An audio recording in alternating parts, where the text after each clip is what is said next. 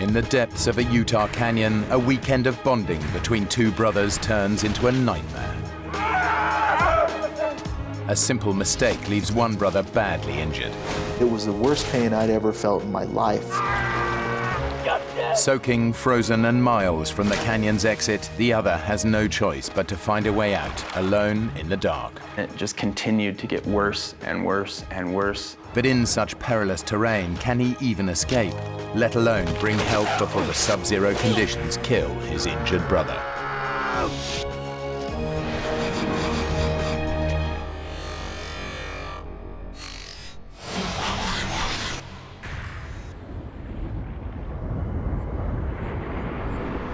Southern Utah.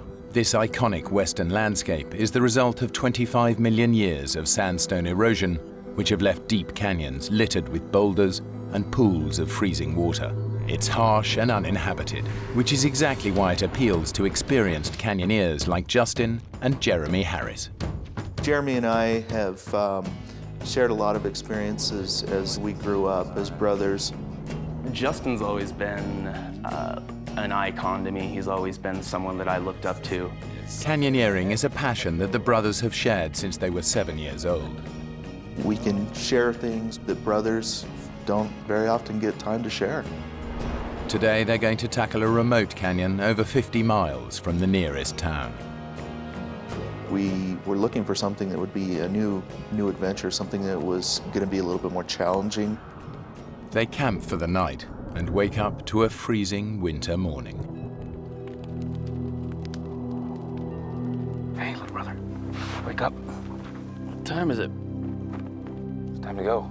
It had been a while since we'd been out on a hike, and November was, you know, it was a little later than we wanted to go. It's freezing. We both had done quite a bit of winter hiking, so it wasn't something that was foreign to us, but it's definitely something that's going to complicate matters. You sure you're up for this today?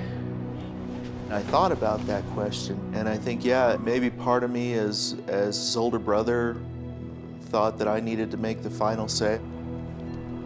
Yeah, are you? Yeah, I'm up for it. We drove all this way, right? I made the decision that we were going to go for it that day. Justin!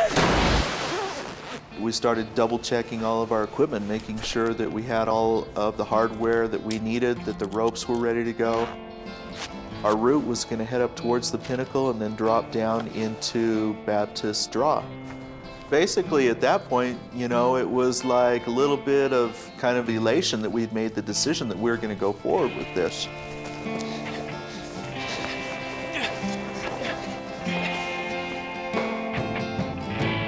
As they race towards the canyon's entrance, it's Jeremy, the younger brother, who's at a disadvantage. As a child, he suffered from a debilitating hip condition that led to a full hip replacement when he was only 21. All of my growing up years, it was something that dictated what I was able to do and what I wasn't able to do. Hip acting up? It's never liked the cold.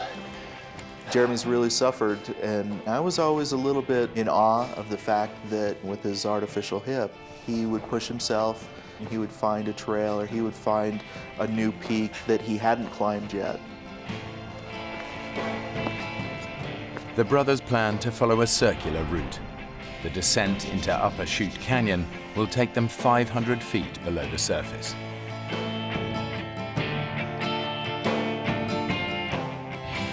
To get back out, they must look for the side canyon at Chute Junction. We were headed down ledges, and we were hopping from rock to rock and just kind of making our way. The trail notes say that the route should take about 8 hours. The brothers know they need to complete it well before dark. The dangerous terrain and possibility of flash floods make a slot canyon no place to spend a night. Are we waiting? What? Are we waiting or what? The water looks way too cold. There's a technique where you put your back against one side of the wall and your feet against the other side of the wall, and you kind of edge your way over the pools down below. As the canyon got a little bit more technical, it started taking us longer and longer to cover the ground that we needed to cover.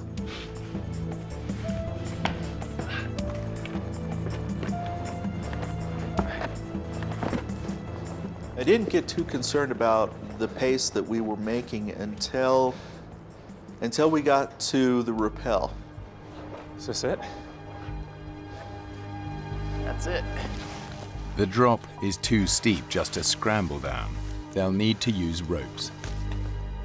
I could feel the cold wind blowing up into the canyon, and I was starting to get nervous at that point. Justin had not rappelled ever before, had never even put a harness on. How far down do you think that is? 6,000 to 7,000 feet at least. You know, you're my least favorite brother. I know.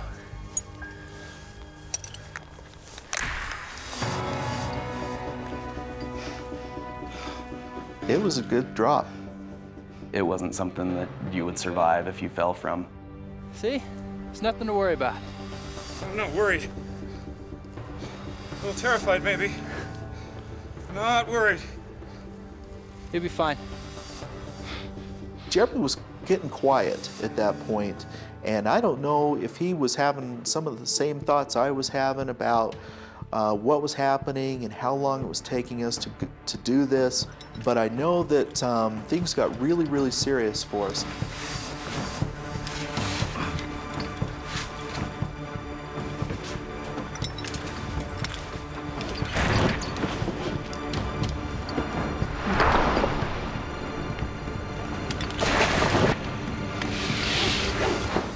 When my feet hit the bottom, it was like huge relief. I thought, hey, that really wasn't too bad.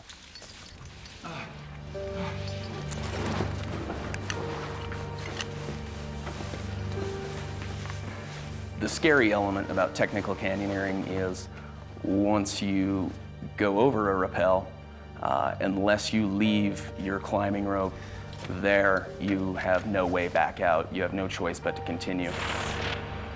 The canyon has proven to be far more difficult than the brothers expected. They're now hours behind schedule. The tension was increasing, the pressure was on. We really needed to get a move on. Well, it wasn't more than 100 yards, and we ran into a huge chokestone. No, that's not on the trail notes. It becomes basically a barrier that you need to climb up and over.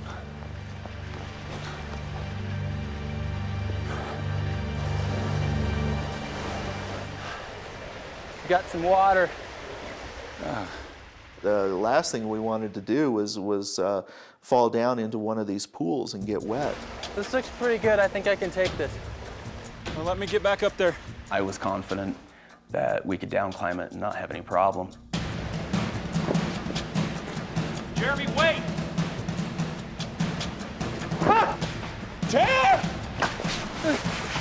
Jeremy!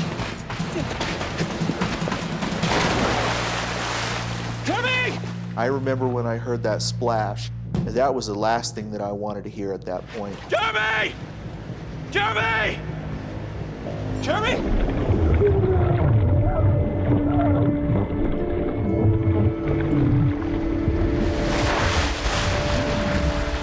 Jeremy! Are you okay? Are you okay? I can't believe I just did that.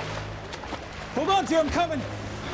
Both hypothermia and frostbite were a major concern. It's the end of November and it's in Utah. I don't know exactly what the temperature was during the day, but it was well below freezing. Freezing. There's no way we're climbing out of here. Just double time the rest of the canyon. Get back to camp. Dusk is just 3 hours away and the temperature's dropping fast. Justin and Jeremy will have to move even quicker now if they're to have any chance of getting out of the canyon before dark. More fire. Hot cup. It's real good right now. I think we were even in a bigger hurry after that happened. I know I definitely was. All right.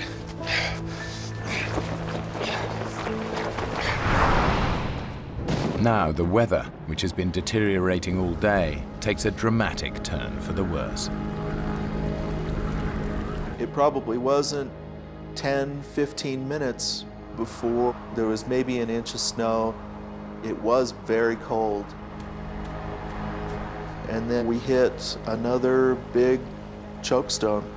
I remember looking down over the back of it and looking at that pool and thinking, oh great, water again. You think this canyon has something against us, do you? Yeah, I think it might just. It was a very tricky down climb, even though it wasn't far. There were very few handholds and very few places to stand on the way down. And footing was a little slippery because of the snow.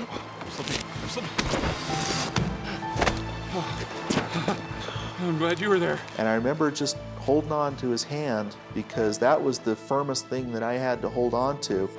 Okay. I remember feeling a shift in his movement and believing he was going to jump to the floor because it really wasn't that far. I let go.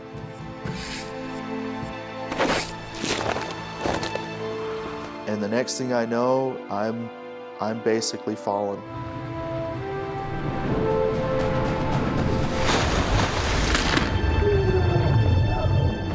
Justin! I knew without a doubt I had just broken my leg, and all I could do was scream.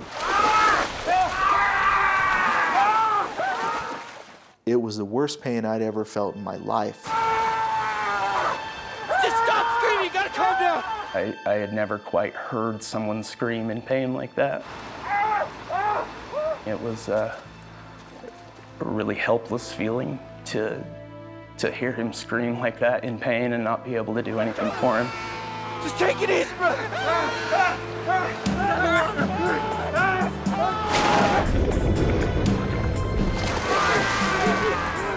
Get up and help me! Get out of the water!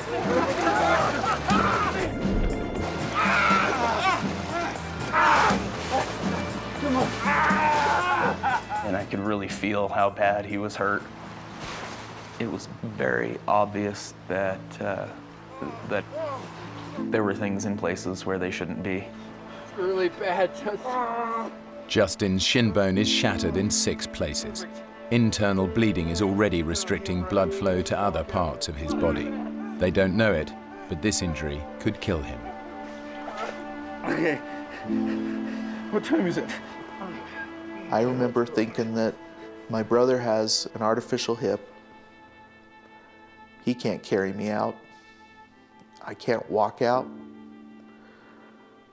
I can't crawl out, and I'm stuck here. We're gonna get through this. You think?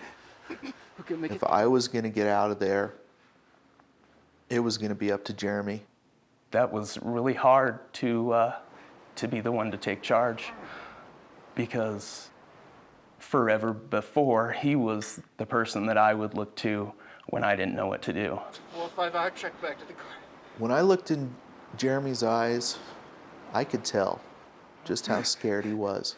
Really bad. You got maybe an hour of light. I was gonna leave him there and hike out, which is really hard to do, for the fact that, one, it's my brother that I know and love very much, and two, that real soon I'm gonna be by myself. Okay, you're gonna have to move me. Up against the wall, out of the wind. You ready? Okay, just do it, do it!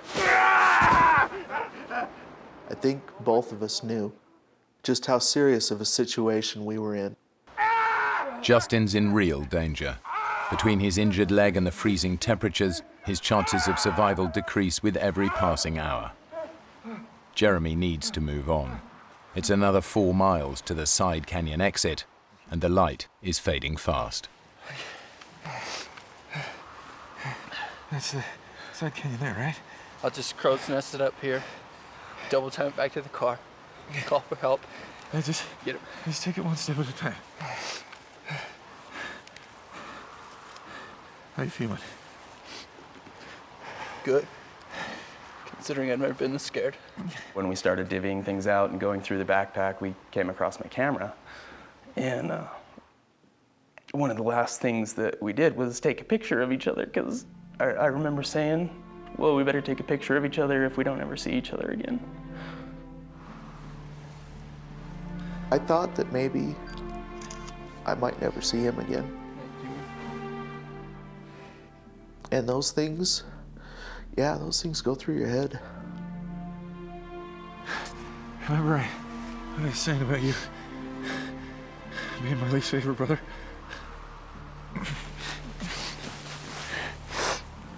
I never liked you much either.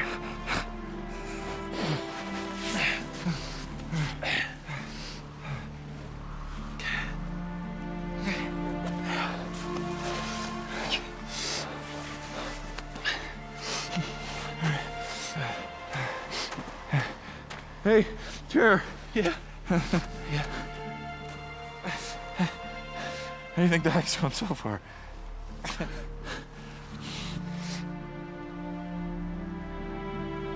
Be careful. Okay.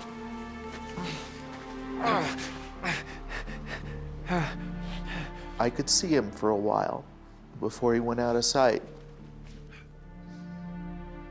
And I remember telling him, think happy thoughts.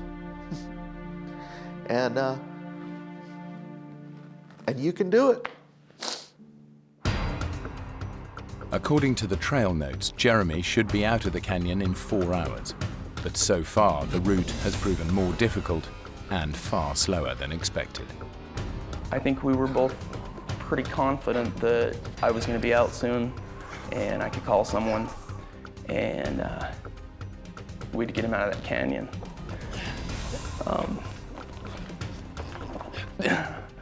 Had no idea what was really going to happen. But Jeremy can't find the side turning that will lead him back out of the canyon to the car. And he's running out of daylight.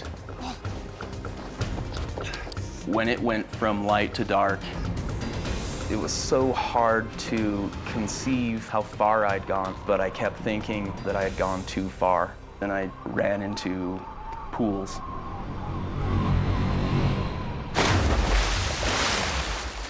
And lots of them. At that point, I didn't have a choice whether I was going to get wet or not. What I was looking for was the last canyon that would take me back to near where we started. And I had these trail notes in a pocket on the side of my leg, which was open. It was unzipped and didn't realize that. I looked down and watched water wash into that pocket and wash my trail notes out.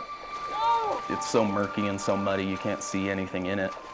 But just probing through the water with my hands, trying to find it, I couldn't find it. So I continued on. It's been 5 hours since Jeremy left his brother, and there's still no sign of the side canyon.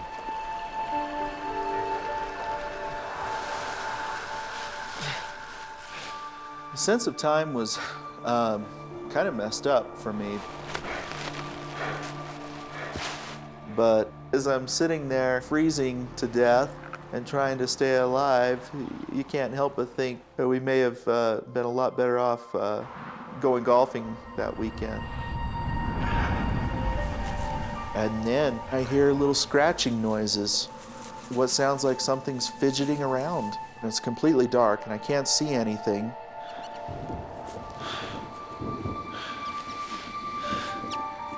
Hey.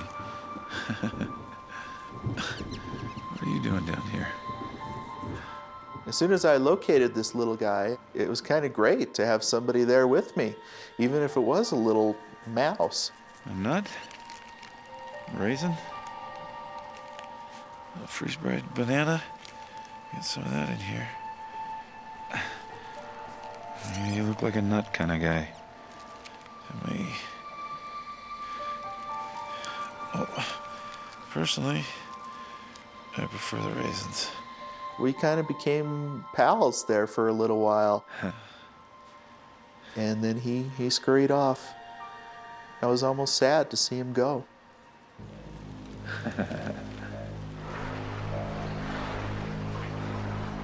Jeremy has now been searching for the side canyon exit for more than 9 hours.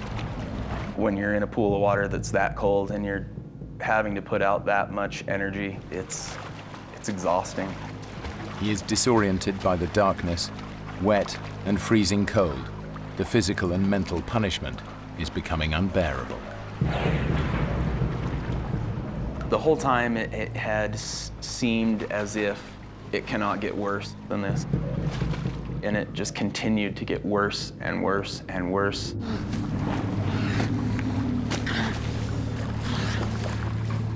It was so cold outside that I wasn't really wet, more like frozen. And I would have these clods of ice that would build up that I would have to break off in order to just continue moving. Jeremy is close to collapse. He desperately needs to rest and dry out. I decided it was time to rest. And there was driftwood that looked dry, and built a very large fire, a fire that's about 4 times the size as I would normally build. But it was so cold that I had to be so close to the fire to get warmth from it. Almost had to lay in it. I just wanted to feel dry for a minute. And at the same time, it was very hard to do. I felt really guilty stopping and building a fire. More guilty than I'd ever felt before.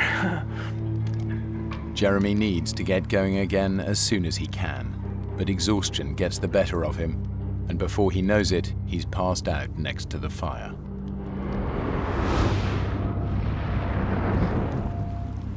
Deep in the canyon, Justin is beginning to realize just how badly his leg is hurt.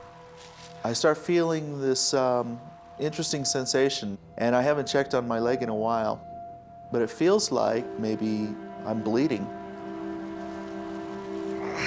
I'm looking at it and I'm seeing these blisters, these huge blisters that are coming to the surface on my leg. They're rupturing and the fluid is running down my leg. And the swelling has gotten a lot worse. And I didn't know exactly what to make of this. I knew it couldn't be good. Swelling in Justin's broken leg has created so much pressure that blood fluids have burst the veins and capillaries to create fracture blisters. If infection sets in, Justin could lose his leg.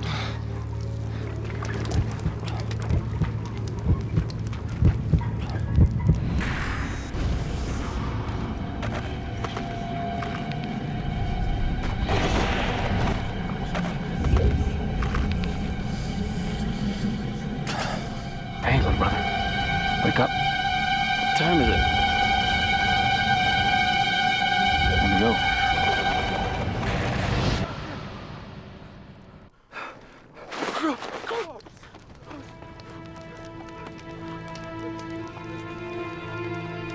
I burnt almost everything. Burnt my pants and burnt my jacket, but thankfully didn't start on fire myself.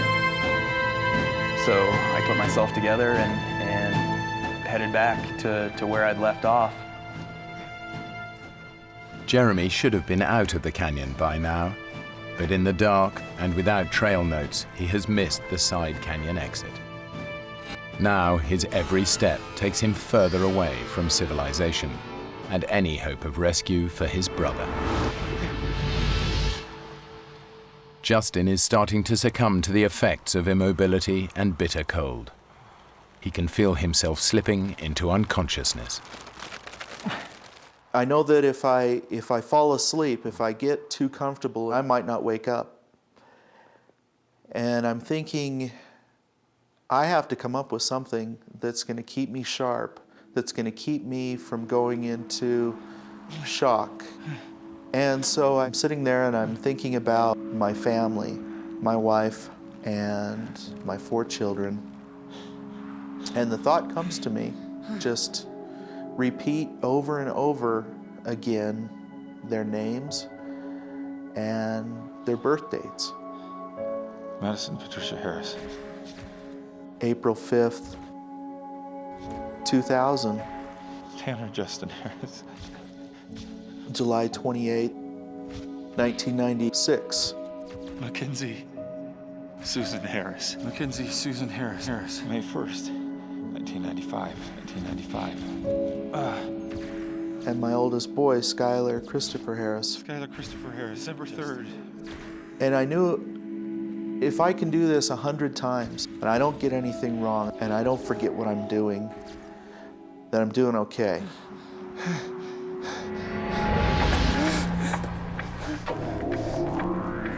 Deep inside the canyon, Jeremy hits a series of sharp drops, and for the first time realizes that he is completely lost.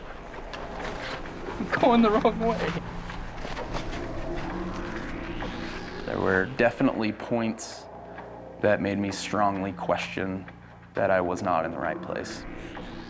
Maybe I veered off. Jeremy's exhaustion is adding to his confusion. Instead of listening to his instincts, he plows on, getting further and further from the canyon's only exit. Something was wrong. I knew something was wrong. And I hadn't seen my side canyon. And the terrain is getting worse and worse. In daylight, this climb would be a challenge. In the dark, it's practically suicidal.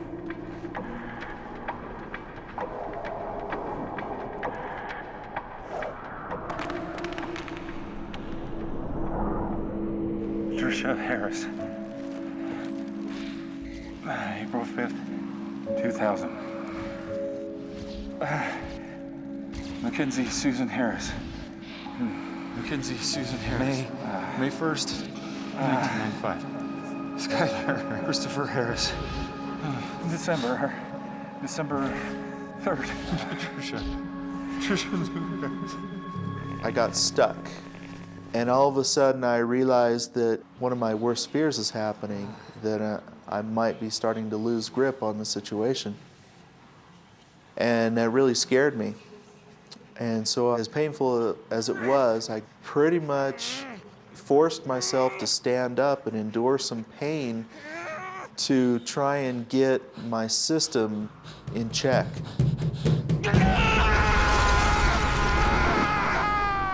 Pain would just shot right up in through my nerves, right up into my knee. It was terrible, but it woke me up.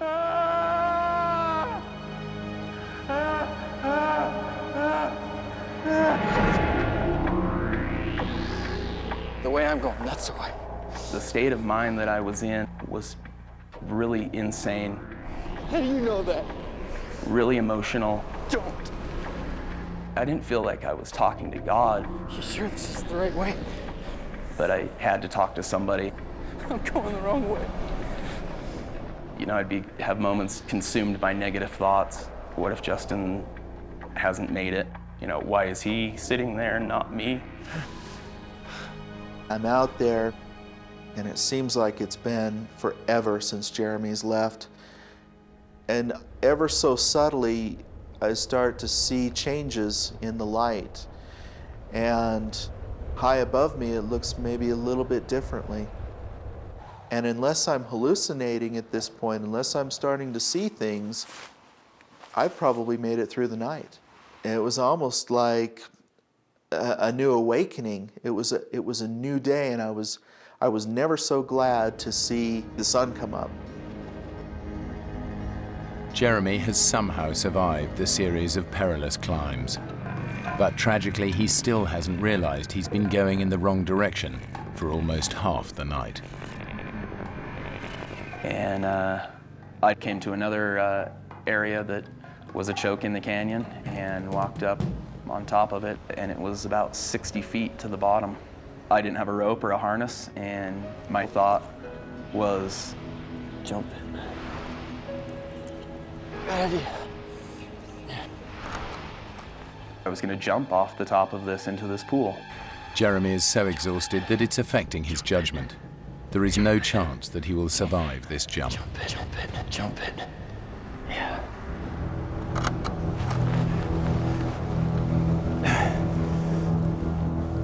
And I picked up this rock and threw it off.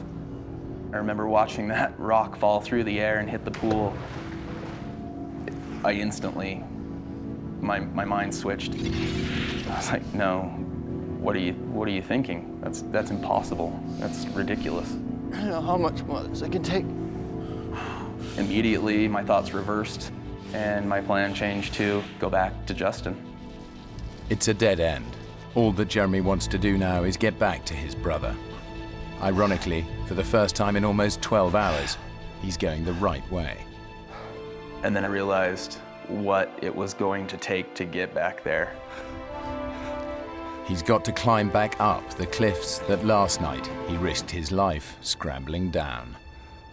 It was literally having to do the impossible.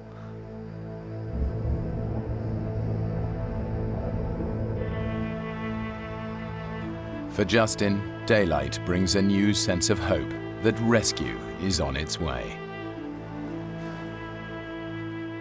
I could see the sunlight on the cliffs above me changing, and it's getting closer to me. And it's warming up a little bit. For the first time since I had been out there, it was almost bearable. And I'm sitting there, going through the hours and the calculations in my mind, and I'm feeling really good about where I'm at, and I'm feeling great about where Jeremy's at. I'm thinking in my mind that he's probably back to camp, and he's got help coming, and I'm gonna get out of here, and I'm gonna have one heck of a story to tell. And hopefully my wife won't kill me when I get home. And I'm laying there, and I'm just about as relaxed as I've been the whole time. And then the sun goes away.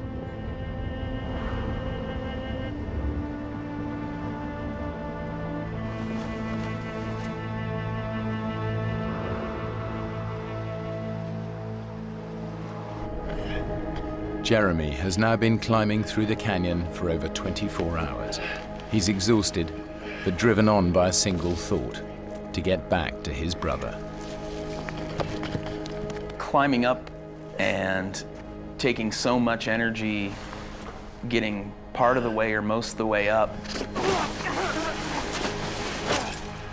I had never felt so drained.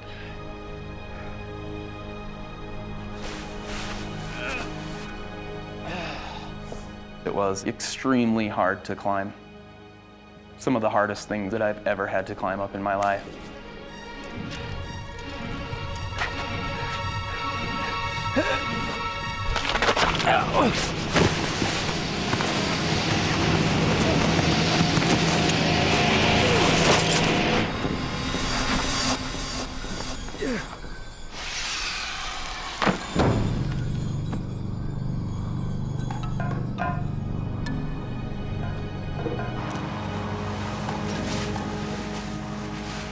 I'm thinking that by now I should have seen somebody.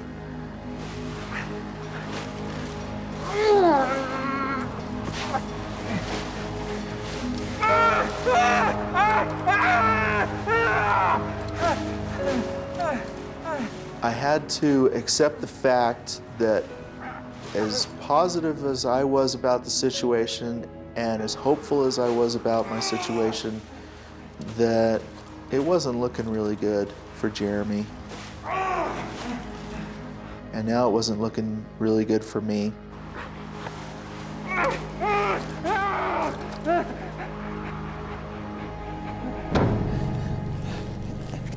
Looking back on it, climbing up these pour-offs, what I remember of it, maybe faced with knowing that it was impossible, I was able to find strength inside me somewhere and abilities that I didn't believe I had or existed. It's strange to think about, and I truly don't know how, but I made it.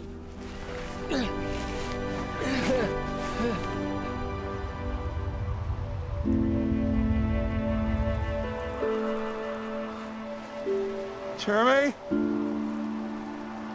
Jeremy! I'm thinking about my brother out there somewhere, and I'm picturing him frozen somewhere because it's too cold and he just can't make it. And I'm starting to lose hope.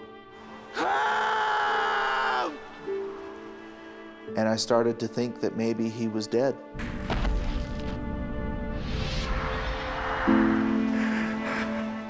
But as Justin struggles with his fears, miles down the canyon, Jeremy is suddenly confronted by his terrible mistake.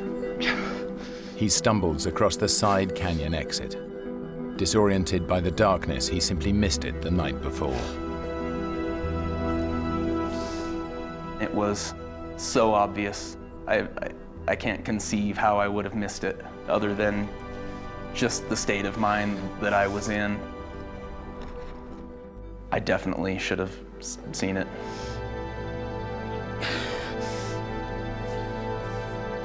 Finally, Jeremy has a chance of escaping from the canyon and getting help for his brother.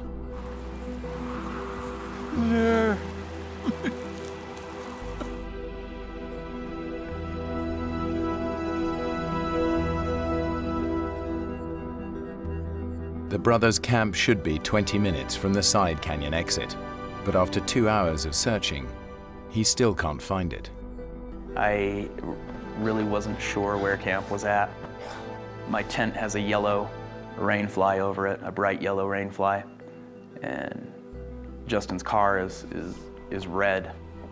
And off in the distance, I saw red and yellow, and I saw it as clear as day. And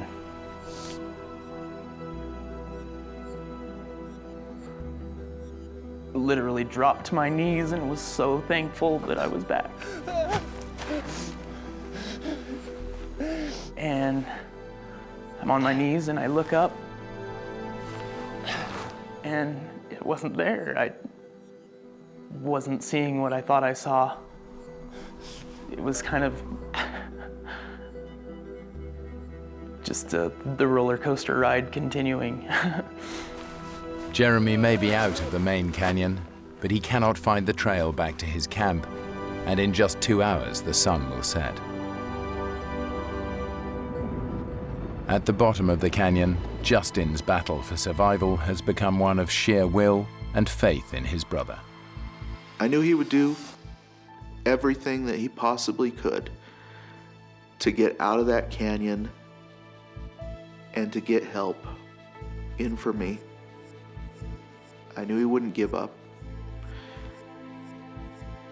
no matter what. It's really hard to convey to someone how exhausted I was. I'd gone so far beyond what I had imagined my limits were. I wasn't sure whether I should believe that it was really there or not.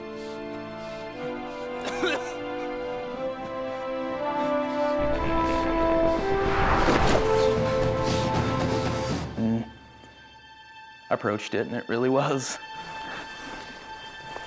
I hadn't really even thought about my own physical condition. I was a wreck, and kind of amazed at the fact that I was even alive. It should have taken Jeremy just 5 hours to reach their camp. Getting lost means it's taken over 26. I open the car and grab his cell phone, and it's dead. Plug it into the car lighter to get some power and waited a minute. After the superhuman effort that Jeremy has made to escape the canyon, he faces a final cruel twist of fate. I couldn't get any service. I remember holding the phone up over the top of the car and couldn't get a signal. As Jeremy tries to get through to help, Justin is struggling just to get from 1 hour to the next. All you want to do is lay down and just go to sleep for a little while. And I thought about just how easy that would be. And I'm hoping that I can go through another hour. I can get through 2 hours, and then you get through that hour, and time passes. Justin is beginning to realize that he faces another night in the canyon, a night he does not expect to survive.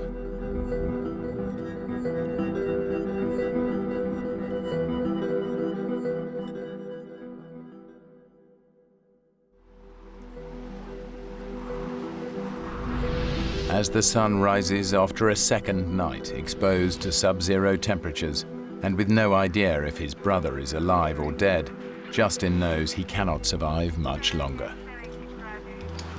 Hello? Hello? Oh! Hey. And then all of a sudden, out of the corner of my eye, I see a face pop around this boulder. And I think we were probably both pretty surprised to see each other. Justin, we see you. He's right over there. Base, we found him. And it was like, you know, they're here. They made it. They made it down. It was wonderful. So how are you feeling? When I first got to Justin, just looking at him, I thought, boy, he's doing pretty good. Well, aside from the shivering, I think I'm okay. Shivering, it means that he is maintaining his core temperature on his own, so that was a good sign to me. My brother Jeremy, where's he? He needed some medical attention. Why, what happened? No, he just got into a little disagreement with the canyon over who was tougher. But he's gonna be okay. I was overcome with emotion. For the first time, I knew that you know, he was out for sure. And I'm getting out of here now. Right. Let's take a look at that leg. I cut up his pant leg just enough to expose the injury where his leg was, and it just totally took me by surprise. As soon as I saw his leg, I knew that we had a very serious situation. Although Justin seems okay, toxins and poisons have built up in his shattered leg to such a degree that moving him risks releasing them into his system.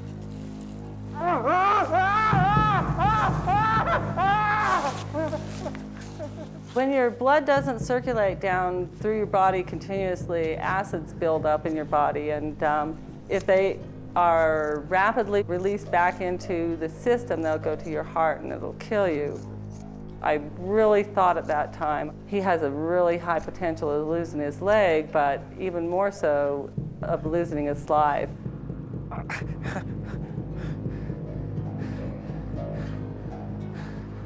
How bad is it? I'm gonna get you some morphine before we move you. At that point, I knew that it really was bad. I need to get my patient out of here right now. And I was probably a lot worse off than I thought I was. Yeah, thanks. And that was kind of a tough pill to swallow. Good to go.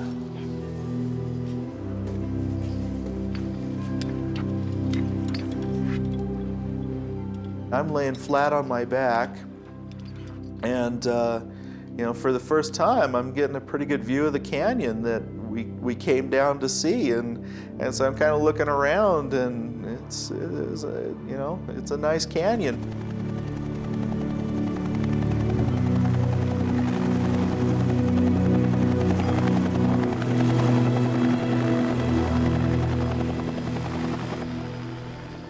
When we finally got up over the lip of the canyon wall, all I could see was a bunch of faces that I didn't know, and they were all looking at me and smiling. Thank you. Okay. Thanks. You do great. Thank you, guys. Hey, Justin, would you like to speak to your wife? I says, yeah, I want to talk to her. Trish? And Tricia says, hey, are you okay? And I says, yeah, I'm alive. I love you, and I'm alive.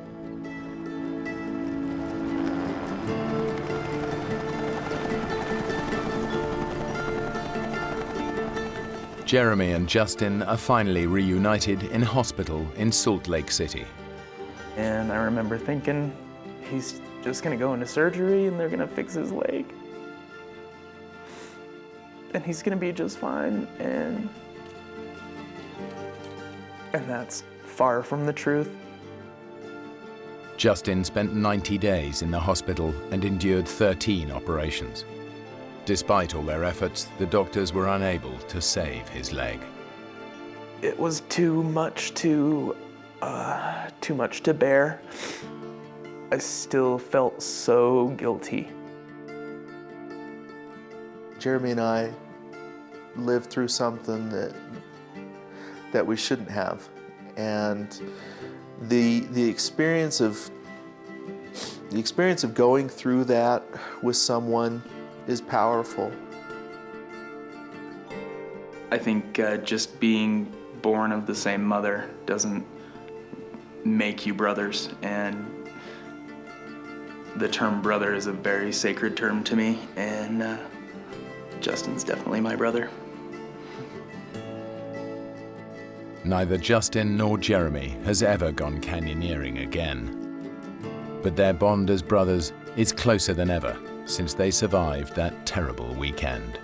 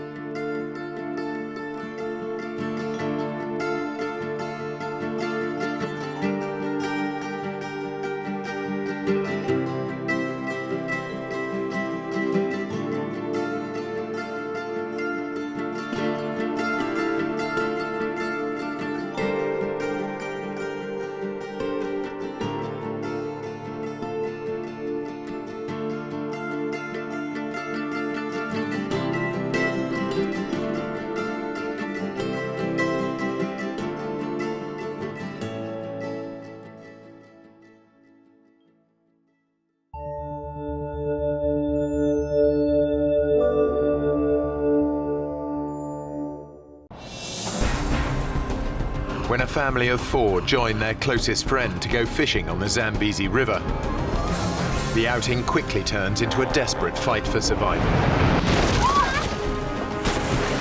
Thrown into crocodile-infested waters, 4 of them become human live bait, while one fights for his life amongst some of Africa's deadliest predators. Oh my God. At any moment, one of us would be taken by a crocodile.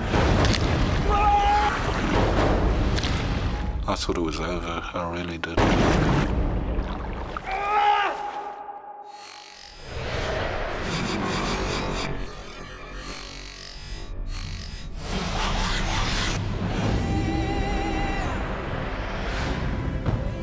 Zambia, one of the wildest countries in Africa, home to the spectacular Victoria Falls. They are fed by the mighty Zambezi River, which divides Zambia from Zimbabwe.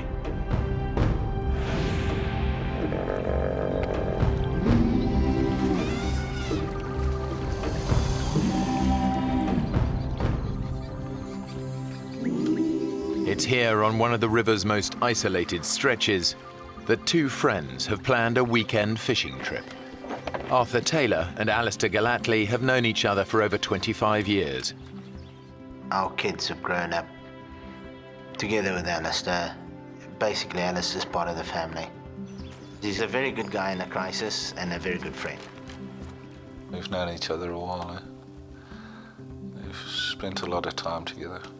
We go fishing a lot. Where do you want the fish, mate? Usual place.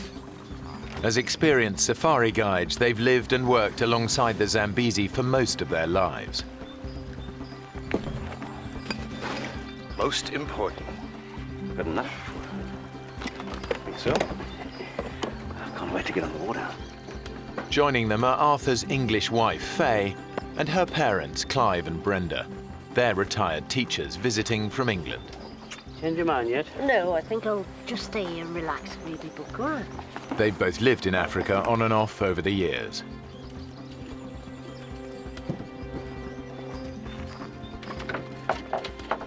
This is the last chance for all of them to go out on the river together.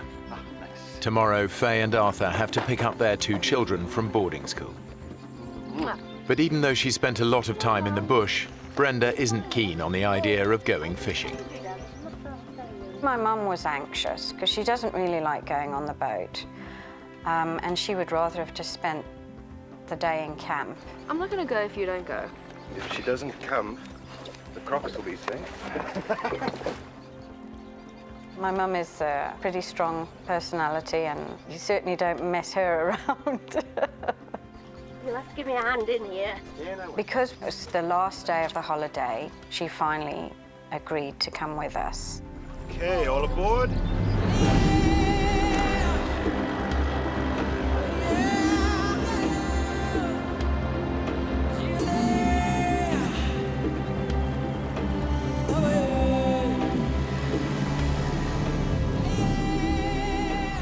This is one of the river's most remote stretches.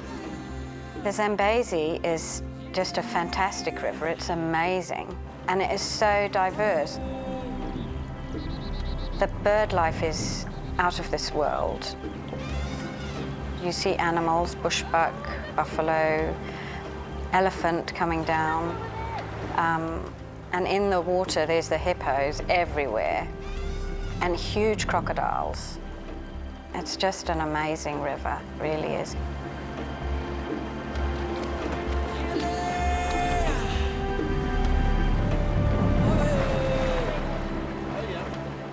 It was all very relaxed atmosphere. Very carefree, nobody had a worry in the world. You want to try catch some fish, Brenda? Oh, no, I'm not good at that. Come on. Come on, it's easy.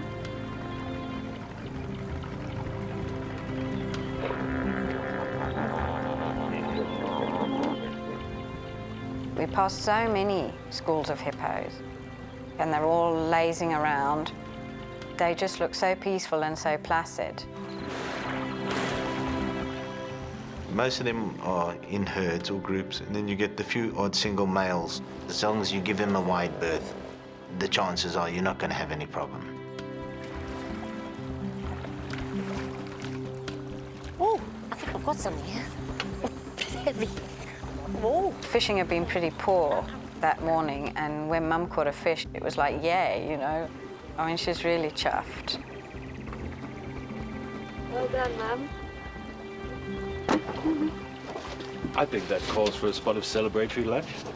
Right over there, nice bit of shade by those trees. Sounds good to me. What's the time?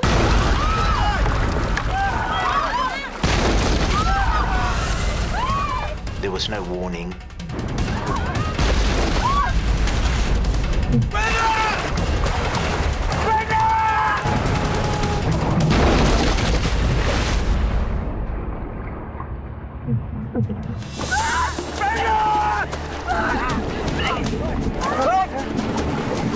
Grab my hand. It's coming. Let me know.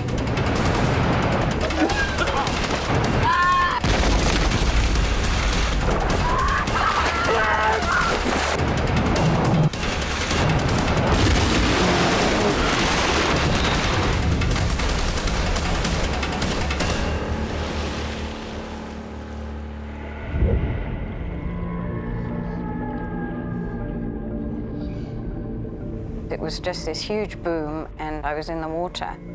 I think my subconscious was saying, this is it, this is the end.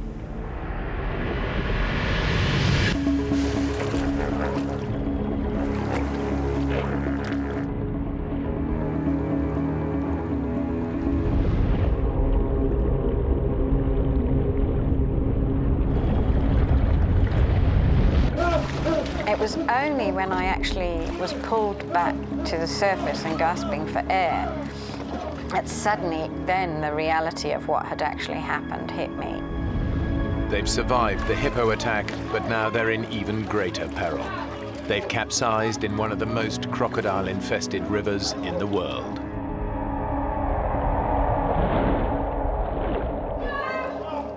To think about, you know, my bare, dangly legs, it sent a chill through me, thinking that any moment now one of us would be taken by a crocodile.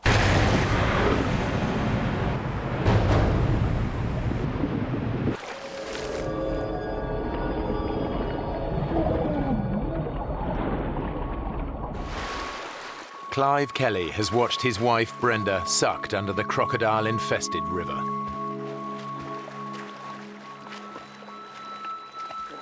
He has no idea if she is alive or dead. Brenda! Brenda!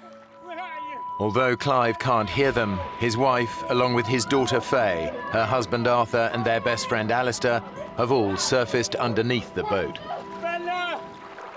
But the group's immediate danger is not crocodiles. The current was actually so strong in that part of the river that it actually swept us out from underneath the boat. The Zambezi is famous for its unpredictable and deceptively strong currents. Many people drown in its eddies and whirlpools every year. The one thing that I thought of was the fact that my children could have been with me and that I would have lost them because they would have been just thrown out of the boat. You know, they would have just been gone. Brenda had gone swim very well. She was screaming and struggling. She obviously needed something to hold on to, and she had swallowed a lot of water and was gasping for air and kind of pushed onto me so that she could get her breath back. And I'm like, you know, Mum, you know, you're pushing me down. Oh, Brenda, I got you. I got you. It's just so strong, and we were being swept away. It was just incredible that Arthur was there when we needed him. Somehow he managed to keep hold of the two of us. We were all getting washed down together. We basically hung on to each other. It was very hard to swim against a strong current.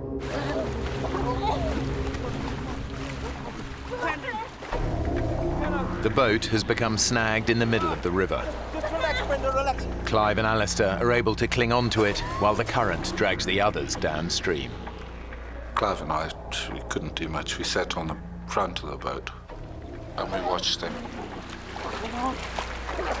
I had no idea where we were going. All I knew was that we were being swept away.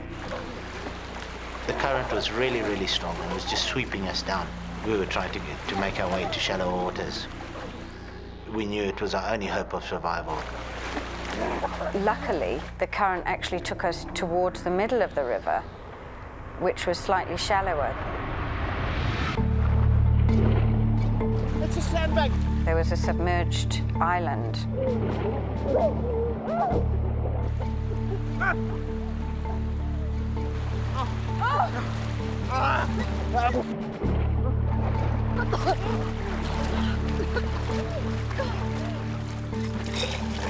The first thing I did is start vomiting because I swallowed half a Zambezi.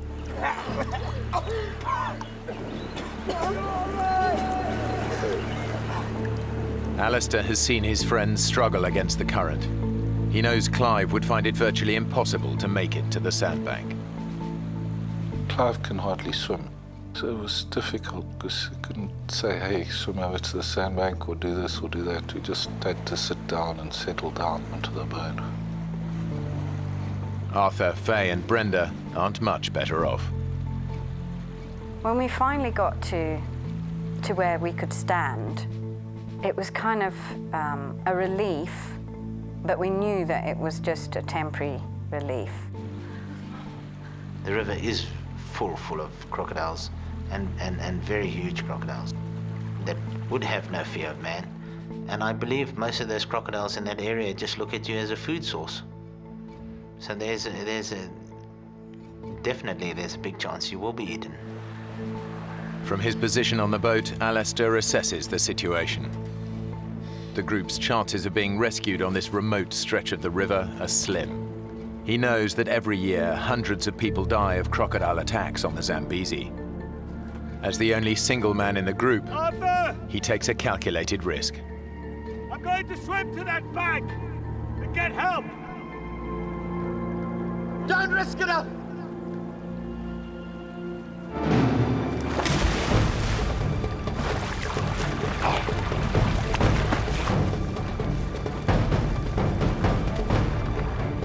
He's crazy. It was quite fast water. I started swimming slowly, just I was a bit scared that splashing around the crocs I'd attract crocodiles.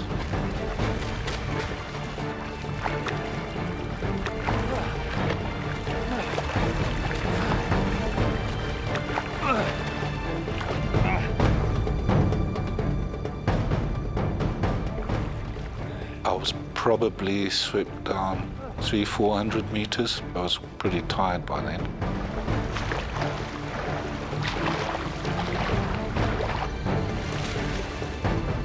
I saw a little inlet up ahead, so I paddled into the inlet. Out of sight from the others, Alistair finally reaches the safety of the riverbank.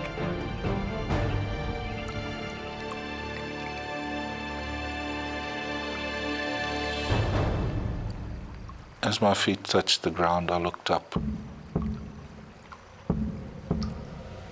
About 10 yards away, there was this crocodile in the water just looking at me.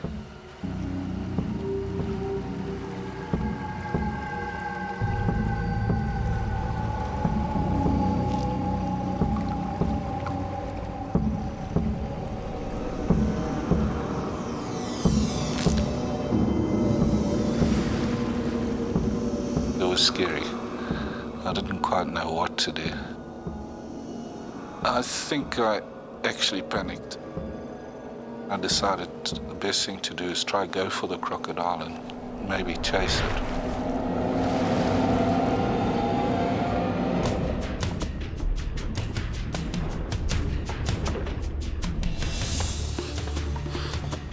I went under the water just to try to see where the croc was.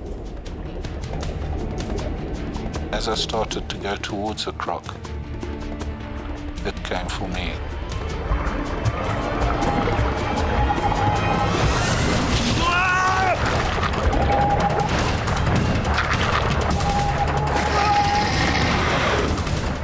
It was going for my legs, and I pushed it away with my left hand.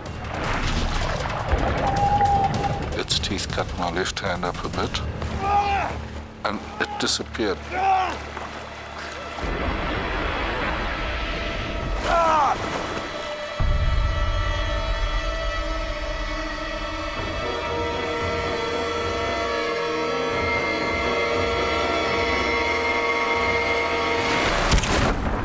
It just latched straight onto my arm.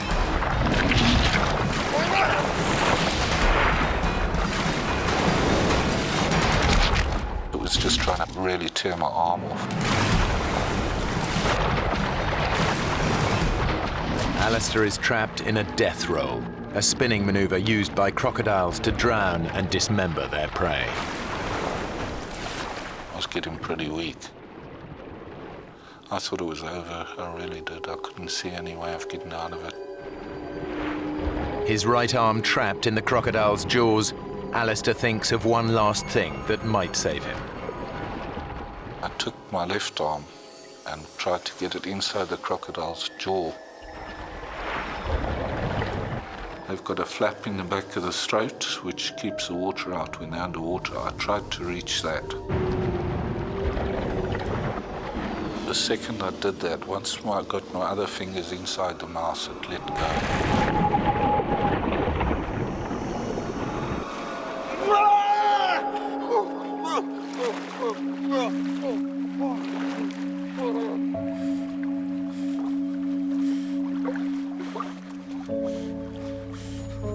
The savage attack has broken Alistair's arm in 3 places. His shoulder joint has been ripped from its socket. I was pretty scared I was going into shock. I was very weak. I lost a lot of blood. All he can do to stem the blood loss is to make a tourniquet.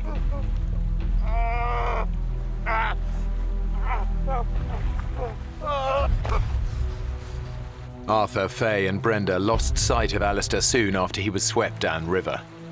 They have no idea that he has been attacked by a crocodile. I distinctly heard him shouting, "Oh my God, oh my God." And we just thought he was exhausted and was just kind of relieved that he'd got to the other side.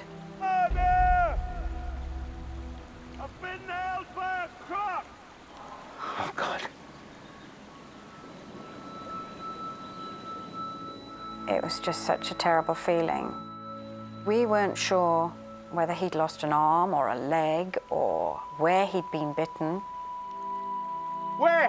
How bad? How bad are you hurt?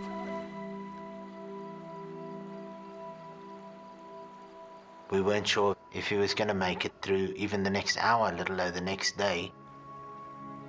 Alistair! Alistair! With their best chance of rescue gone, Arthur decides to take matters into his own hands. Arthur, what the hell are you doing? I'm going for help. I walked towards the Zimbabwe side of the river to see if we could swim across there. He just went deeper and deeper into the water, and I just had these images of him being taken by a crocodile, and I couldn't handle that. Don't go, don't be stupid! Alistair's too hurt, he could die. Well, you're not going to help him if you get yourself eaten, are you?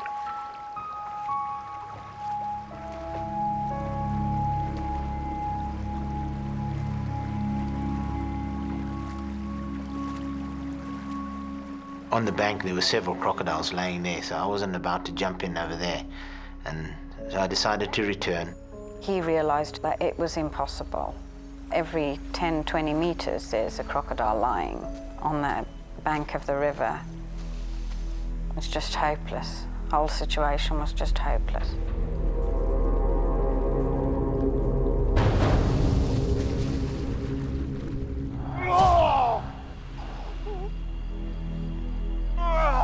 Although Alistair is clear of the water, he is still vulnerable to attack. I was worried about the croc coming back again. I wanted out of there as fast as I could.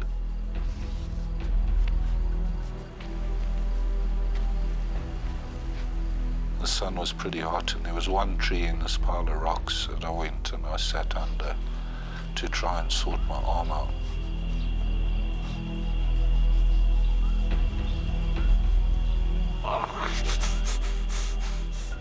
Alistair's natural painkillers are beginning to wear off.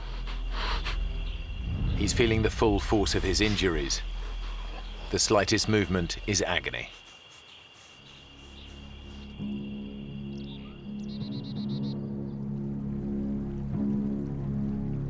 Clive is still stranded in the middle of the river.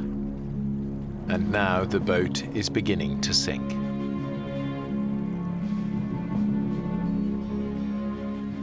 Can't stay there. He left us some to it. Dad! You're gonna have to come over to us! Righto. My dad had no choice but to swim, because if the boat went down in the night, then he would just disappear. He wouldn't have stood a chance.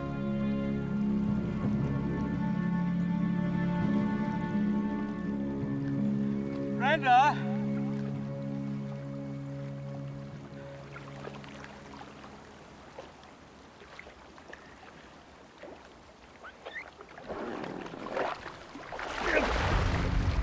It was just such an awful experience to watch, and terrifying, not knowing at any moment when he was going to be taken by a crocodile. Come on! And Clive also has to struggle against the erratic currents of the Zambezi. Although he was swimming as much as he could towards us, That's it, Dad! he was just going further and further away. Oh, God.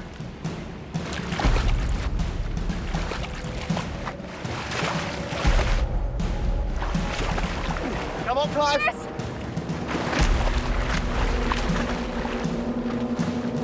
seemed to take forever. Greg, keep at it.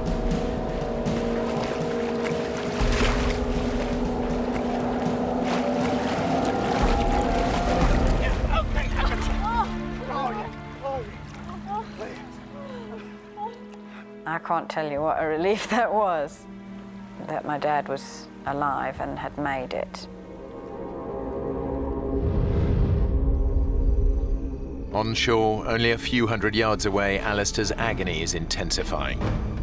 His wound is becoming a poisonous time bomb. I had nothing to wash it out with properly. The arm was full of rubbish. Alistair knows that bacteria from the crocodile's bite will have entered his bloodstream. Untreated, he could easily lose his arm to gangrene. Gangrene is pretty serious. A friend of mine, he got chewed by a lion. You know, he got to hospital within 8 hours, but he still lost his leg. Too weak to move. If the gangrene doesn't get Alistair, the predators might.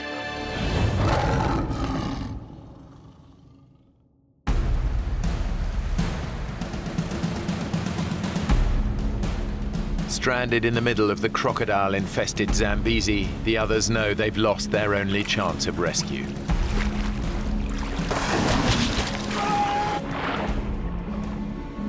Any hope of being found before sunset is fading fast. What's in your mind? No one's going to come by. The area is so remote that the chances, I would say, are very, very slim. You're very lucky if help does come your way out there. Can't possibly survive in the river.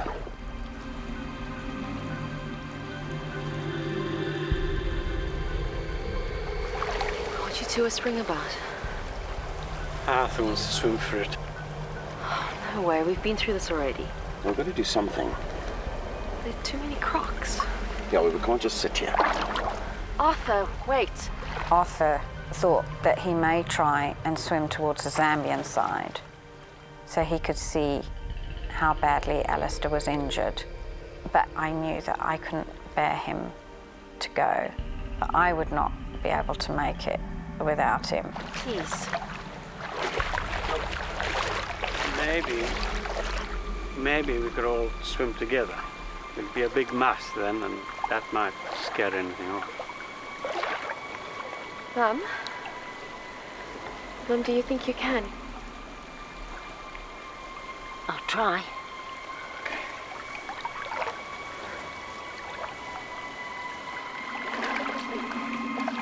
But I found it very, very hard to get back into the water.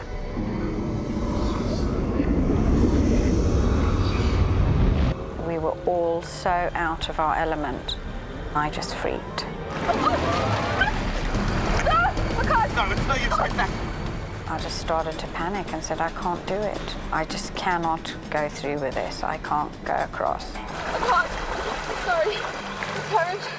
Definitely, you get a sense of, well, frustration out of the fact that there's nothing you can really do besides stand there and wait for help. They all face the prospect of a terrifying night with no hope of rescue. It's a terrible feeling knowing that somebody is lying, bleeding to death, and that you are unable to do anything about it. I can't tell you how terrible that makes you feel.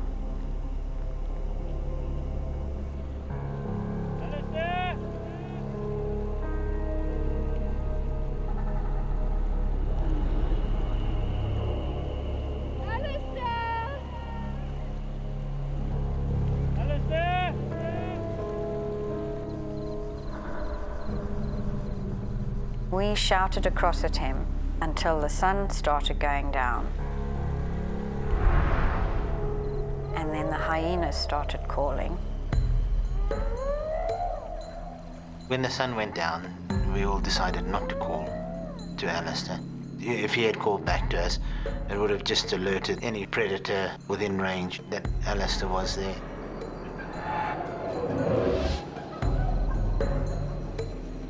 Night is the most dangerous time in the African bush. Leopards, lions, and hyenas can detect the scent of blood from several miles away. I could hear the lions calling and the hyenas, but when they stop, you don't know where they are, because you don't know if they come in your direction or going away. I thought I could be in for a tough night. I just got these stones together so that if something did come up that night, I could at least throw a rock at it.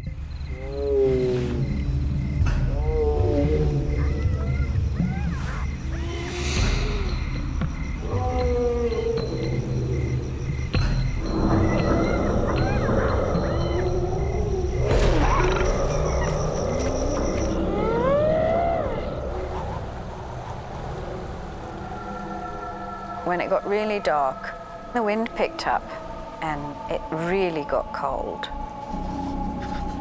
I was absolutely freezing and my teeth were chattering and I just couldn't get warm.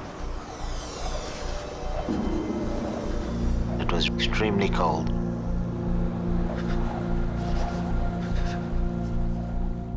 Definitely you are in extreme danger by standing in the river, because there is a very good chance that a crocodile will come and get you during the night. Let's get in a ring. We decided that we'll all huddle together. We're warm already. Gotta try and keep a lookout on all sides.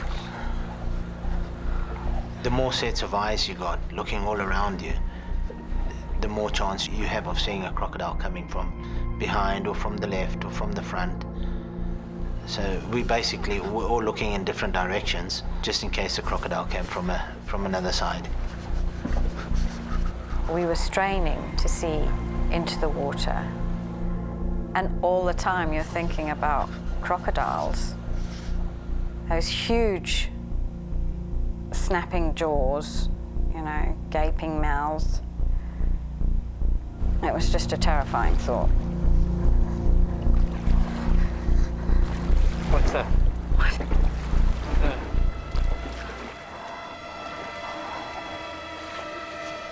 Oh my God. It's coming closer. It's still coming.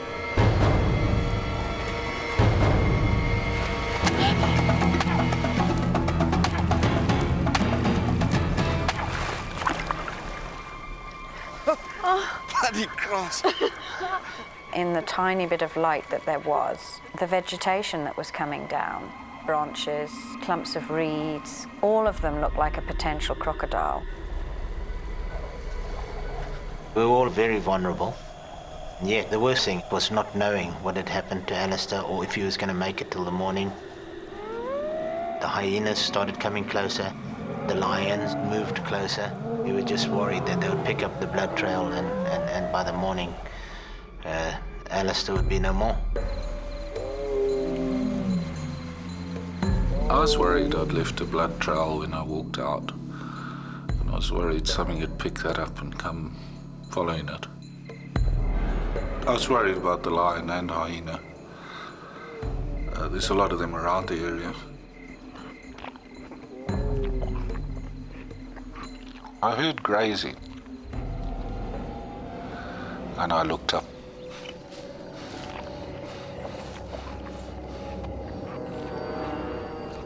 And I saw the buffalo. I was looking right at it, it looked at me.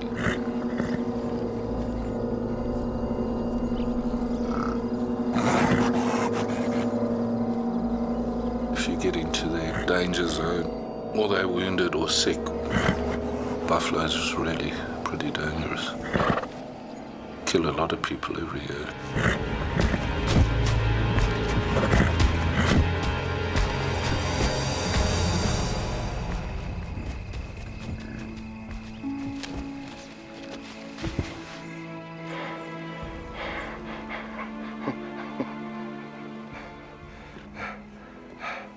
For some reason it came and lay down like 10 yards away.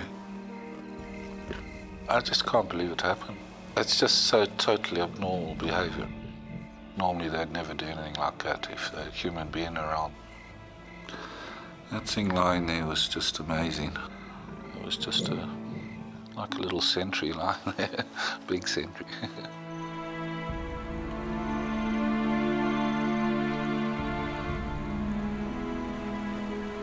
The darkness all around us just seemed to make you realize just how vulnerable you were in that great vastness. You were a nothing, and things were just out of your control.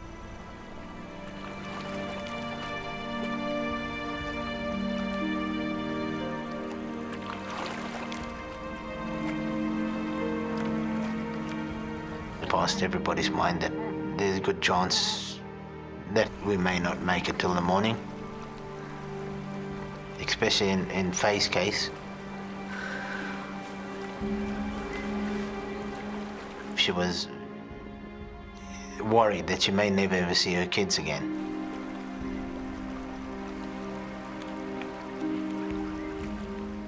At the time, I didn't even think, and when I did, I just went cold. It was just such a terrible experience.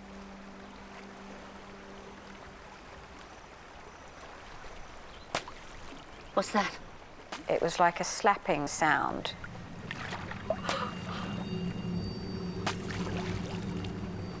Arthur said that is a crocodile slapping its tail, and it's not far from here. You could distinctly see it was a crocodile. We could see the jagged edge of his tail as he came closer and closer.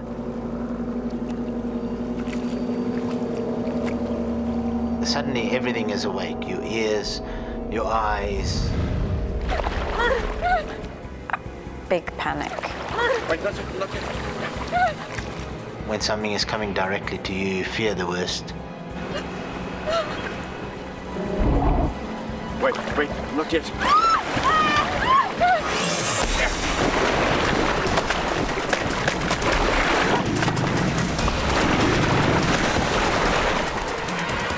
As we hit the water with the paddle, it veered off into the mainstream.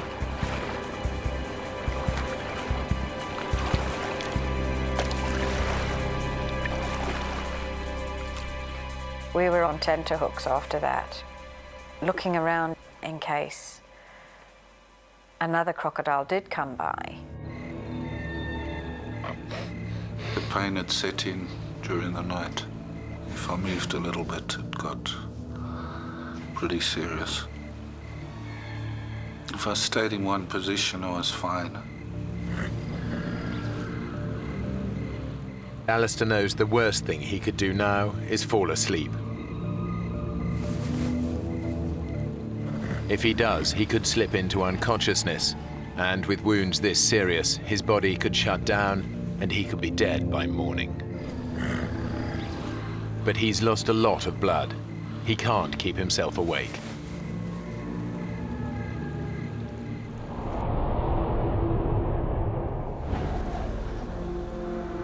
On the river, everyone is suffering.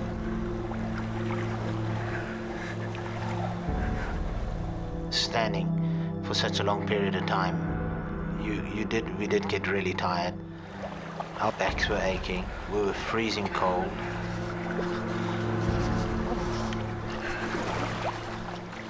The water's warm. You want to sit down a while?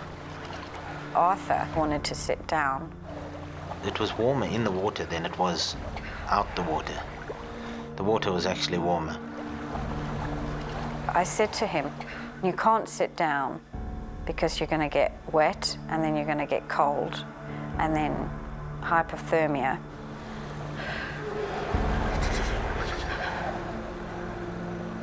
I said, we've just got to get through this. We've got 2 children to think about and they need us.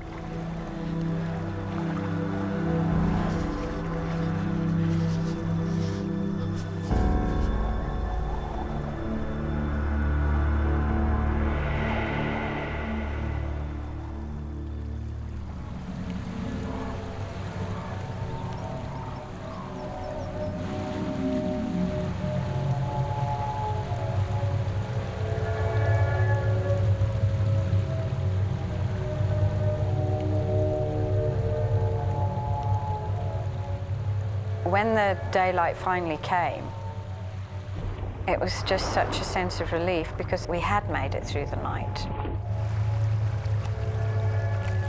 But we had worried that Alistair had bled to death. I mean, we had no idea what had happened to him and how badly injured he was.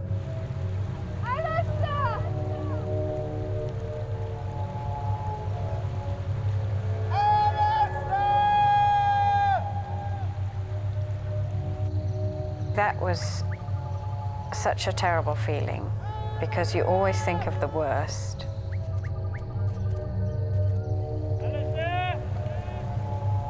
And physically and mentally, we were just exhausted. After almost 20 hours stranded in the water, the group are desperate. We were thinking, well, you know, it's another day and somebody has got to come past.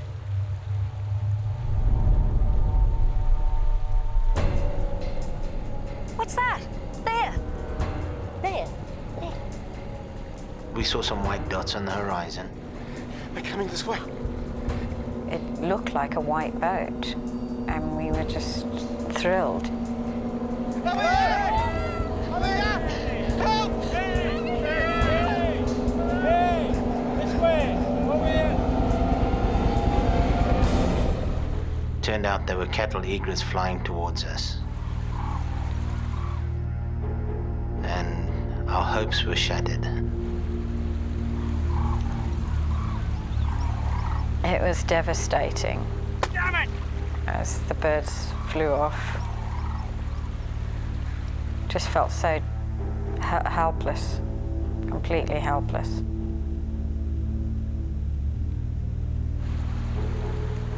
On the sandbank, the group are becoming desperate. Clive, Brenda, Faye and Arthur have now been stranded in the middle of the Zambezi River for almost 20 hours. It's over 12 hours since they last heard from Alistair. They have no idea if he's still alive.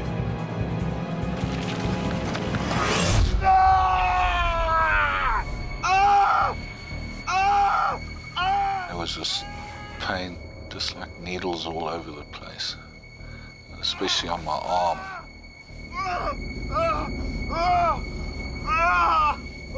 I didn't realize what it was at first until I managed to sit up. And I realized there were ants biting me. These safari ants.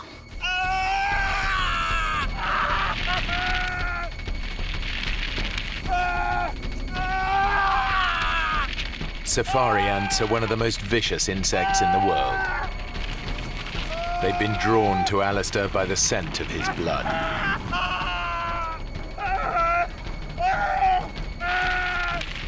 But their bites trigger a surge of adrenaline through his body, snapping him out of unconsciousness and probably saving his life.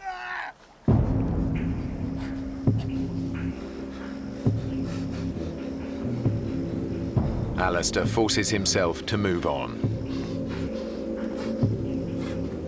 It was tough going. I couldn't stand up. I had to sort of bent over, using my left arm on my knee to try and keep support.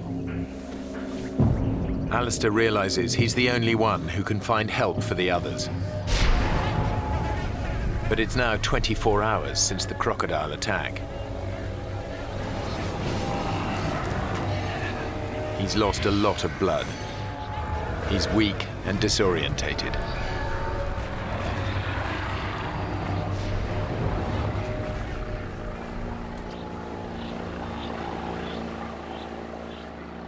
I heard a boat, and I was far from the river.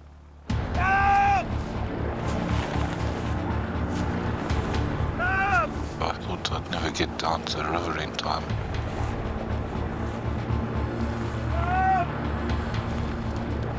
Hey! Hey! Hey!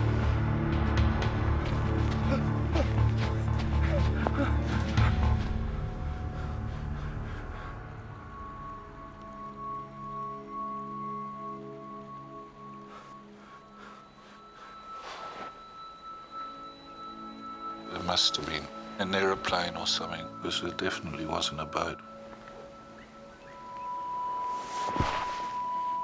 Despite the threat of crocodiles, Alistair loses consciousness.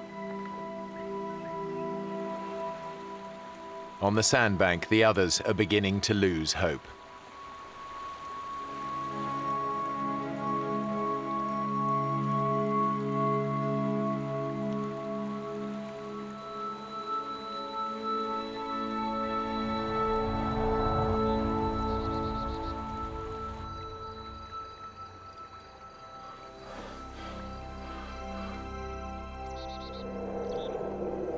It turns out that Alistair did hear a boat.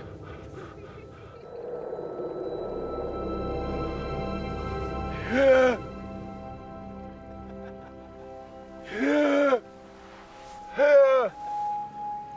thought, surely they're going to come across. I tried to shout, couldn't get it out. They started to move off.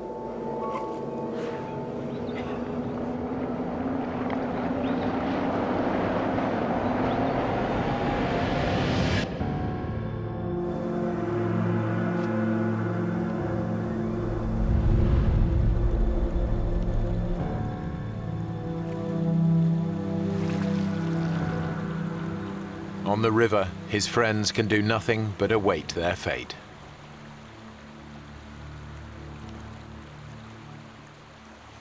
Canoes. Brenda, just dance. I can see them there.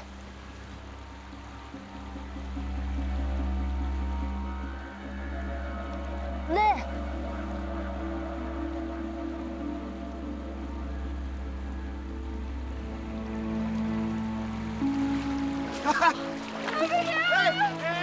Incredibly, some canoeists have ventured this far down the river. They'd seen us and they thought, well, what strange people fishing in the middle of the river.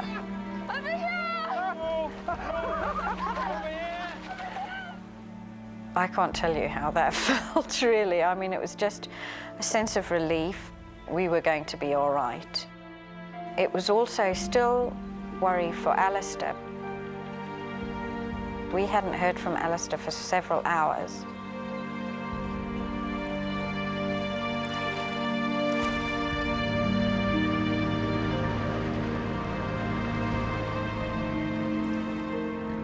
Eventually, the couple across the river spotted Alistair.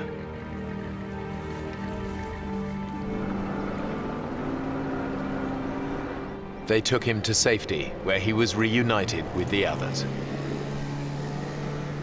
Despite his terrible injuries, surgeons were able to save Alistair's arm.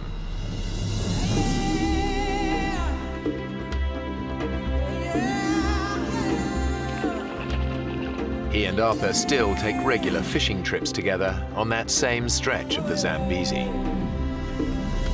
Clive and Brenda still visit Africa regularly. Mr. and Mrs. Kelly won't go fishing with us anymore, but...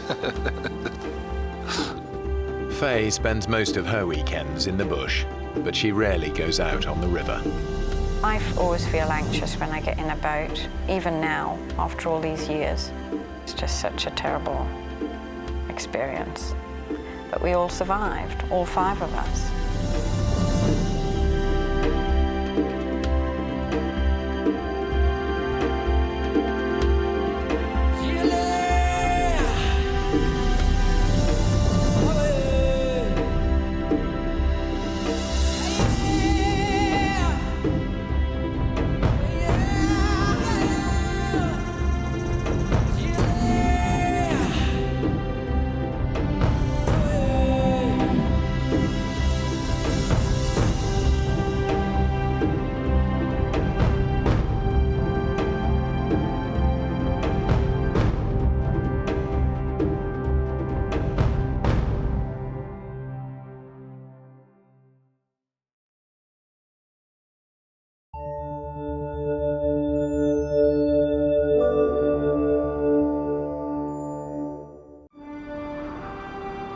Three British mountaineers attempt the climb of their lives in Alaska.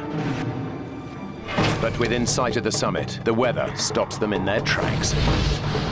Steady!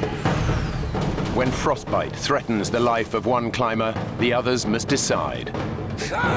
Stay together and hope for a rescue that may never come, or leave their friend behind. If we leave Nigel here, he dies. One man risks his life to go for help alone. But tragedy strikes. He faces almost certain death, knowing his friends have little hope of rescue. I've let them down. I've let my mates down, and they're probably going to die.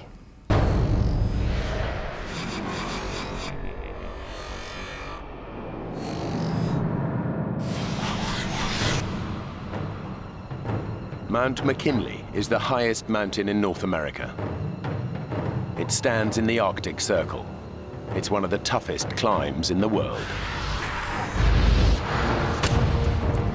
The team has set their sights on the 20,000-foot peak. They've been climbing for an energy-sapping 2.5 weeks and should be one day from the summit.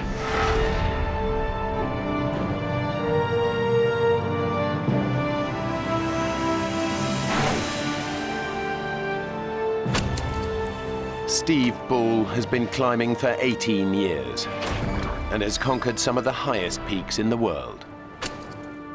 For me, the mountain environment is a very special and beautiful place. Particularly Mount McKinley, it's one of the great wildernesses of this world. It's been one of my ambitions for a long time. Anthony Hollinshead is Steve's best friend and his long-time climbing partner. Climbing is predominantly having trust in your climbing partner. It's paramount that you know what the other's doing. Nigel Vardy completes the three-man team. This is his first expedition with the others. He's an experienced climber, but he's never attempted a mountain as treacherous as Mount McKinley.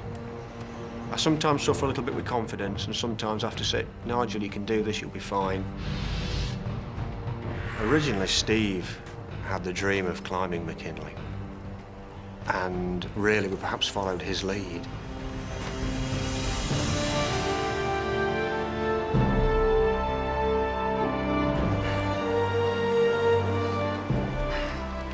It would be the first big expedition that Nigel had done, so I think he was a little unsure of what was in front of him. With Nigel coming into the team, it's obviously changes the team dynamics slightly, I suppose.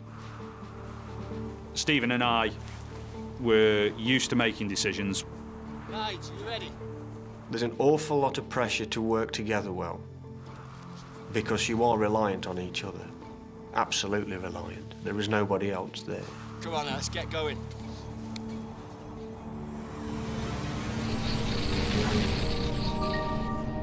There are a number of routes up Mount McKinley.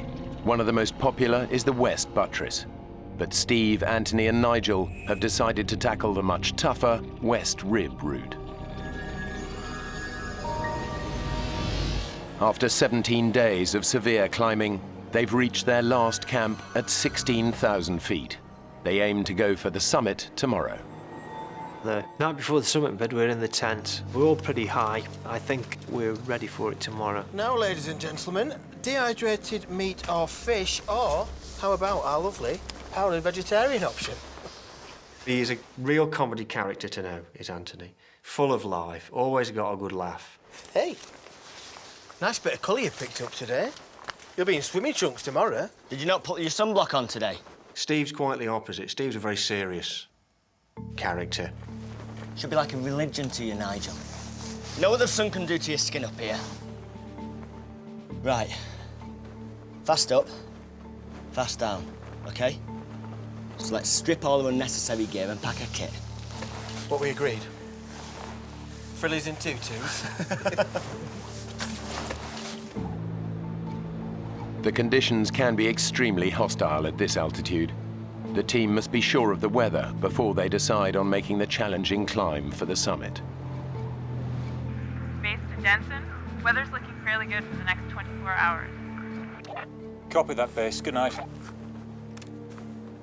Good enough? We better get some beauty sleep then, eh? to infinity and beyond.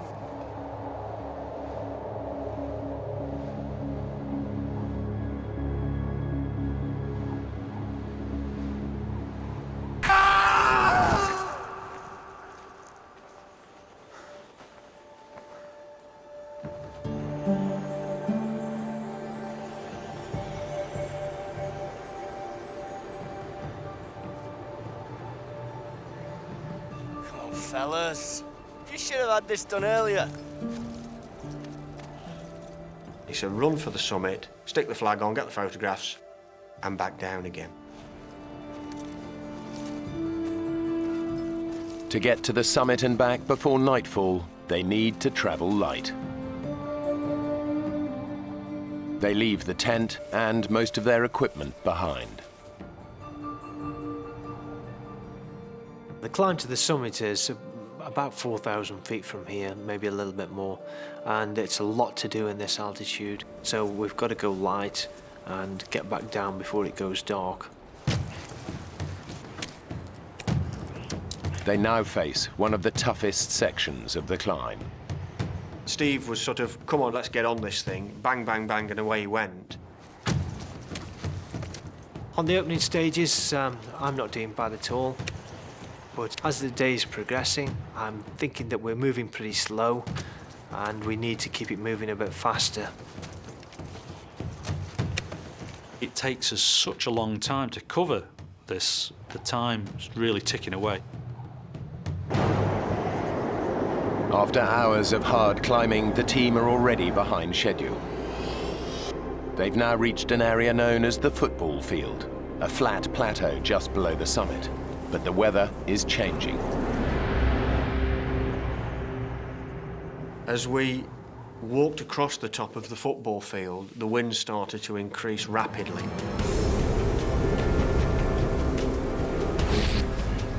The temperatures dropped to around minus 50 degrees centigrade, with the wind howling over the summit ridge at about 70 miles an hour.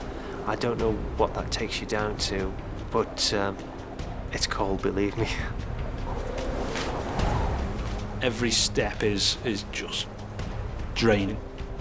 You're almost crawling, really, just to sort of get your face out of the wind. It can be like being hit with hailstones, frozen peas, if you've got exposed flesh. Weather conditions on Mount McKinley are some of the most unpredictable in the world, and can cause death by flash freezing in seconds. We'd all got 17 days hard climbing behind us, which means you don't carry a lot of excess fat, which is what you need in a situation like this. These conditions are very tough for all of them, but for one, the conditions are proving too much. What I didn't realise was how cold Steve was getting. Steve was getting bitterly cold. I can feel myself going down. I'm shivering, my teeth are chattering, my thought process is slowing down, I'm becoming lethargic. Steve, who is leading the team, is beginning to feel the effects of hypothermia. He's literally freezing to death. They're at over 19,000 feet, and the temperature is plummeting. At such altitudes, the impact of an unpredicted storm like this is devastating. Steve is suffering badly. Anthony and Nigel know that they have to get him out of the freezing cold. We need to look for shelter! Get somewhere safe, now! Finding anywhere to hide up there is very difficult. You really are out on your own. Wait! Up there! By the grace of God, we found a crevasse at the base of the summit cone. We took our ice axes and opened the face of it up, which was very hard work. I can feel myself going down. I'm shivering.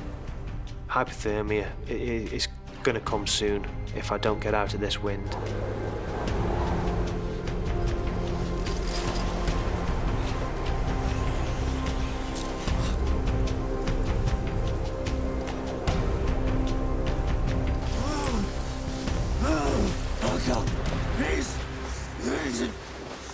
It was the wind that was killing us. And once we were in there, I'm not going to say it was warm, but it was warmer. Oh, God. Please. As the cold's taking effect, your mind's slowing down, your reactions are slowing down, thought process is slowing down. So I'm relying then on others to take care of me. I need you to hug me. I need you to get some warmth into me. Steve asks me to sort of cuddle him, keep him warm, really. You ever tell anyone about this at climbing club?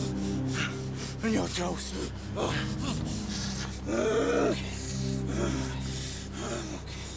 Anthony was talking to Steve quite a lot, and I think that probably came from the fact that they were great friends anyway. They'd known each other a long, long time, and Anthony just wasn't going to let him go. Thirsty. Give us a drink. Nice drink. Let's see what we've got here.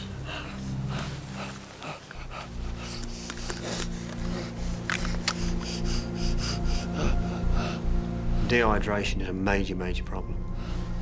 The team begin to regret leaving their equipment behind. What's that then, Nige? We should have carried a stove to reheat and to get some warm food inside us and possibly a better drink inside us.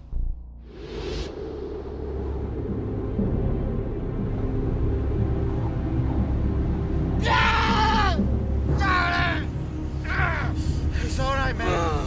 It's all right. Just calm down. I'm here, all right? So shh.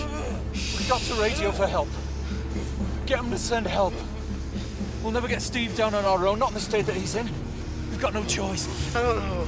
He's still shivering and moving. That's a really good sign. Nigel and Anthony know that Steve would want to carry on, but they now must decide if they should call off the climb and send out a mayday call. It's a very difficult decision to actually decide that we've got to make this mayday call because we don't know how Steve's going to react. We need to call now rather than waiting till it's too late. Just hope there's enough charge in the battery to get through. Try to keep it warm, but it's so cold. Is it okay? We'll get a better signal outside.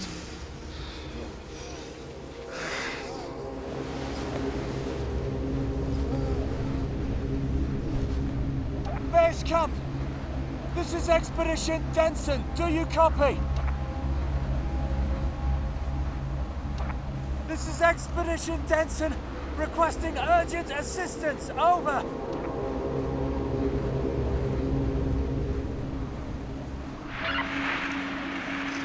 This is base camp. Base camp receiving. If you're trying to reach us, we can hear your button being pressed, but no voice transmission. Repeat, your button, but not your voice. I felt very happy to hear somebody else's voice, that there was somebody there. But they were really struggling to hear us. We need you to respond by click. 1 click for yes, 2 for no.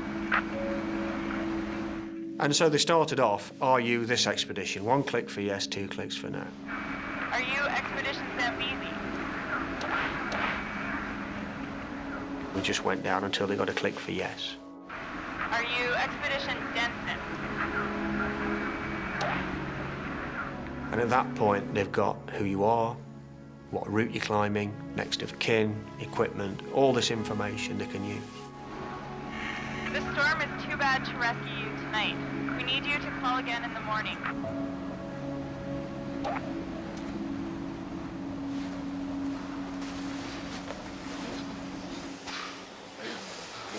What did they say? I'm to call. Reconfirm our position in the morning. We've just got to get through tonight. Radio again tomorrow.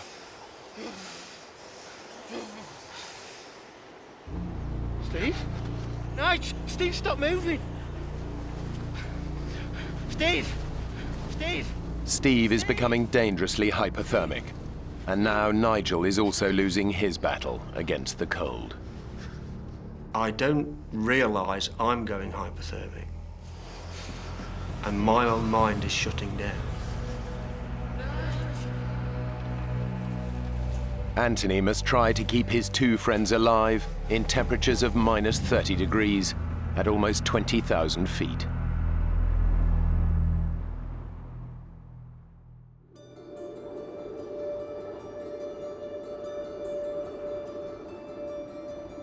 It's been a long night, but eventually Anthony emerges to see if the weather at least may be changing for the better.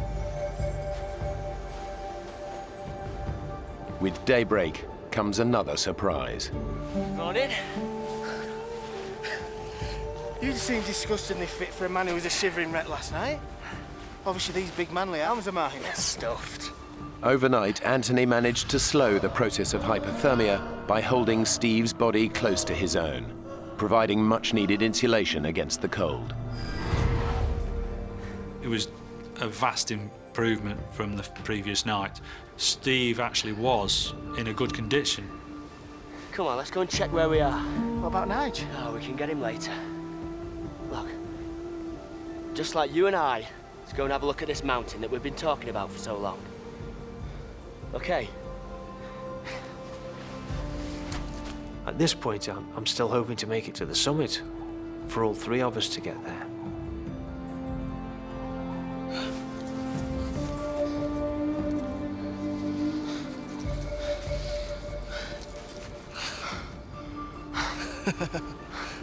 Will you look at that?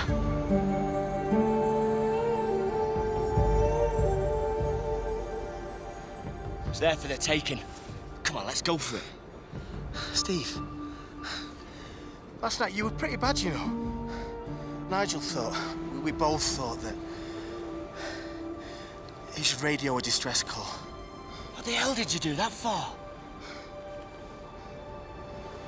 What did they say? Nigel went outside to make the call. He said the radio didn't seem to be working. One last push and we're there. So let's get back radio base and tell them that we're all fine now. I'm sorry, mate, but you were a real mess. It's fine. Really. Let's just get back, get Nigel, radio in and push on.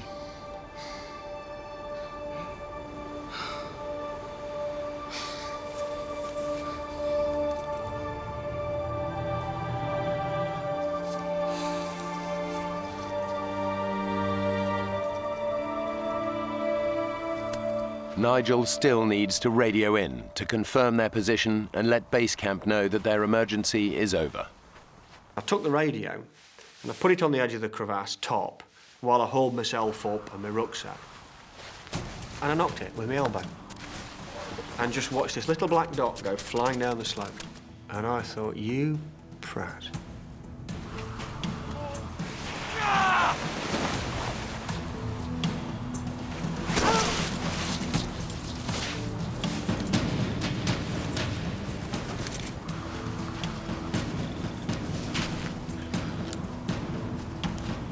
Base camp, this is Expedition Denson. Do you copy? It's dead. Which was a hell of a thing to realise. Base camp, this is Expedition Denson. Please come in. Your only means of contact with the outside world was gone. And it's the one thing that could save you, is being able to talk to people.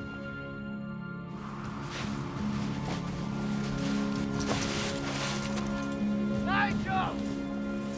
Is everything okay? Guys, I'm so sorry. I've dropped the radio. I've broken it. Nige, your face. I'd missed this completely. I'd not realised it was happening. And he looked at me and I could feel his hand come up and pull. I've got balaclavas here and just pulls them over. And I can't feel this cold. I can feel numbness, but I can't feel any further.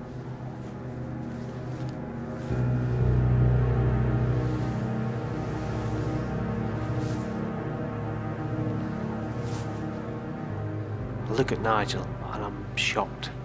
He's in a terrible state. The day before, he got sunburnt on his cheek, and overnight frost must have got into this because his face was swollen up the size of a football. I don't know how long he's going to last. We've just got to get him off. Let's get you inside, eh?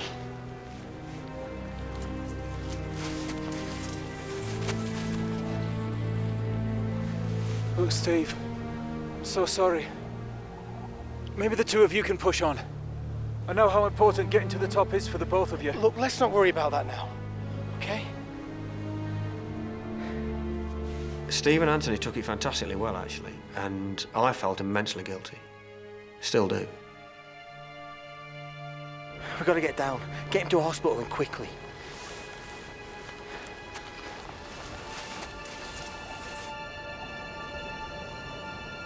The mountain will be here next year, be here the year after. If we leave Nigel like this, he might not be. We've got to get down. With the radio now broken, all chance of communication is gone. It's a race against time for Steve and Anthony to get Nigel down the mountain. As soon as they start their descent, the team realize that Nigel is suffering from more than just frostbite. When we set off back, it's obvious that Nigel is struggling, and we didn't realise that his eyesight was quite as bad as it was. The swelling on Nigel's face has forced his eyes shut. He's becoming weaker and confused, slower with every step.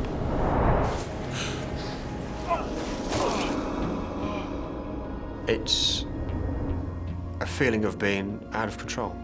Nigel! Keep moving! He was falling over and tripping over. It was painful to see. Steve was starting to cool down as again, and that was becoming a concern for Steve. I am worried about both Steve and Nigel at this stage. Stay left out. Put round me. Go on, fellas! Keep the pace! Come on! Put round me. Come on! Come on! The temperature has now dropped to around minus 30 degrees. Nigel is slowing the team down, and Steve knows that it won't be long before he again succumbs to the cold. We've got to get down. We've got to get somebody down now and organise a rescue.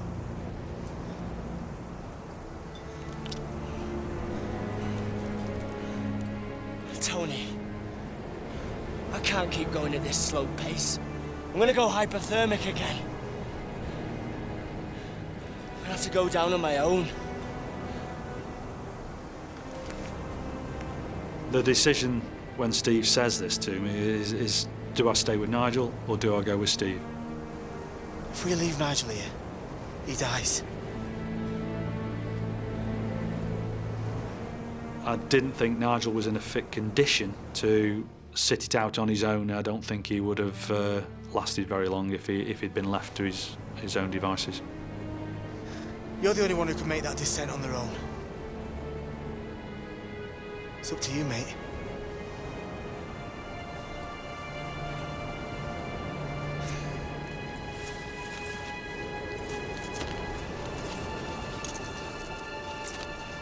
Are you sure?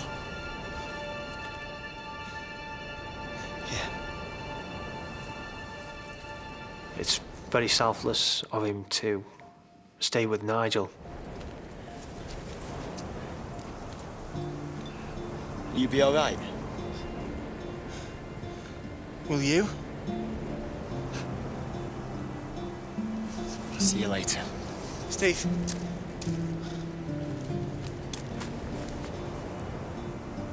Watch your step.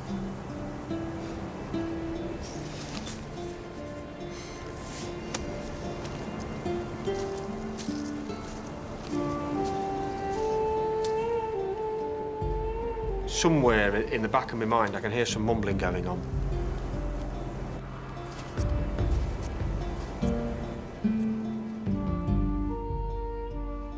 And Steve walks away. And I'm looking at him, squinting, thinking, Steve, where are you going? And he's gone.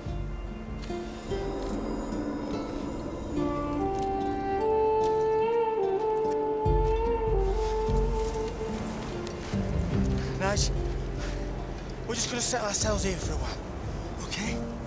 Yeah? I'm trying to keep it from the forefront of my mind, but it's obvious that there is a chance that Nigel could die. It's a weird experience seeing Steve go off on his own. It's a massive responsibility for me to get down, and I feel the weight of that responsibility. It's on my shoulders to make sure that these pair live.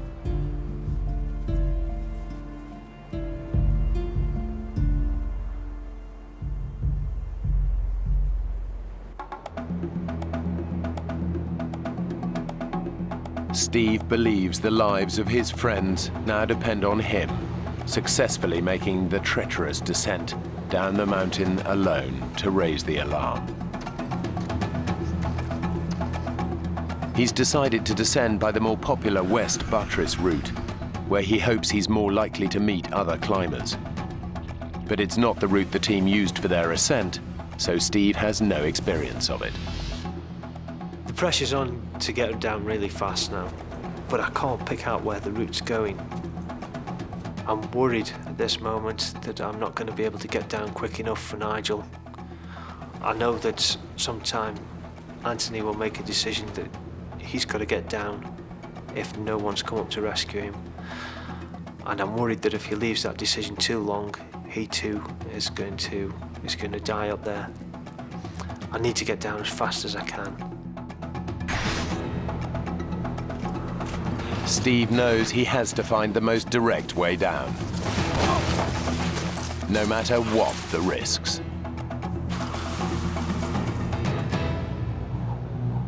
I'm going to go for the ice chute. I think it's the fastest option, and I can clearly see where I'm going.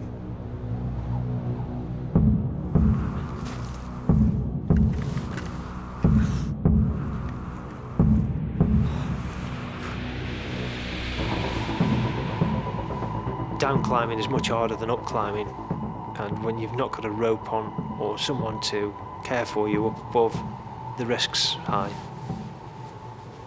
My heart's pounding a little bit.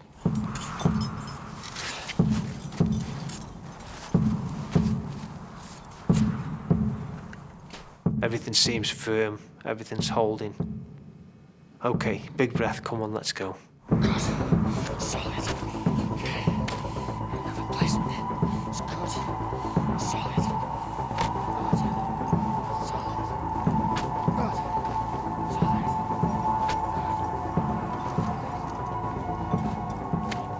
All of a sudden there's a crack. And I'm off. The adrenaline's going, and I'm thinking so fast that these seconds I'm falling feels like minutes.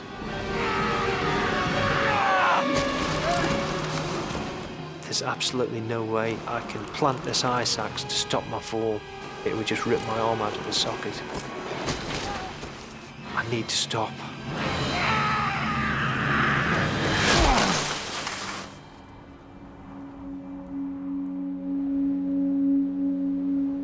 Steve has fallen around 1,100 feet.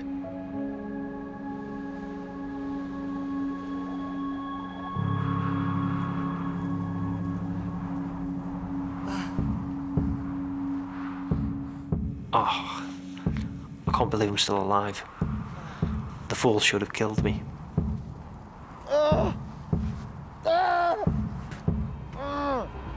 Steve has severely injured both his legs. The right is fractured, but his left is shattered in 12 places. He's over 17,000 feet up, and in his condition a huge distance from the route where he had hoped to find help. Over 2,000 feet above him, his friends are waiting for the rescue that may now never come.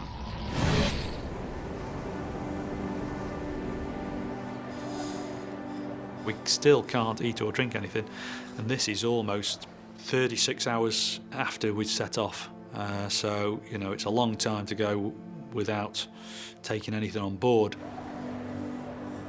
There is little we can do to stay warm without using our energies up. Not knowing quite what the next step is going to be. And we're telling kiddies jokes, which aren't very funny. How do you keep a dog from smelling? Hold his nose.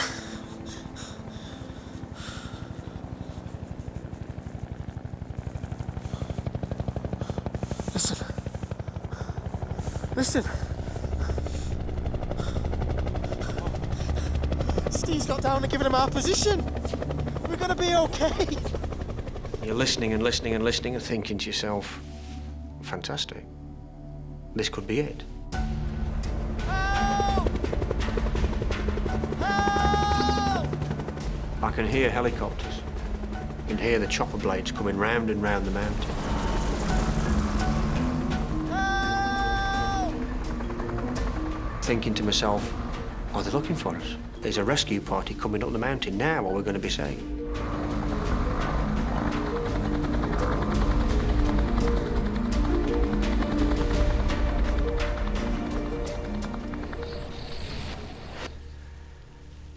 And the blades go away and sink into the distance.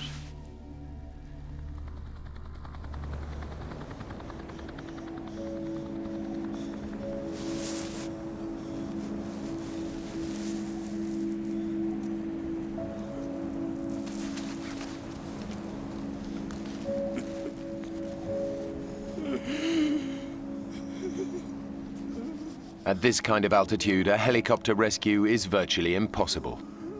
Whatever they can hear, it's unlikely that it's deliverance.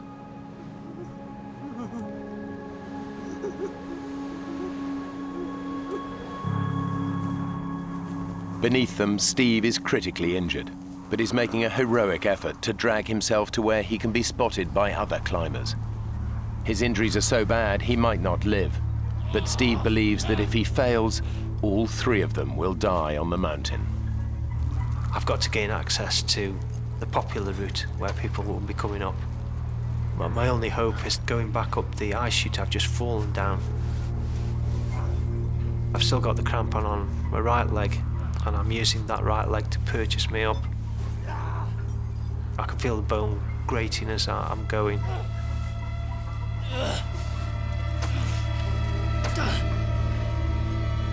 I get so far up, and my crampon slips, and I'm sliding back down again. On the way down, I bang my left leg.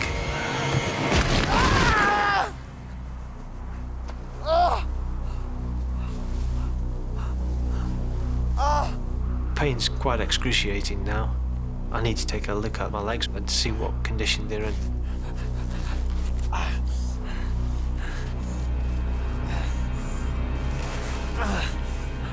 I roll up my trousers.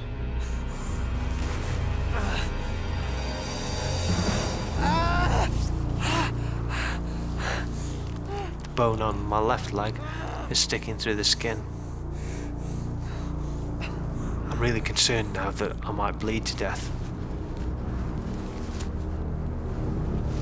And try to put pressure on the wound to stem the flow.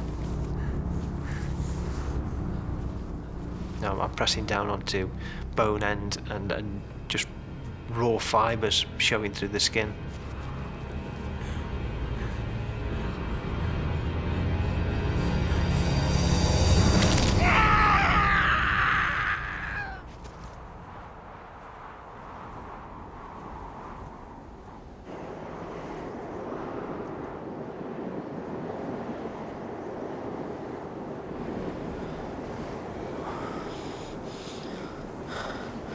Knock, knock. Who's there? Lettuce. Lettuce who? Lettuce, and it's freezing. Sorry. I feel very helpless. I really do. And to have somebody there with you is fantastic. He's being like a nursemaid and being a very, very good one. Frostbite has started to affect Nigel's hands and feet. They're deteriorating fast.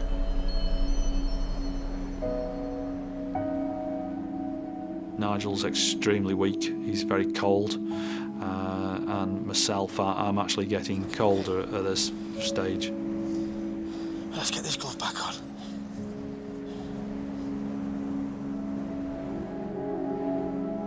As time ticks on now, I am becoming a bit disconcerted about being out another night with Nigel in a very weak condition.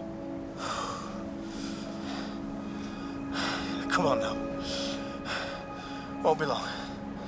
Could be on the way any minute.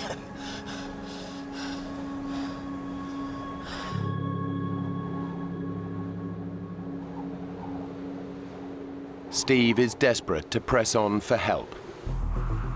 He must splint his leg to keep going. I tie my ice axe around my leg to try and support it.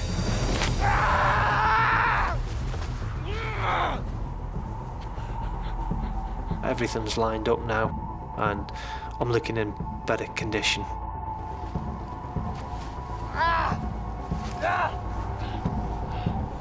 Now comes a big test. What am I going to do? If I don't put my weight on the leg, I'll never know, I'll never get off. Gotta give it a go.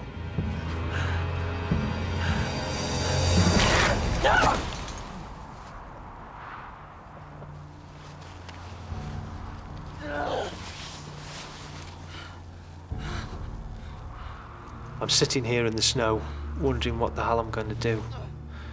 I can't stand up and walk. I've tried crawling.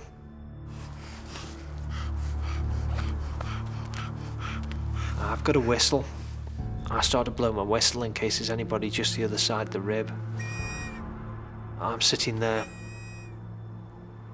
thinking, what else can I do to attract attention? I've got nothing else. I've let them down. I've let my mates down, and they're probably going to die.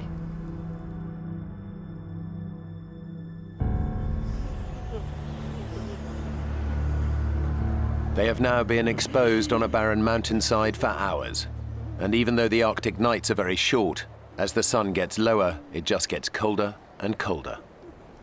It's getting close to sort of 9, 10 o'clock, 10:30 time, where I'm starting to realise that at that time of the day, it'll be very unlikely that a rescue party will come to us. And as a result, it's starting to hit home that we could be out in a very exposed area for a second night.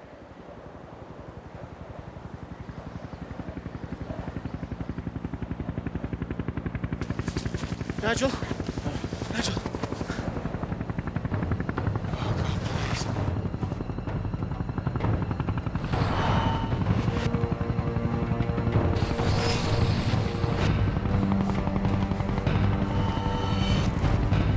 Nigel!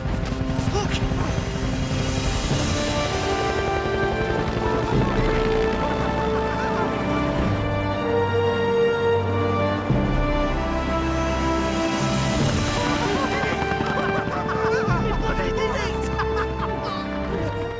We thought Steve was the hero of the day for raising the alarm and getting the helicopter to us.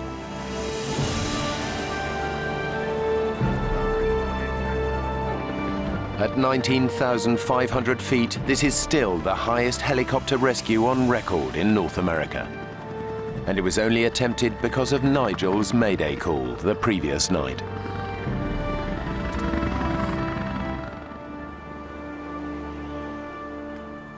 But it's not looking good for Steve.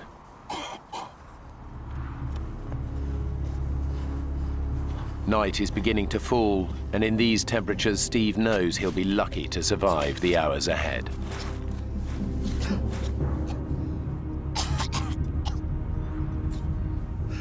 I've got to look after myself for the night now. I've got to think about shelter, about keeping myself warm. What if the wind comes down the mountain? I untie my ice axe from my leg and I etch out a shallow hollow and build up a small wall. It's enough to keep any wind off. I need to make sure that I stay awake when it's dark. If I don't stay awake, I die.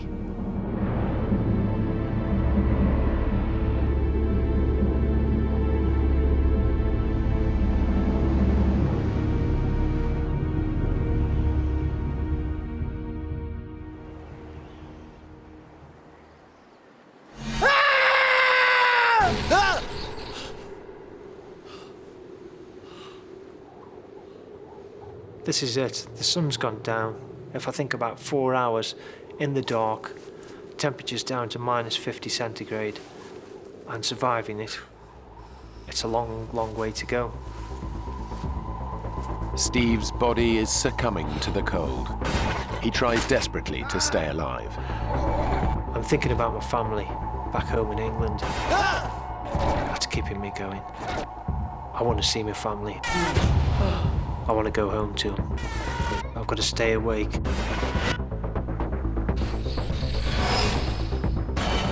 I'm messing with my leg. Putting my goggles over my eyes so my eyes don't freeze. Even tapping my leg to stimulate some pain so that it keeps me awake.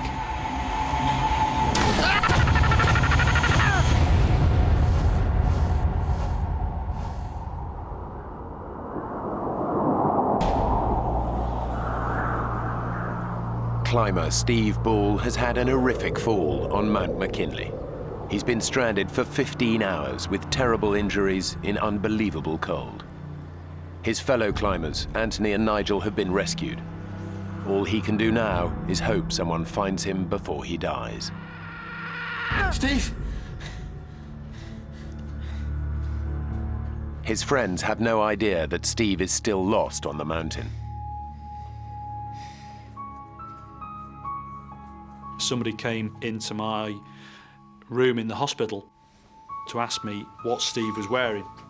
It's only then I actually realised that Steve wasn't in a place of safety. He'd been there for up to 12 hours out, exposed on the mountainside, and nobody knew where he was.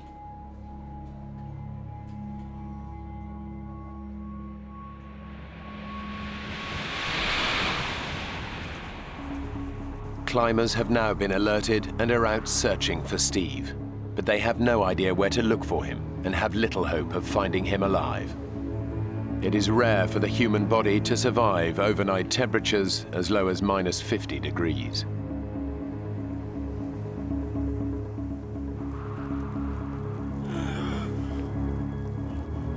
I can't feel my feet anymore. My nose is cold. I don't want to take my fingers out of my pockets. I just want to stay huddled up. I haven't got a lot left. I'm starting to lose it. Steve's lost all hope of being saved. He hasn't made it to the path.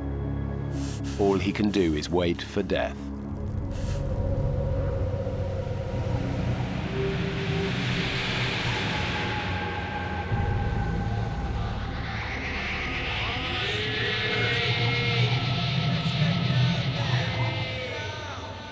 I'm hearing voices,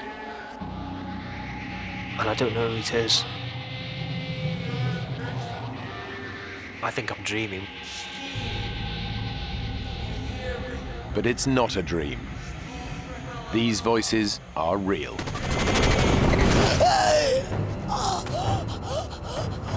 Tom, on the radio, quick. I know these voices, and I know I'm being rescued. I know I can't be dreaming it because I'm feeling the pain, and you don't feel pain when you're dreaming. I'm awake. They tell me they're climbers, and they found me, and they're surprised that I'm still alive.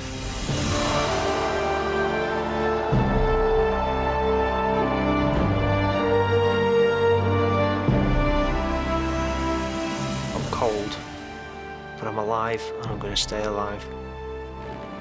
I want to go home.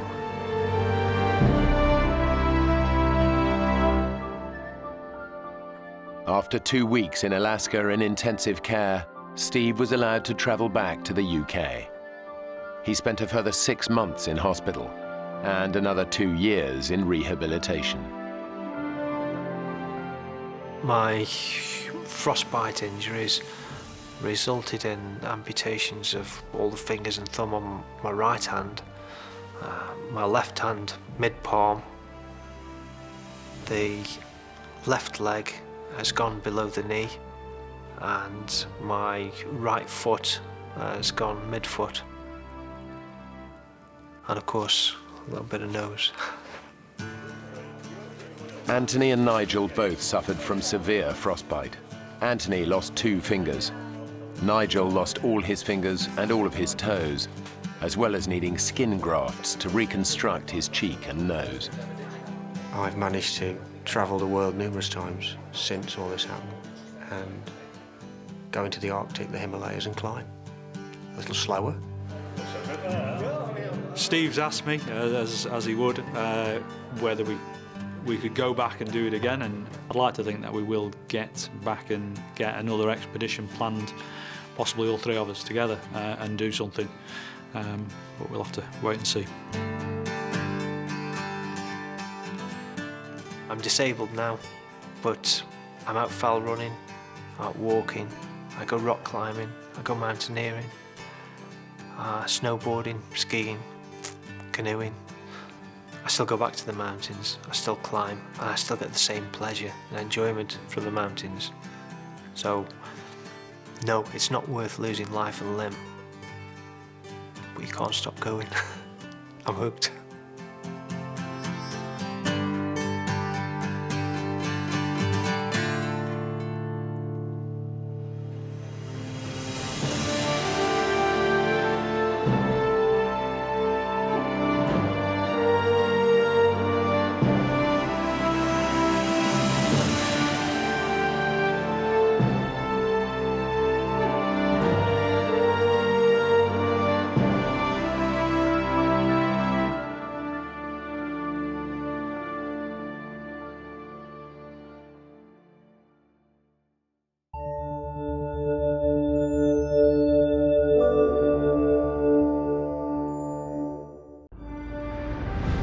When 2 former college lovers set off on a trip of a lifetime, they have no idea they'll end up fighting for their lives. Dave! Lost in the rainforest without food or water. Snake. They're easy prey to predators. There's something out there. With no hope of rescue, Think we should just slash our wrists? they decide to take their own lives. We were going to die out there, and having control over when we die is all that we had.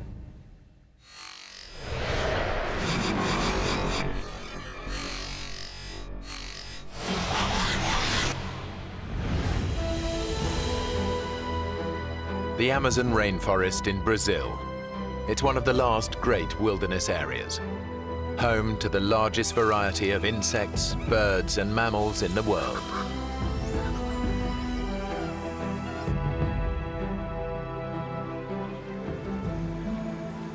For Dave Boyer and Crystal Ramsey, it's the trip of a lifetime.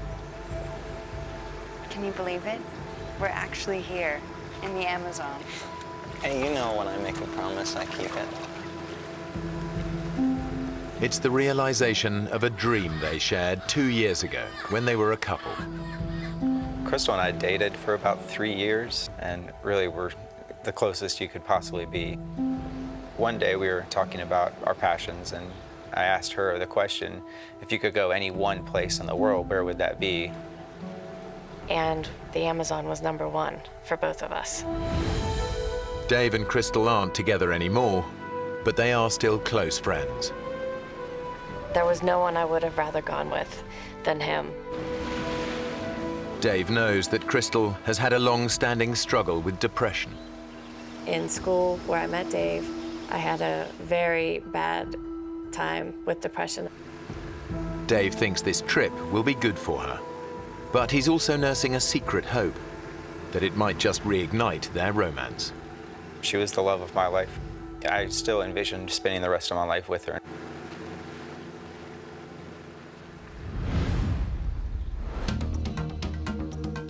They've traveled almost 200 miles south from the Brazilian city of Manaus to one of the Amazon's remotest backwaters. They plan to spend 2 months exploring the region. Their base, a small lodge in the heart of the rainforest. Around it is a network of clearly marked forest trails. Dave and Crystal spend their first 2 days checking out the shorter ones. Then they decide they're ready to take on the longest. It's known as the White Trail, and it stretches 3 miles deep into virgin rainforest.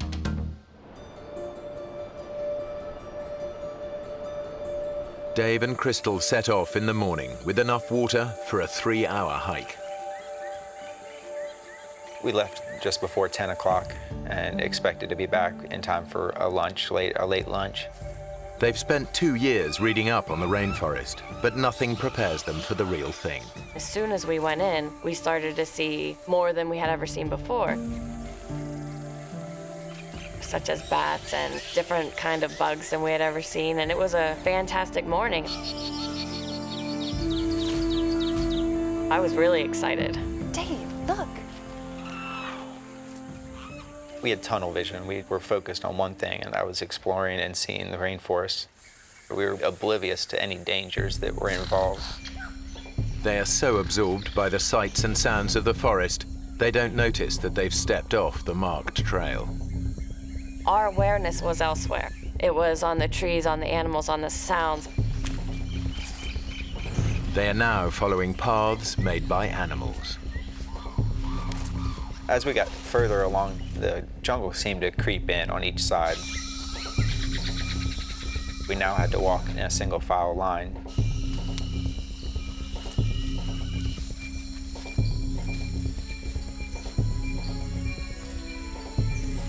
Then the path completely disappears.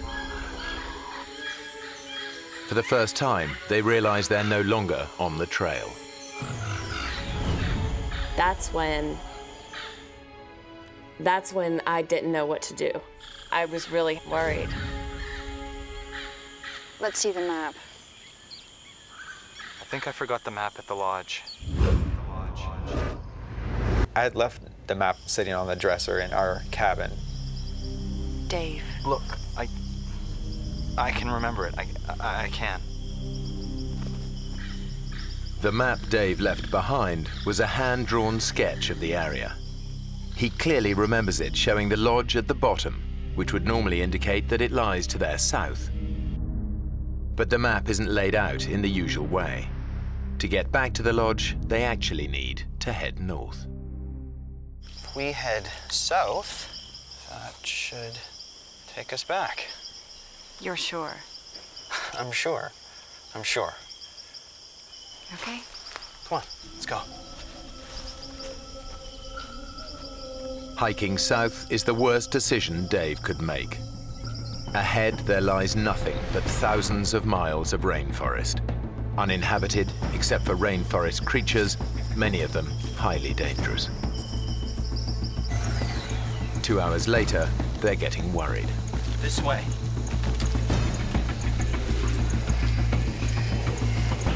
We had been walking far longer than we should have been. We should have been back by then.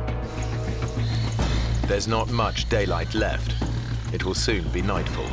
I'm not going to stay out in the forest. I can't let this happen. We have to find our way back before it gets dark.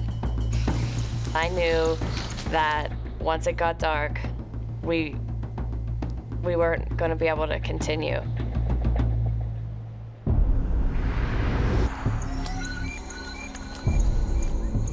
As darkness descends, any chance of finding the lodge today disappears. That's really the first time we started to have some panic. What time is it? It's almost 6.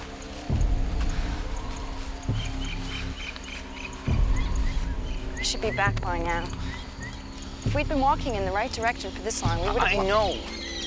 I don't think he wanted to deal with it. He didn't want to deal with even having to think about sleeping out there.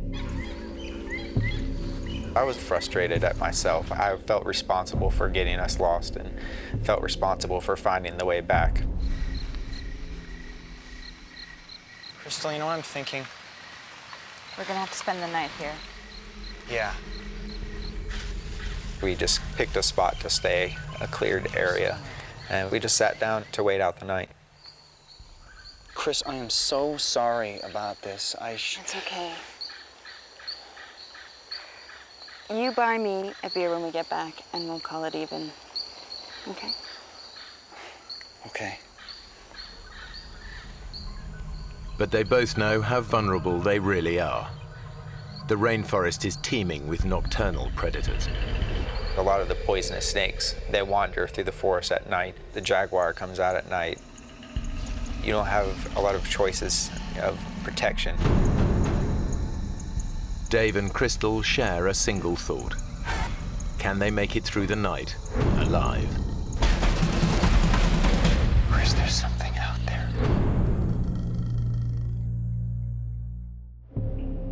The Amazon at night is a terrifying place to be. Dave and Crystal are totally defenseless, with no way to protect themselves from predators.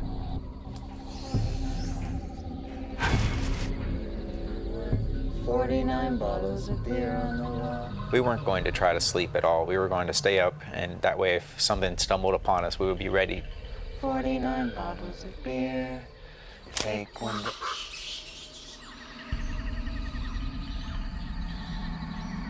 Jeez, did you hear that?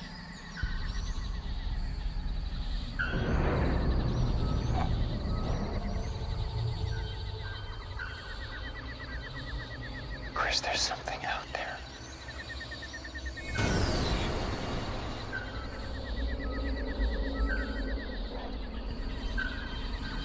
Do you think it could be a jaguar? The Amazonian jaguar stalks its prey under the cover of darkness. It can kill with a single crushing bite to the head.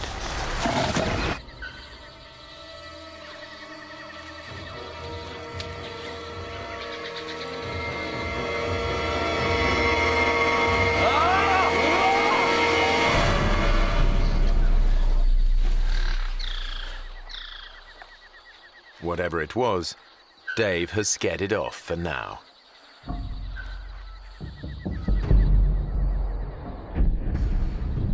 They spend a sleepless night, alert to every tiny sound.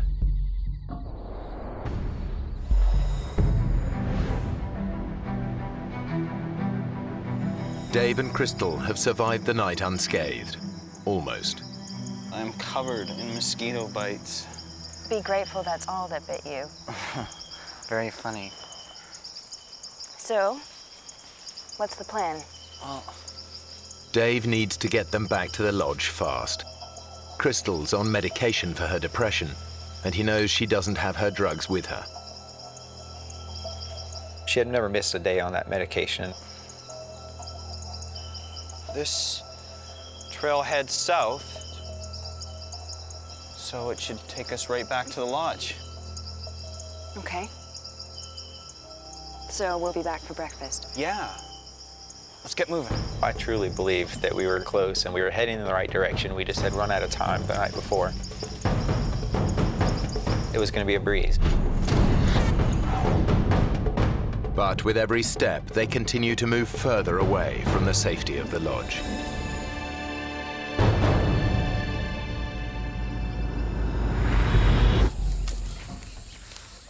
Four hours later, the temperature in the forest has soared. The heat and the way they're pushing themselves mean that Dave and Crystal are sweating out almost 4 pints of fluid an hour. We were starting to get depressed about our situation. We were starting to get frustrated. The temperature was rising really fast. It was getting up to 95 degrees. We were sweating profusely. Let's take a break.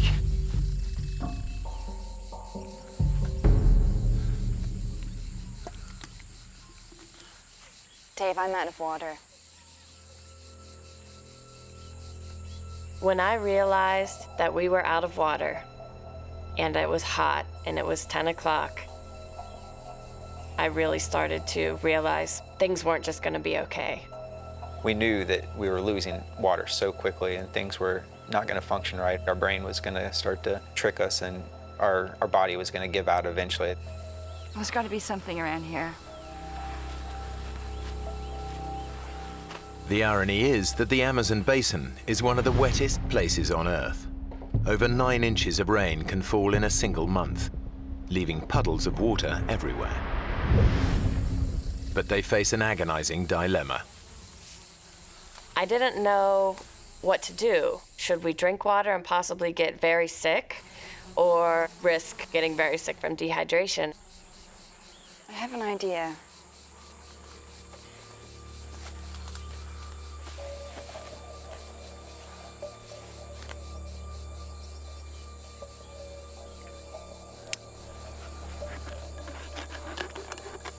Give me that. My plan was to use my sports bra as a filter. Okay, now I want you to pour that through the top here. Crystal's bra could actually filter out a number of nasty parasites. But it won't get rid of smaller microorganisms that could make them dangerously ill. Okay. Bottoms up.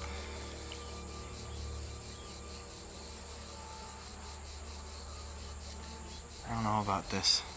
We don't have a choice. Well, cheers. I took a small sip and kind of let it sit in my mouth for a second to taste it. Tastes okay. Kind of chalky. We were both worried about drinking water, but in the end, when it's 95 degrees and you're sweating like that, it's gonna be more painful not to drink it. Rehydrated, Dave and Crystal pick up the pace. But they must stay constantly on guard. The forest is alive with creatures that could kill them with a single bite. We're consistently listening to sounds and trying to figure out what was in the forest around us.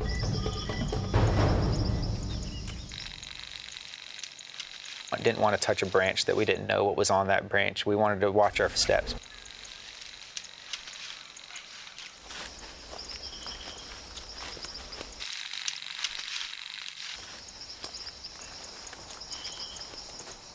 Whoa. What is it? A snake.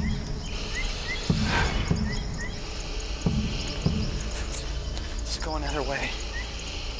They're lucky. A few more steps and they could have trodden on the snake.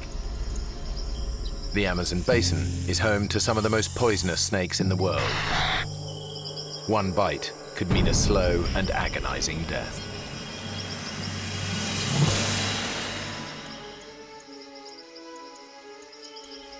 By mid-afternoon, Dave is resorting to a new desperate tactic in his search for the lodge. I was trying to keep us in the same area of where we got lost in, kind of zigzagging back and forth, hoping to stumble upon the trail. Let's try over there. Crystal was starting to get a little bit frustrated with that strategy. Dave was literally almost walking in circles and didn't realize that that's what he was doing. Crystal is starting to feel the pressure. My brain was saying, things are going downhill. Now, which way are we going? East. East. 20 minutes ago, we were going south. Yeah, well, we've got to try all directions. Maybe we should head north now. Dave, this is crazy. I can't stand to listen to you talk about directions you know nothing about.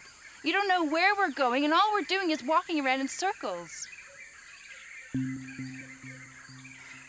Dave had kept coming up with a different strategy every few hours whenever one didn't work. And that wasn't working for me. We need to rethink this. All right, then. Well, what do you think? I thought we needed to come up with a strategy and continue using it until the end. That way. Okay. What neither of them realize is the only direction that can help them is north. We chose southeast.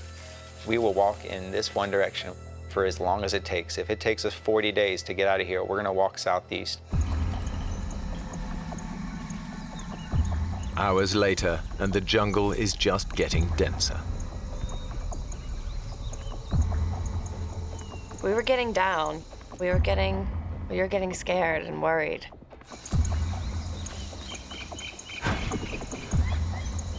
Everything just looks the same. The jungle is so dense and so thick, you can't see more than a few yards in any direction at any one time. Dave has an idea. If he can get up high, he might just be able to see the lodge.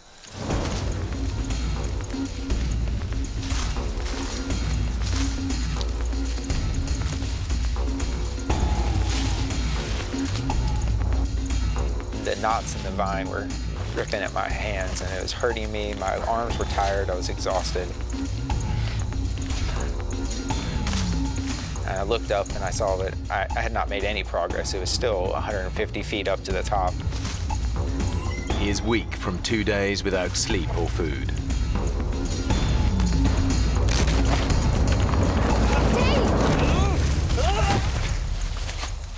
Are you okay?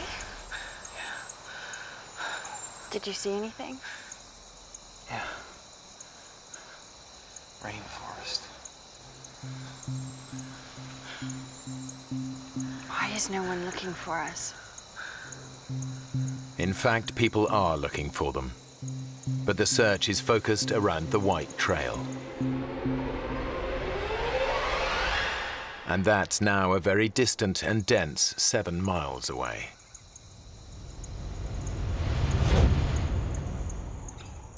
As darkness falls, they realize they must endure another night. I was tired. I had not slept on the previous night. I was being driven insane by the mosquitoes. They were constantly biting me, making our bodies itch, and we would scratch it to the point where our bodies would start bleeding.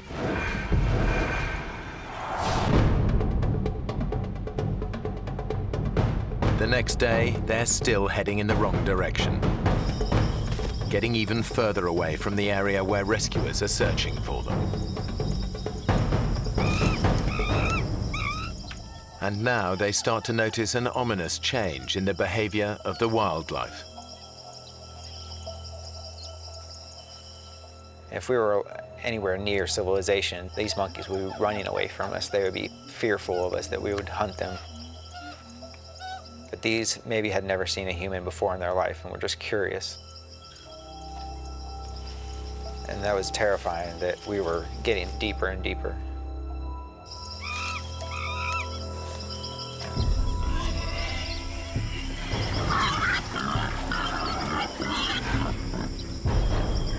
What is it? I don't know. Jaguar? No, there's more than one.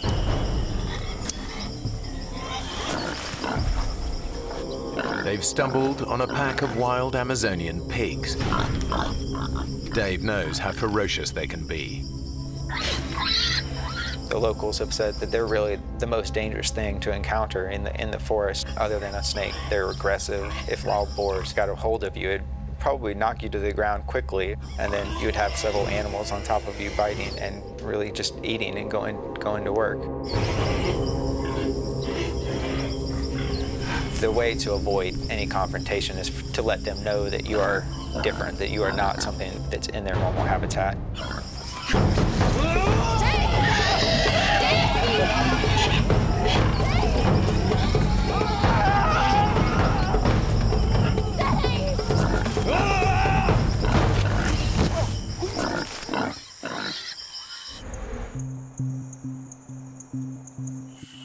Their encounter with the pigs leaves them jumpy and exhausted.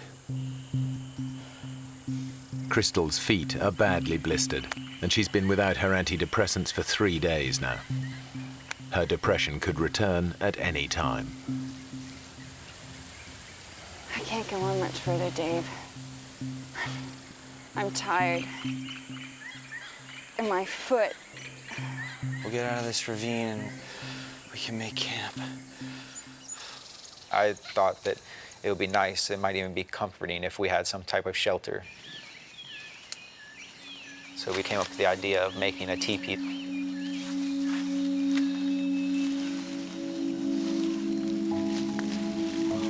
Excellent. Yeah. It was drawing us closer together. She told me that if I was as I was while we were lost, If we had always had that relationship in that past year, that we would still be together, that she saw all the things that she had fallen in love with in the first place. It looks good. We were trying to get our minds off of what we were going through, and we got even closer. My feelings had not changed since the day I met her. I was still in love with her. I still wanted her to be in my life and with me forever.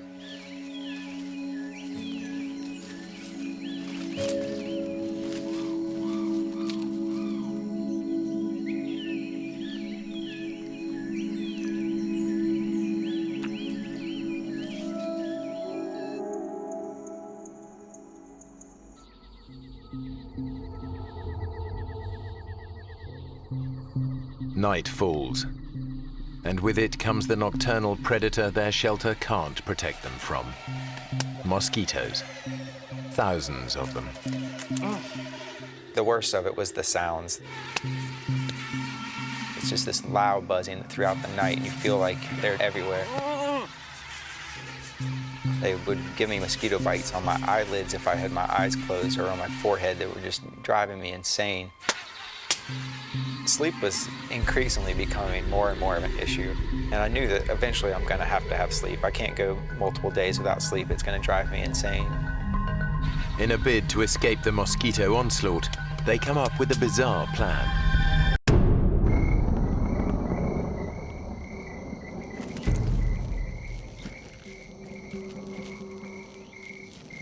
Crystal said, well, we should cover our bodies in mud. That would work well of keeping the mosquitoes off of us. We got inside the hole and pushed the mud in on top of each other, covered our faces, and we laid there in the mud and tried to be as still as possible. It actually felt pretty comforting laying there, and I felt like I was completely covered. I felt like I was going to be safe from the mosquitoes. I thought it was going to be a great night. But Dave couldn't be more wrong. A massive tropical thunderstorm is building in the skies above them, and it's about to put them in the greatest danger yet.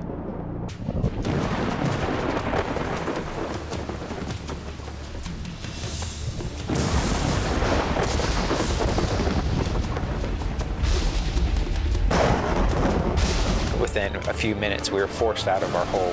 We would have drowned there. They've never experienced anything like it.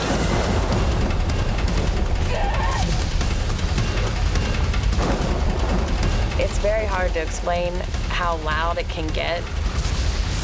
You can't even talk to someone who's right next to you by screaming. That's the only way I can describe how loud it was. They are soaked within seconds. It was the coldest I had ever been. Couldn't stop. My body was just going into convulsions and shaking, and my teeth were chattering. Any hope of sleep is gone. Then, just when they think things couldn't get any worse,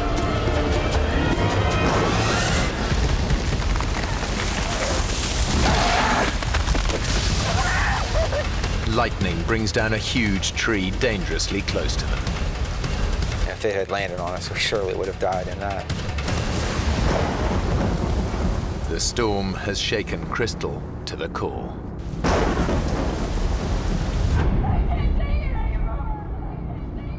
There's never been a worse night in my life than that night.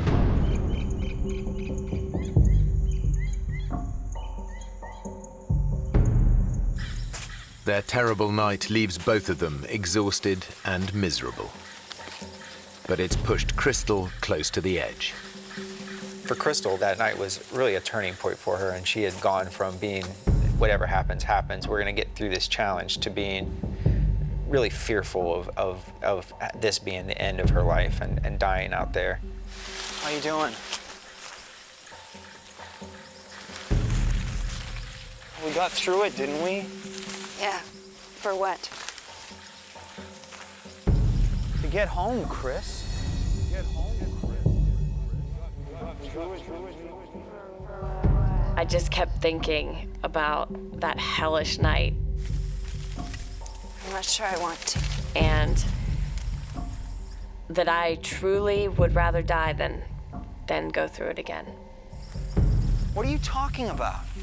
You think we should just slash our wrists right here?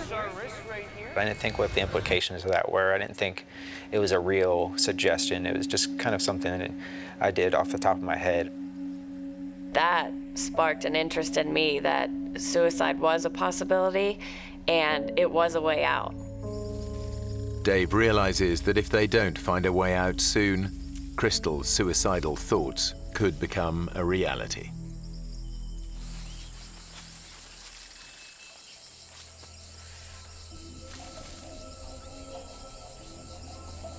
Chris. Her brain was going through some nasty stuff, and she was feeling the effects of that physically and emotionally. I knew that as the days go on and her withdrawal from her medication gets worse and worse, that it's going to become very difficult to keep her going and to keep that survival instinct inside her. I was so overwhelmed and so frustrated and so confused that I felt crazy. I felt like I was gonna lose it. Dave, where's the knife? It's here. I want to see it. Chris, you're really freaking me out with this. I want to see it.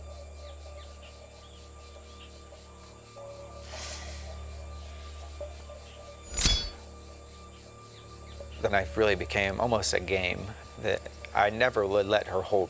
She would frequently ask me, "Where is the knife? Can I just see it? I want to know that you haven't lost it." I think my own mind was more dangerous than anything that the jungle had.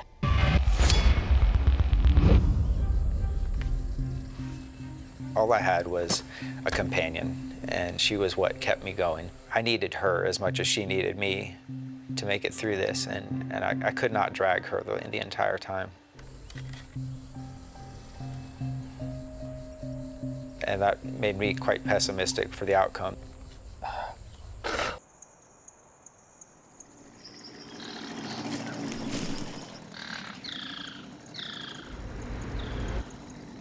Then, after days of hearing nothing but the sounds of the rainforest. Do you hear that? What? Come on. Come on! Sounds like a boat! Come on! I was saying, "Come on, Crystal, this is it. We're rescued." Hey, we're over here! There's a boat really close. I can hear it.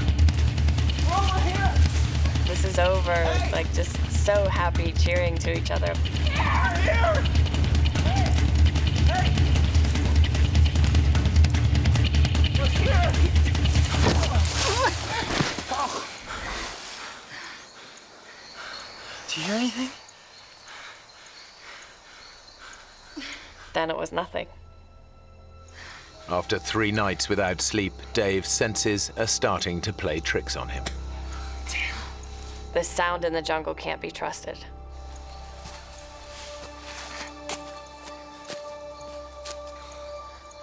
We thought that we were rescued. To have that taken away from us and our hopes just ripped from our hearts, it just killed us.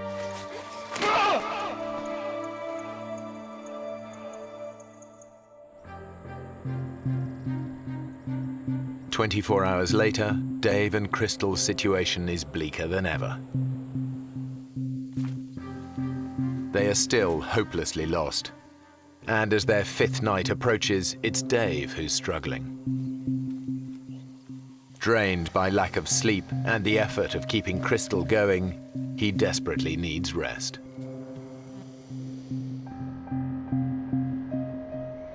Dave was exhausted. I was very worried about him, but there was nothing I could do to make him sleep.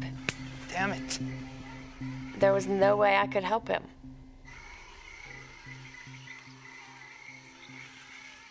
As Crystal sleeps, Dave is once again tormented by mosquitoes.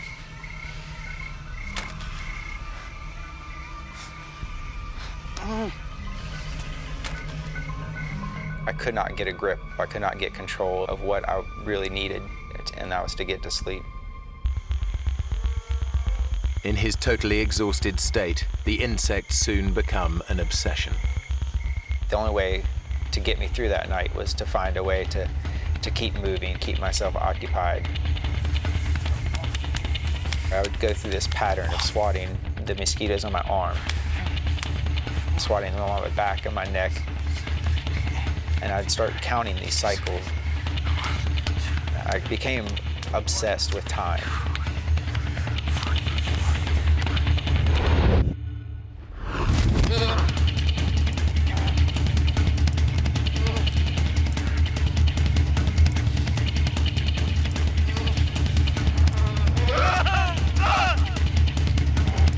Sleep deprivation is taking its toll. Dave is beginning to lose his grip on reality.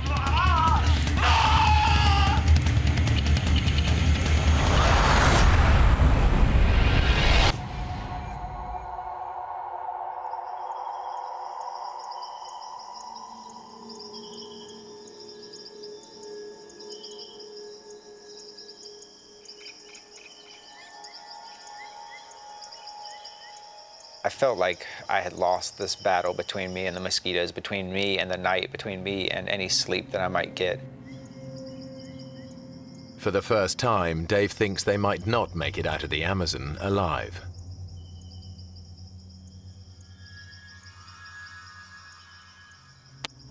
A horsefly came and bit me. I reached down and picked up the horsefly.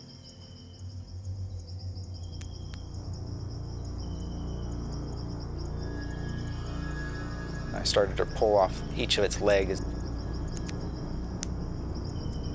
I was just fascinated by it.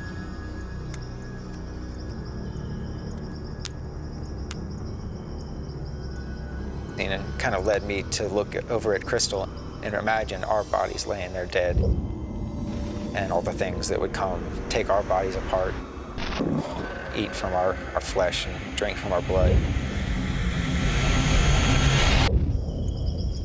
If we were going to die out there, I wanted to have some record of what we went through. So as Crystal was laying there in the sand, I wrote in the sand next to her, 6th day lost.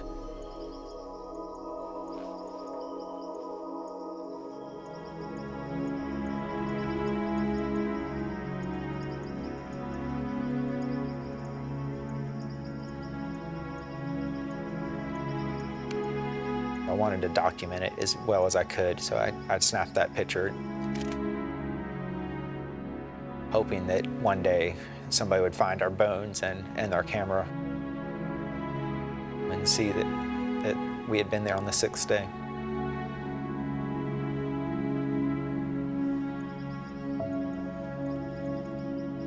That's when I started to think personally about my life.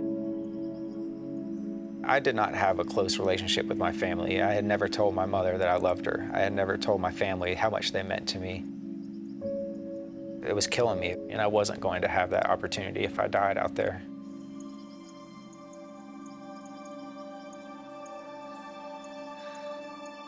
That thought gives Dave the resolve he needs to keep going.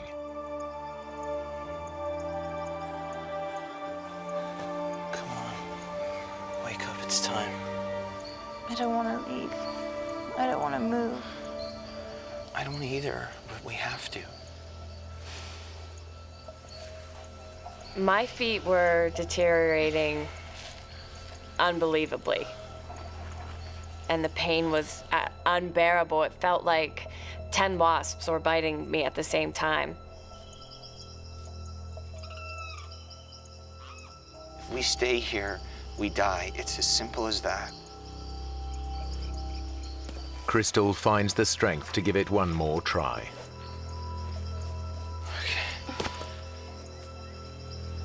Stand on it.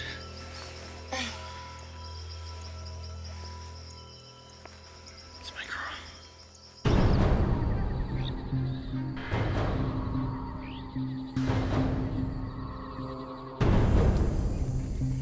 They push on.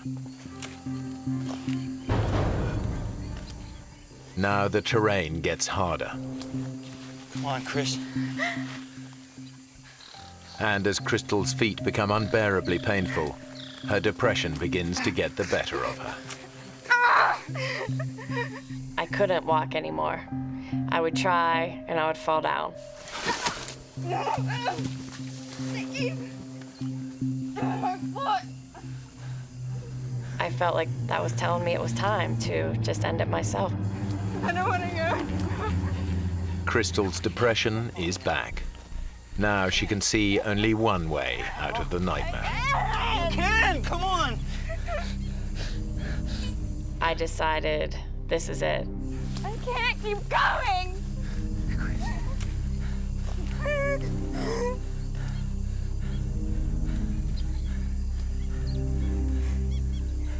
Give me the knife. She really meant taking her life into her own hands. I'm gonna slash my wrists and take my life and put an end to this misery.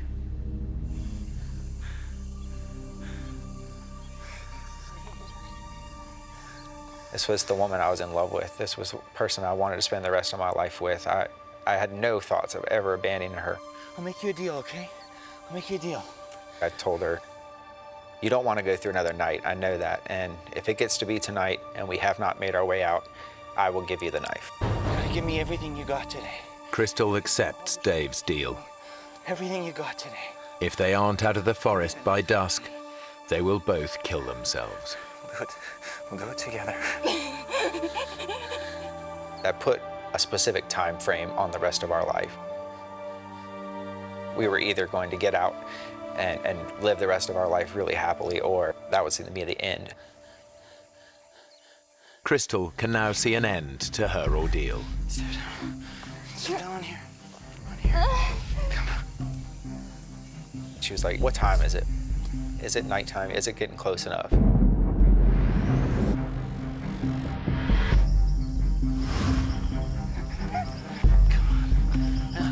Come on! But Crystal can't keep going.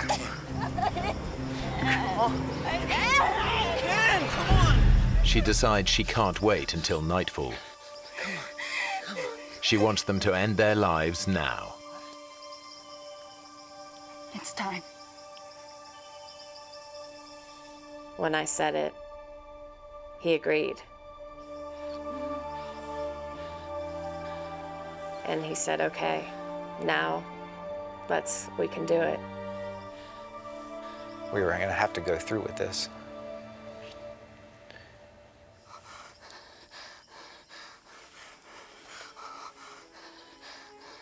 Dave's resigned to dying, but there's a bizarre thought he can't get out of his head. I wanted to wash the mud that was on my arms. I wanted to wash my face and have a clean body, a clean approach. If I was going to face a judgment, I needed to do it with a clean spirit as well as a clean body.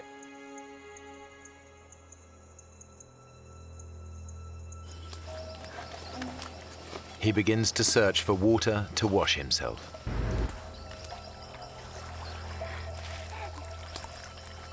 As we fought through some of the underbrush, when we got down there wasn't a creek, there wasn't a puddle.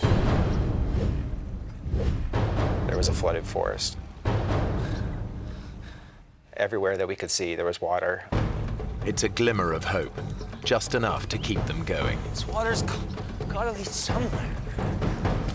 In the Amazon, rivers are like roads. If this water leads to a river, they might just spot a boat. They put aside thoughts of suicide. I got this surge of energy and some anger that made me want to fight through the water even more.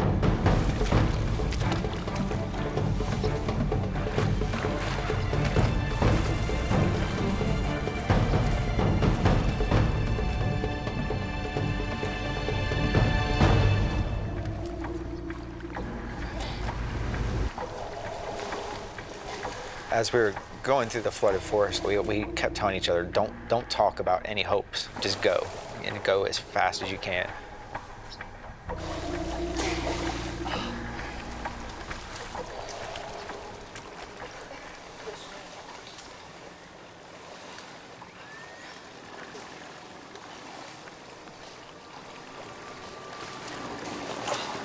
Dave, look! I thought to myself, I've got to be hallucinating. I said, David, am I really seeing that? You know, is that really real? And he said it was. Hey! Hey! Hey! Hey! He didn't wave back at us. It seemed like he was miles away. We immediately just started screaming, help, help, help, help me, please.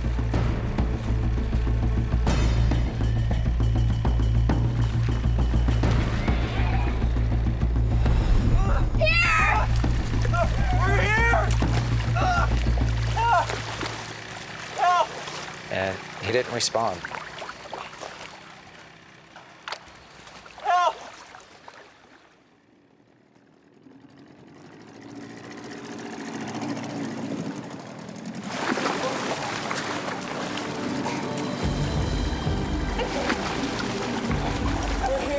We learned in one split second that we were going to live.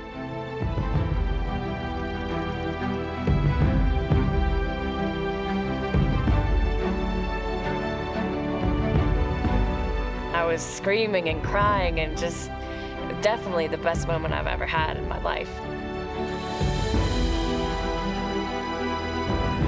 The sun's setting, the whole sky is bright pink. And Dave and I are just looking at each other, and the tears are just running down both of our faces.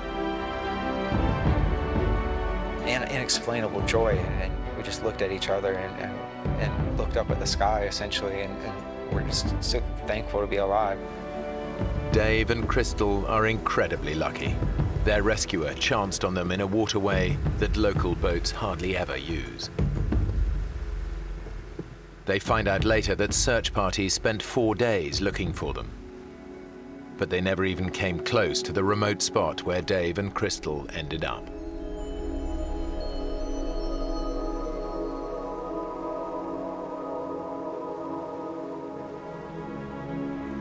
When we got out, we talked about, you know, all the times that we had in the jungle and how we talked about getting married, but when we were finally saved and getting better, we realized that that isn't the thing that we're gonna do at this time. In the forest, we kind of had said, if we get out of this, we're gonna live the rest of our lives together. And when the reality of being out was there, she did not feel that way. That was not what she wanted. And that was a bit of a disappointment to me. And that continued to be a disappointment for quite some time.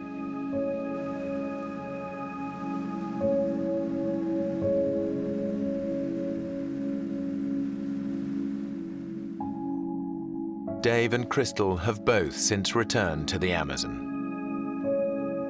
They never did restart their relationship, but after their 6-day death-defying ordeal, they became closer friends than ever.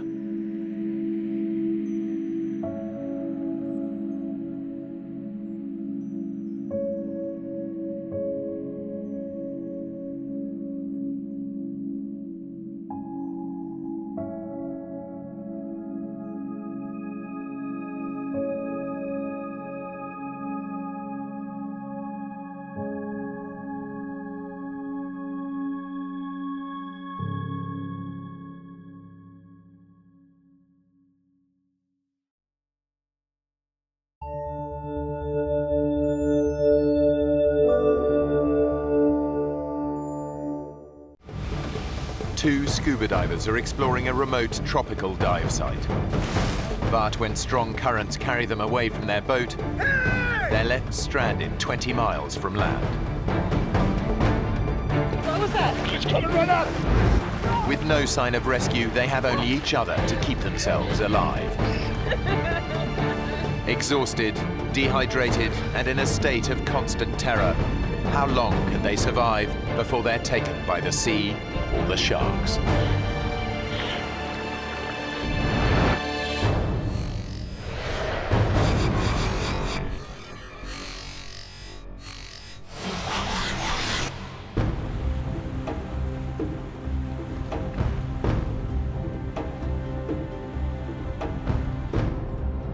I didn't know what to expect going to the Solomon Islands for the first time.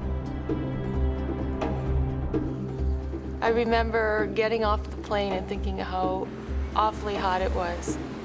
35-year-old Melissa Armstrong was a hotel manager in Toronto. But fed up with metropolitan life, she quit her job and traveled here in search of adventure.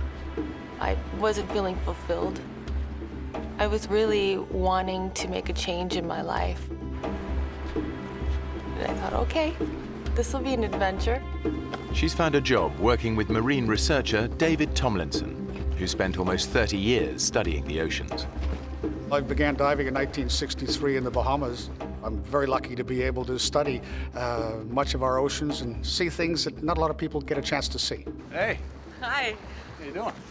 Good. Stephen, Peter, this is Melissa. Hey. So you all set to see Cavachi? Yeah. Yeah? All right, come on aboard.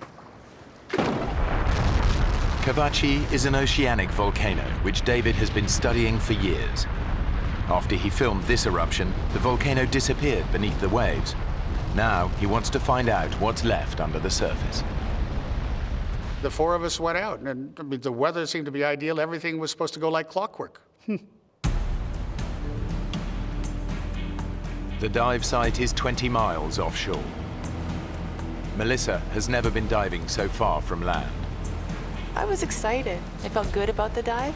It wasn't until I went out there that I thought, oh, wow, I'm really out in the middle of nowhere. And then when we got to the dive site, something inside of me changed, and I thought, there's something wrong. What's up? Nothing. Well, I guess maybe I'm just a little nervous. What about? I was a little embarrassed because I wanted to be like the guys, one of the guys, and I said, I'm afraid of sharks. No, you don't have to worry about sharks. They're much more afraid of us than we are of them. I doubt it. I'm serious. They hardly ever bother divers. Now, if you were up on the surface like a surfer, flapping around, then you look like shark bait. But when you're down below, there's nothing to worry about. Can you zip me up? If it was me, I wouldn't be worried about the sharks. I'd be worried about you diving right on top of a volcano. Well, that wasn't something I had ever even contemplated. So now I'm thinking sharks, volcano exploding, sharks and volcano. Don't listen to him. If it wasn't safe, we wouldn't be here. But David knows more than he's letting on. I had heard from the local fishermen that there was a couple big sharks out here, big hammerheads, that have been coming in and bothering some of the local fishermen. But at that stage, she didn't need to know that. David has dived with sharks before and is confident they won't get attacked while underwater. He's more worried about the weather. We're watching the weather very carefully because it's very exposed out there. And I noticed off in the distance a funny-looking cloud. It looked like an eyebrow, but it was nothing that deeply concerned me. David's confident they'll be in and out of the water long before the cloud reaches them. So what's your dive plan, mate? Well, we're going to drop in around 30 meters, have a look around. The plan is to dive for around half an hour while the boat stays in position above them. The boatman went over exactly where we would be dropped off, exactly when and where we would be picked up. I didn't pay too much attention. I just let them do their thing. But the anxiety just kept growing and growing.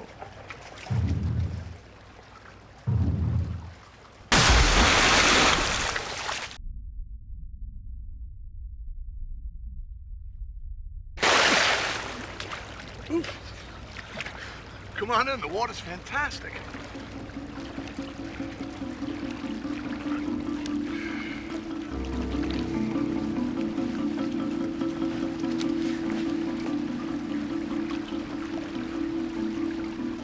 Then I got my gear on. I looked at the boatman and I said, Here I go. Say a prayer for me. and then I thought, well, why did I say that?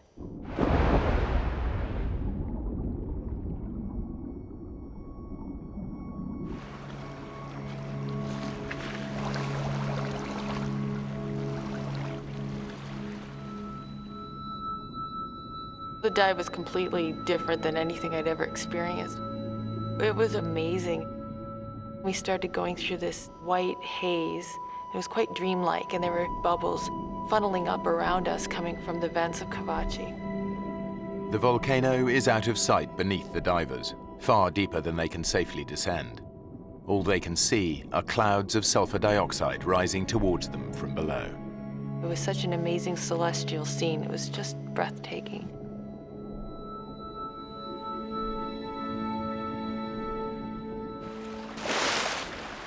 After 30 minutes, the divers surface. That was amazing, wasn't it? It was awesome. The weather has changed dramatically. The dark cloud David spotted earlier is now above them. God, it's really choppy now. Yeah.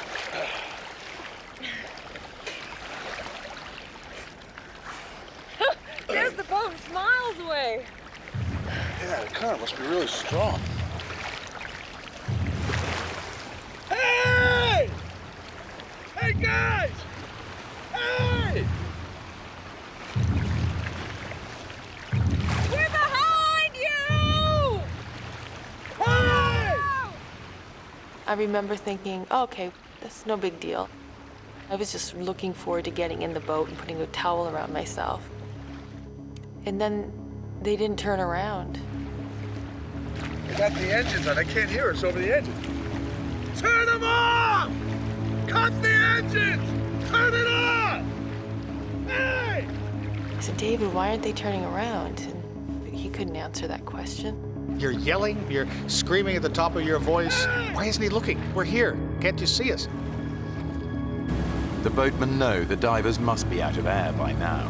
They expect to see them surface, but the dark sky has made the divers impossible to spot. While the engine is keeping the boat in position, they have no idea that a strong current is pulling the divers further away.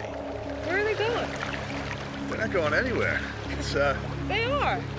No, it's the current. It's pulling us away.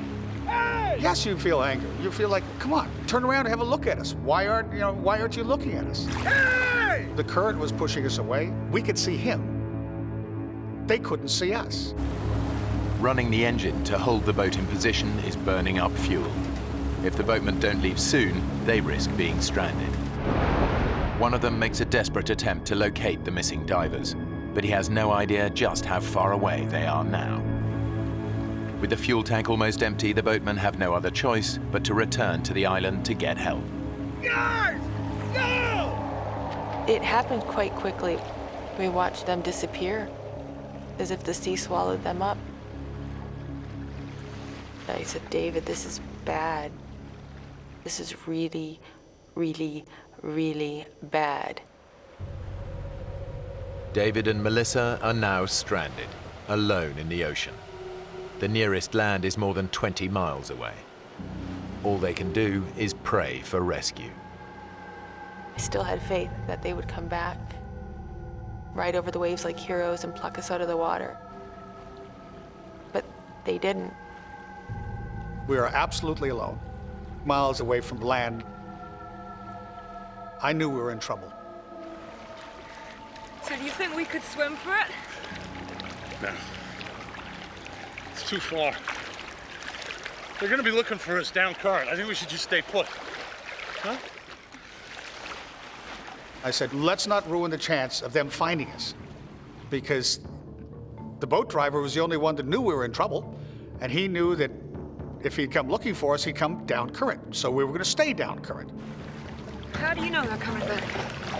Well, if they went to get gas, it's an hour there, and it's an hour back, so I think we'll be out of the water by 4 o'clock the latest. Yeah? David had come up with a timetable, so to speak, of when the boatmen might return, which was about 4 o'clock. I thought, okay, we might be here a while. But then the uncertainty started seeping in.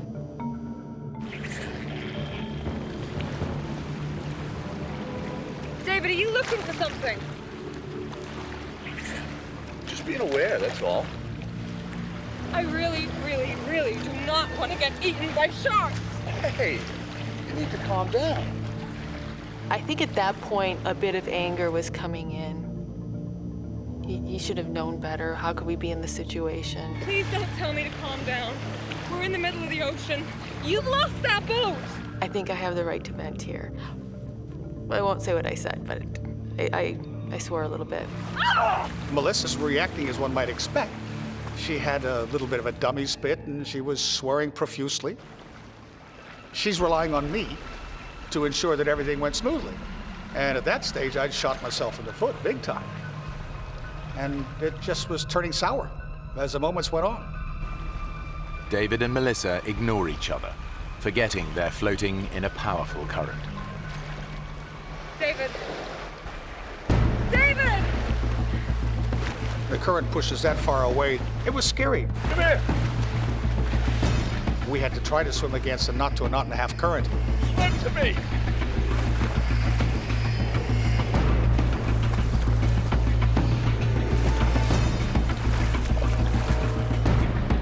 Just a couple seconds of being apart, I thought, oh my gosh, we just can't let that happen.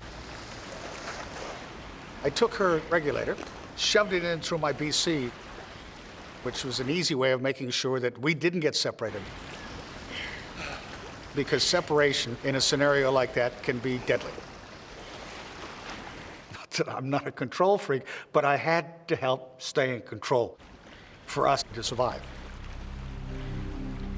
David said, let's just conserve our energy. That's the most important thing right now. So the plan was that I would wrap my legs around his waist and my arms around his neck. So his face was right here. But I didn't want to look at his face. I didn't want to be in that situation. I didn't want to be in the middle of the ocean. But what choice did I have? Hey! Hey! 20 miles away, the boatmen get back to the island and raise the alarm. Lost 2 divers out there. The locals know the seas around here well. They've all heard the stories of giant hammerhead sharks preying on fishermen. They know they may not have long, and search parties race out on the hunt for the missing divers. David and Melissa can only hope that help is on its way. But with each passing hour, they're getting more nervous. In the Solomons, there's a phenomenal amount of sea life there. My biggest fear at that stage, I believe, was sharks. I'd imagine them circling below us. This big mouth coming up and tearing into one of us.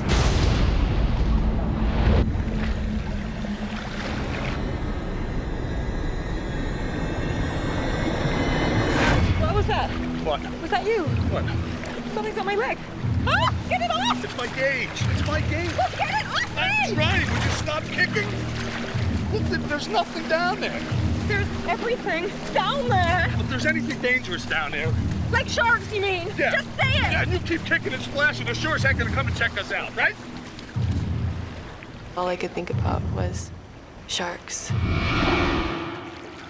One nibble, one drop of blood in the water, and then we're gone.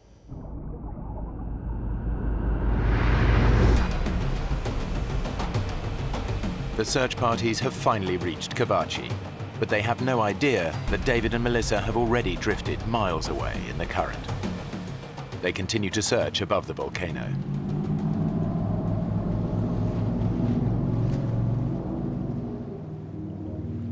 David was convinced they'd be found by 4 o'clock. Now it's almost 5. They're still 20 miles from land, and there's no sign of rescue. It was very clear that David wanted to stay still. He didn't want to move. He wanted to conserve his energy.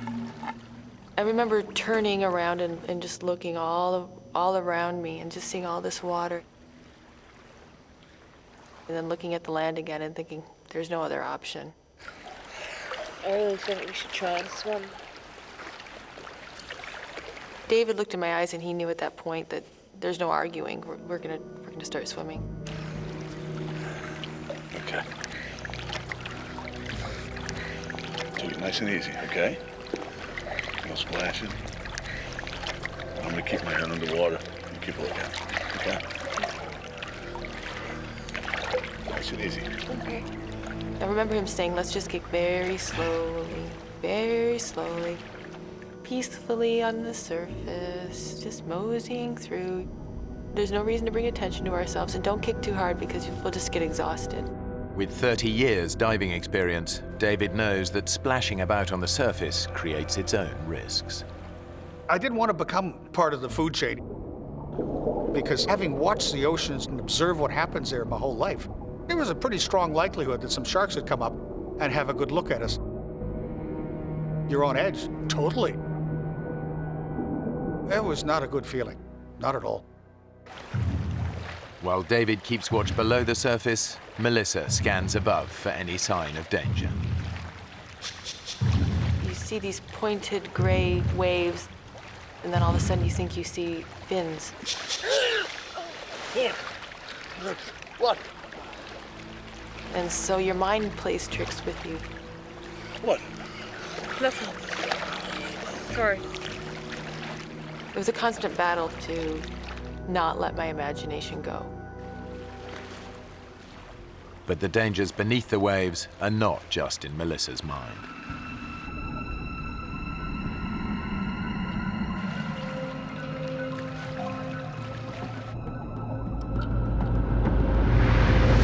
Ow! Something bit me! What? Where? Oh, What? Ow! Then I looked in the water, and there were millions of these little globs, little translucent balls. Oh, jellyfish! I look, they hurt. They're not gonna kill you, okay? Swim through.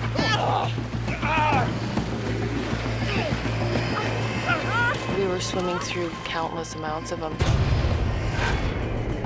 We were getting stung all over the place. I remember trying to count the stings. I got up to 64. But then it all blended into one. It was just the zapping pain that was shooting through my entire body.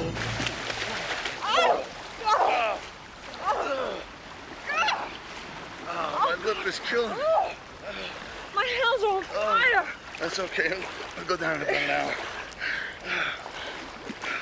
Are you okay to go on? Yeah. Yeah? Desperate to escape the jellyfish, the divers splashed around on the surface. They've broken David's golden rule and become a magnet for predators. As I'm looking around, I'm looking straight down, and I see this little dot coming. I felt David, he pulled me to the right, abruptly. David! David, what are you doing? I pulled back, and he pulled me, and I'm like, what? It was coming straight at me from the depths, literally, from what I could see, straight at my face. Hold it right out! It was this huge, ugly barracuda, probably 5.5 feet. They can be very aggressive, and they have been known to attack people before. David knows the great barracuda has a ferocious bite. All he has to do is hit me in my hand, my arm, my leg. If I start bleeding, I've got another major problem. I've got a problem with sharks. Against two sets of razor-sharp teeth, David's only defense is his camera. I needed something to ram and protect us. That was the first thing to use.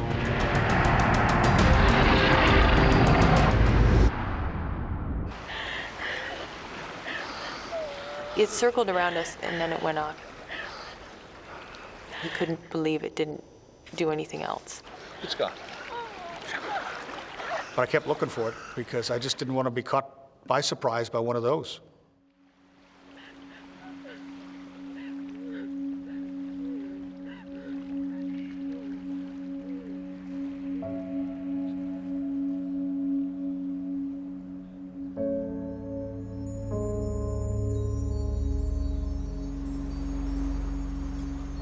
With daylight fading, the search parties have no choice but to return to the island. They've spent over 6 hours searching for the missing divers. They'll start again at first light, but everyone knows that by then, the odds are they'll be looking for dead bodies. As the sun went down, I felt really sad. I didn't understand why they didn't come back for us. I was hurt. how could this be? How could they not come back? Maybe they're back there, look.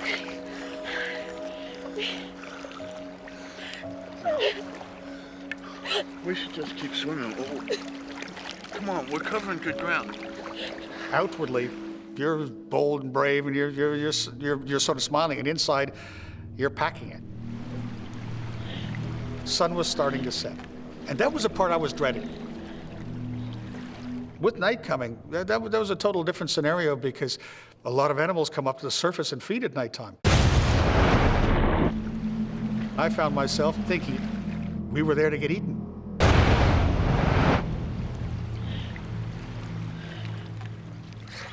Despite David's fears, they're still 15 miles from land. Their only option is to keep swimming.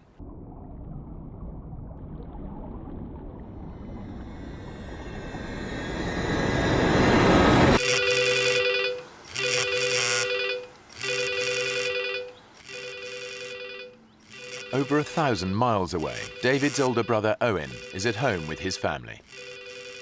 It was about 6:30 at night. I just sat down to dinner, and I got a phone call. Owen Tomlinson. And it was David's secretary from Cairns saying, Owen, I've got some bad news for you. David is missing at sea. What happened? And I was informed that he went diving and never came up. We just lost our younger sister with cancer about 4 or 5 months previous. My first thought was my 90-year-old mother, whether she could handle the shock of possibly having lost another of her children. So that was very traumatic in that regard. Okay, I'll get there as soon as I can. Thanks for the call. As David's brother, of course, the family bond is strong that your first reaction is, what can I do to fix it? Hello. Yeah, I'd like a flight to the Solomon Islands. The first flight available was 3:30 in the morning, 8 hours and a bit off. And I felt inept, I guess, as impotent, whatever word is applicable, that I couldn't do anything that time span. Thank you, bye. And David was wherever he was, out at sea somewhere.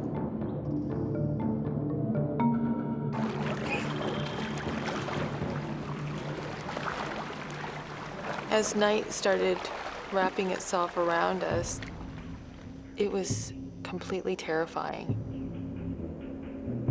Thinking, oh my God, we're gonna be here at night. We're gonna have to deal with what we just dealt with, only in blackness. What? Stop. What Stop is it? swimming. Look, in the water. All of a sudden, I find that every time we move our arm or our leg, the water's glowing.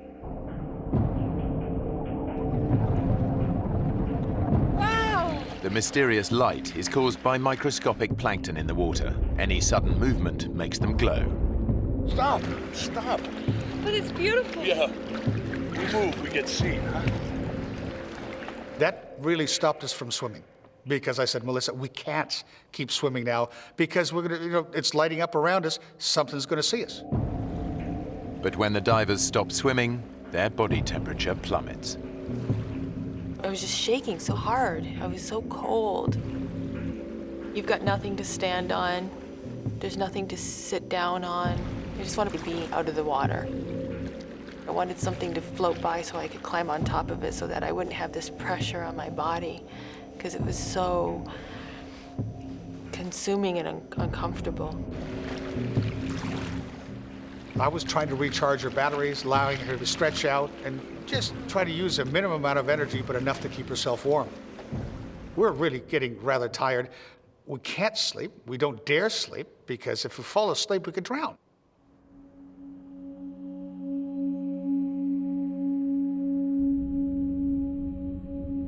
I had taken my mask off, and I remember putting my arm through it.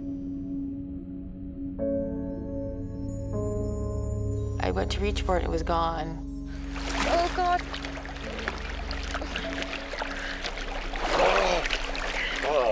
Can you see it? I can't see anything.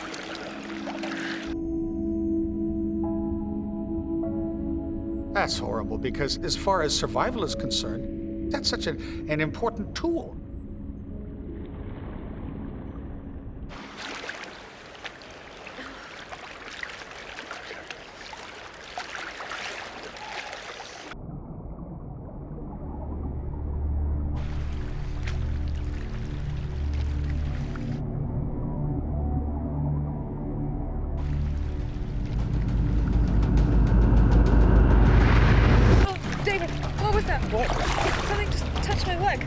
that you? Was that your fin, David?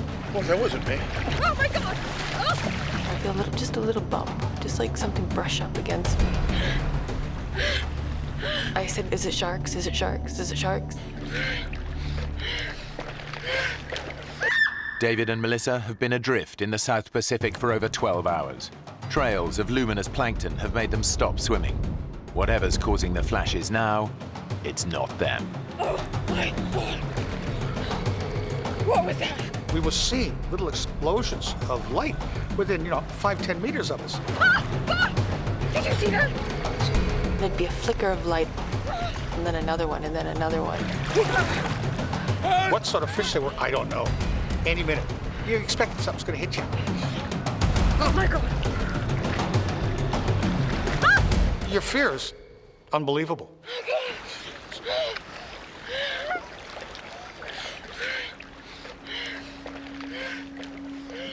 The night was the most stressful time I've ever had in my life.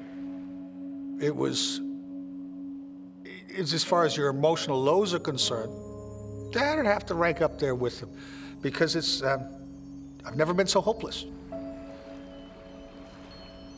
Every minute that we're out there, you become less convinced that we're gonna get out of it. We're in a really bad place here. I don't know what's gonna happen. Part of what we went through was discussing what we pass on if I don't survive. Tell my kids I love them. And my family. It's scary. Oh.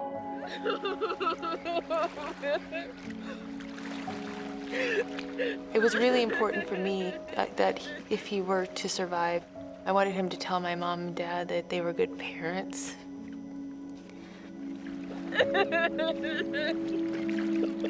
He started crying and he said, "You're gonna live to be very old. You're gonna have children." And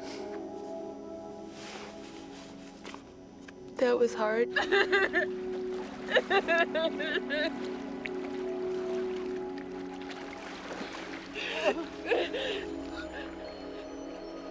I had fought against the idea of death.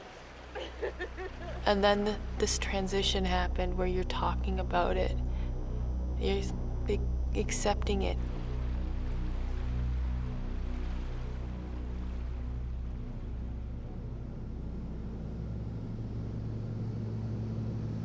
David and Melissa were 19 miles out at sea. I'm looking out the windows of my plane, and it's black.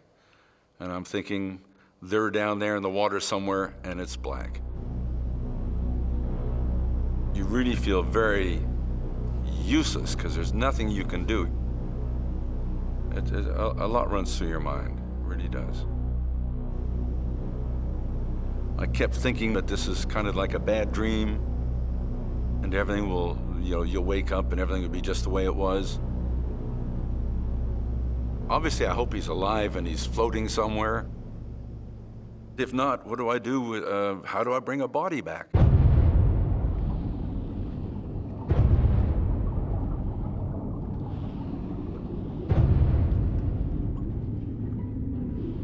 There was one point where I thought maybe David can just hold me under.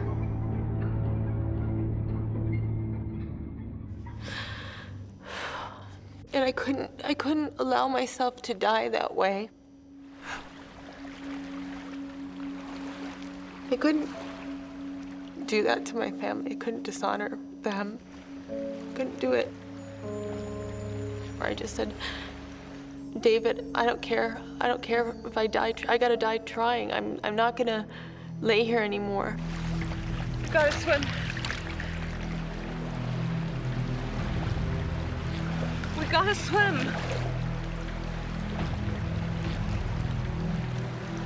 David, please. Please.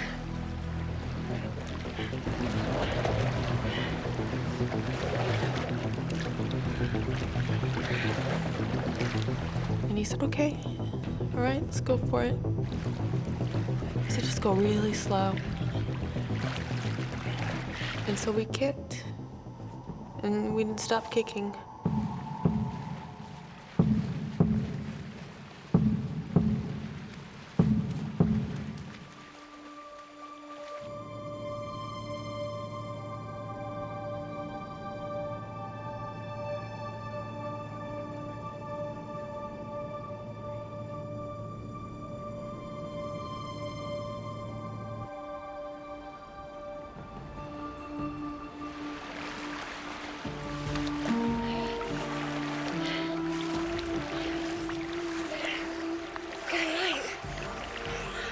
After living through that darkness and then seeing the light, it just changed. It just gave me something I didn't have.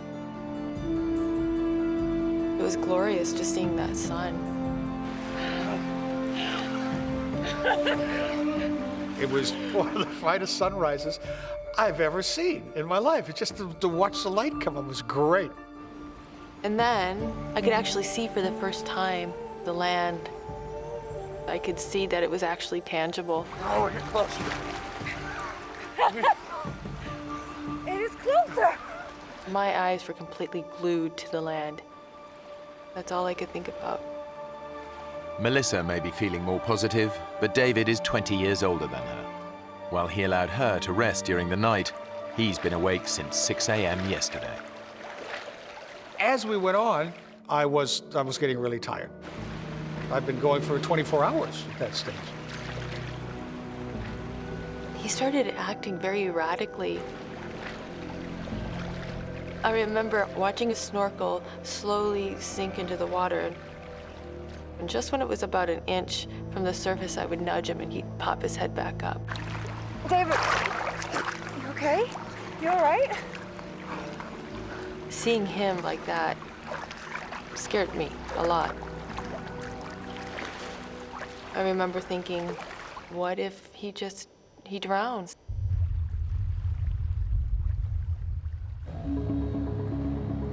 David's brother, Owen, has finally reached the Solomon Islands. Even though there's no official search and rescue, there is a helicopter service, but it's a private company.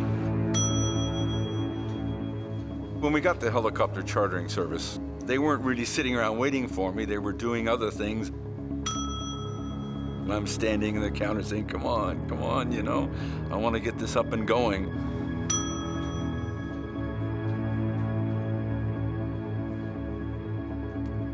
Hi. Yes, sir. I need a helicopter as soon as possible. Okay, what for? My brother's gone missing near Kavachi. I'll have to talk to my boss first. So if you'd like to take a seat, then I'll just be right back.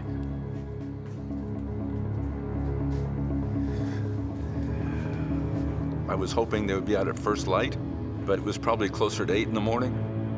It was a bit upsetting because we wanted to find the two of them as quickly as possible.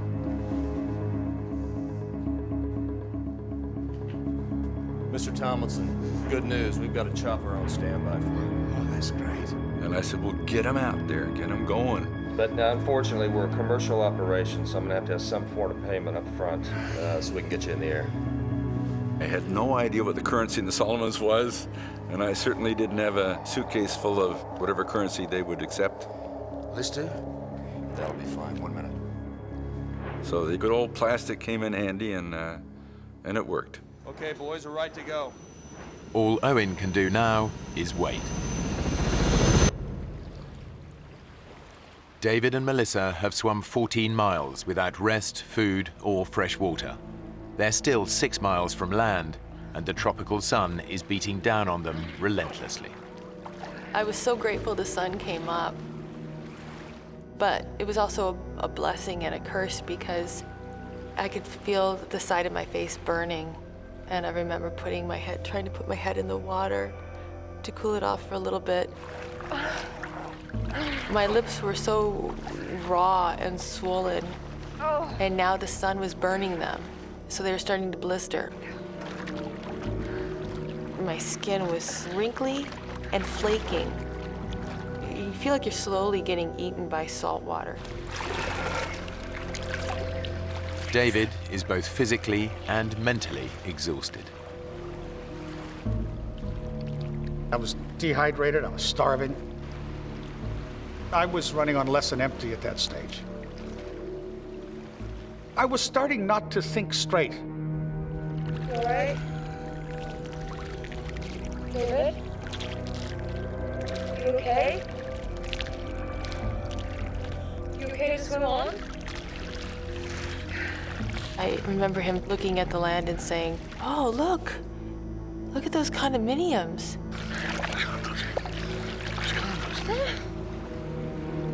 And I said, "There's no condominiums."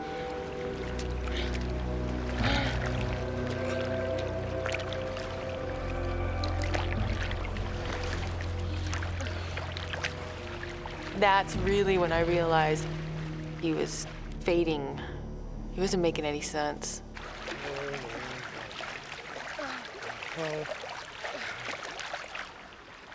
I was getting closer to almost total exhaustion. And all of a sudden, we finally heard it. It's a helicopter! That wakes you up fast. It's the helicopter chartered by David's brother. Rescue is finally in sight. Oh, it was the most beautiful thing I've ever seen in my life. It was amazing, and here it comes, and we waved and did all the right things. But we're wearing suits that are black and blue. We don't stick out. We need something reflective. Over here! Find something reflective. Hey! We've made it through this hellish night. The sharks didn't get us. Yay, here's the helicopter, and they're here to save us, and everything's gonna be okay. And they got closer and closer, and we're trying to signal, and then they turned.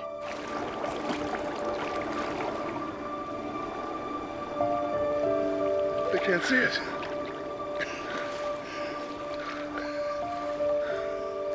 And then they went off. And that was disheartening, to say the least.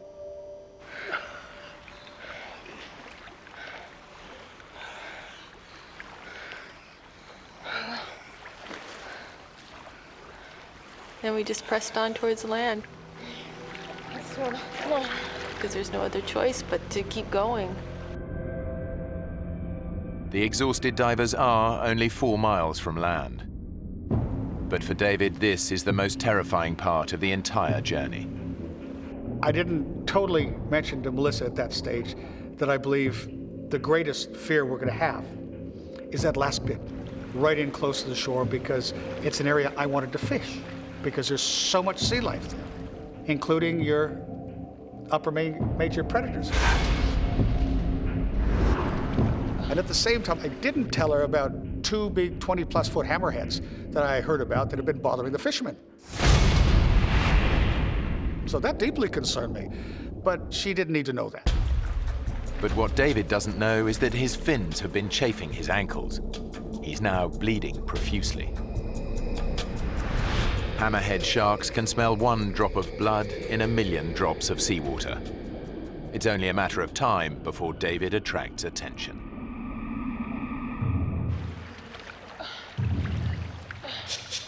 I remember thinking, what's that piece of plastic sticking out of the water? It looks like a sailboat's on its end, or like almost like a kayak sticking straight up out of the water. I thought, well, what's that plastic? Oh, David! David! We're shark.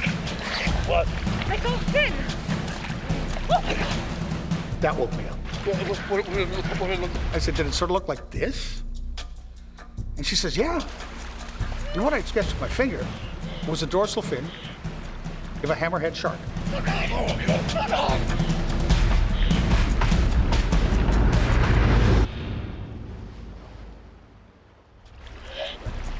Just offshore, they've spotted a hammerhead shark.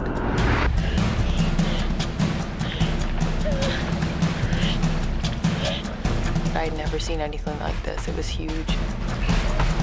You're talking a 6+ meter shark.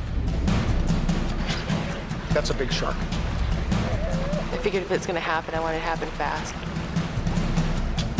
I hope it doesn't bite my leg. I hope it just sinks its teeth right into my heart. And bang, it's over with. This was my greatest fear. You're just hoping that that shark isn't hungry. With all the bad things that have happened, a little bit of good luck would be nice right now.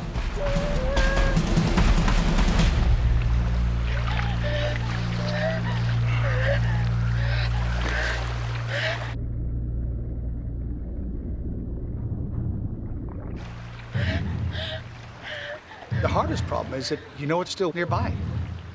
You're still waiting in the back of your mind, it's going to sneak up on you. The divers make a last desperate attempt to reach land. After 26 hours in the ocean and an agonizing 20-mile swim, they're finally just a few hundred yards from their goal. But getting ashore is far more dangerous than they ever imagined. This wasn't a sandy beach that we would float up to gently. This was an extremely pitted, jagged, horribly craggy shoreline. David, look at the rocks.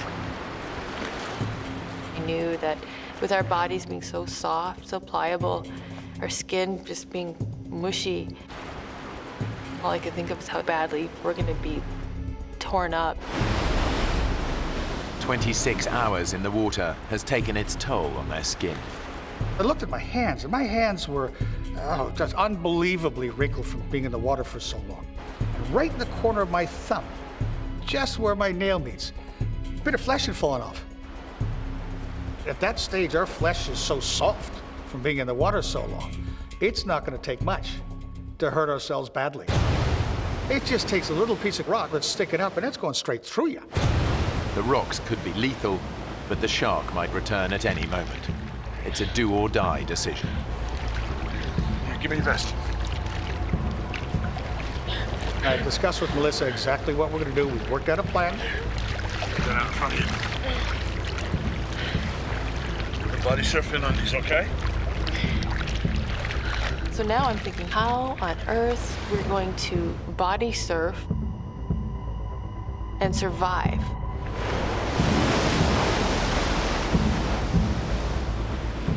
But what choice did we have?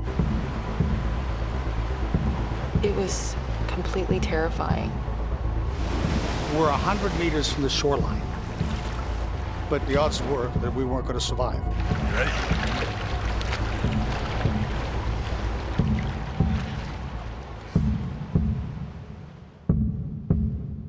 And I just happened to turn left, and I don't know why I turned left and looked. And then I heard him say, "I'll be damned.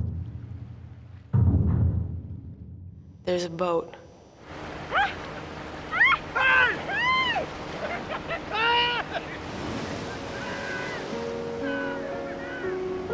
It was unbelievable. It couldn't have been at a more beautiful time.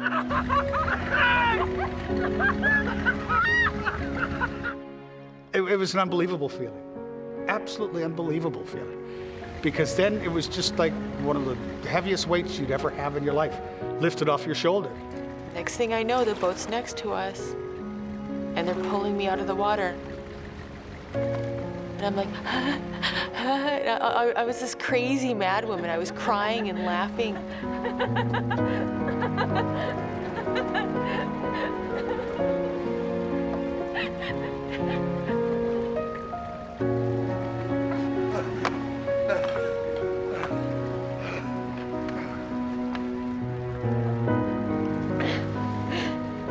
I kept thinking, I was just lost at sea.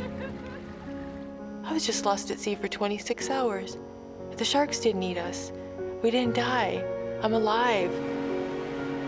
David and Melissa swam 20 miles before they were finally rescued and returned to dry land. There was my brother Owen. Greatest sight in the world. I didn't know whether to hug him or belt him over the head. I really didn't. God, David, what have you done now? But he's a bit sunburned, so I didn't want to give him too big a slap. I gave him a hug instead.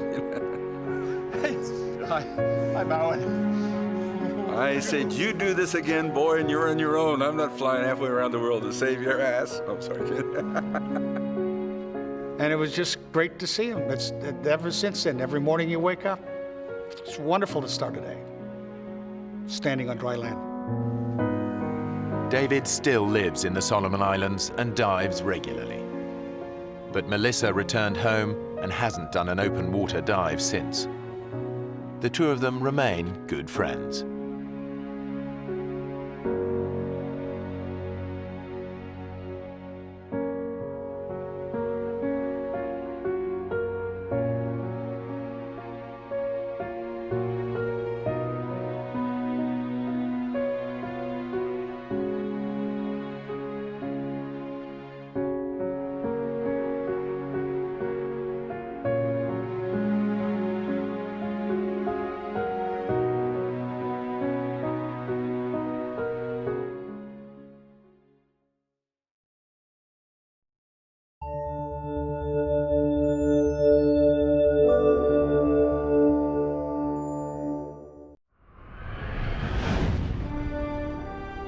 In the heart of the Alaskan wilderness, a father and son set out on the trip of a lifetime.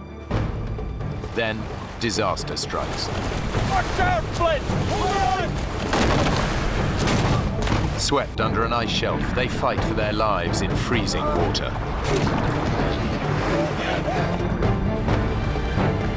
Dad, you're gonna swim! They've lost everything and are at the mercy of prowling predators. The son faces a terrible dilemma. Stay with his father and wait for a rescue that may never come, or leave him and risk hiking out through 60 miles of dangerous terrain for help.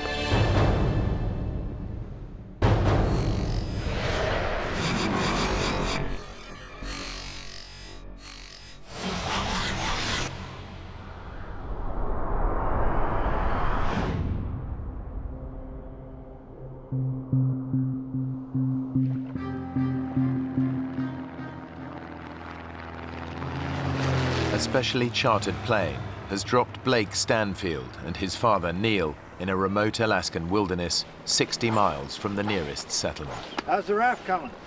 We're almost there. Good. Get the coffee on.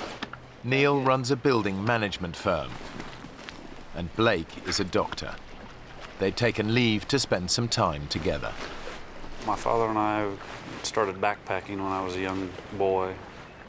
I always ended up loving that. He taught me to appreciate the outdoors. Isn't it beautiful, Dad? Well, a long way from Oklahoma City. Blake and I are good friends. We talk every day and share our experiences. He's always been a good kid. Blake's organized the rafting trip as a gift to his dad to celebrate a very special occasion. For my father's 65th birthday, I had planned this rafting trip to the gates of the Arctic as a present to him. Although Neil's been looking forward to this, he knows it's going to be tough. Hey, Dad. Yeah? Man over here? Sure. He'd really wanted Blake to book them on an organized group trip, but Blake had other ideas. Blake is very independently minded and decided that, oh no, we don't want to do that. We want to be able to do whatever we want to do. Since he knew I'd made up my mind, there wasn't much he was going to say that could make me change my mind. Okay, Dad? It would have been kind of nice to watch someone else do the hauling and shoving. Come on, Dad. You want to share this with 10 strangers and a tour guide? Matter of fact, yeah. I had never wanted to, and still never want to go on a guided tour. Let's load her up. It was, an experience that I wanted to have with my father, just the two of us. Better get going, Dad. Just checking everything's shipshape. Where in the world did I put that lighter? I got it. Very repellent. Extra strength, very repellent. Almost anywhere in Alaska, you're going to run into many different types of wildlife, which includes bear, and of course that's something that you always need to be prepared for. The gates of the Arctic National Park is spectacular but dangerous. It's home to hundreds of black bears and grizzlies, not to mention roaming packs of wolves. It's 13,000 square miles of near untouched wilderness. Father and son have no way of contacting the outside world. They've packed no radio or mobile phone. Blake's itinerary has them traveling south by raft down the Koyukuk River to the town of Bettles. It should take around 6 days. Let's go!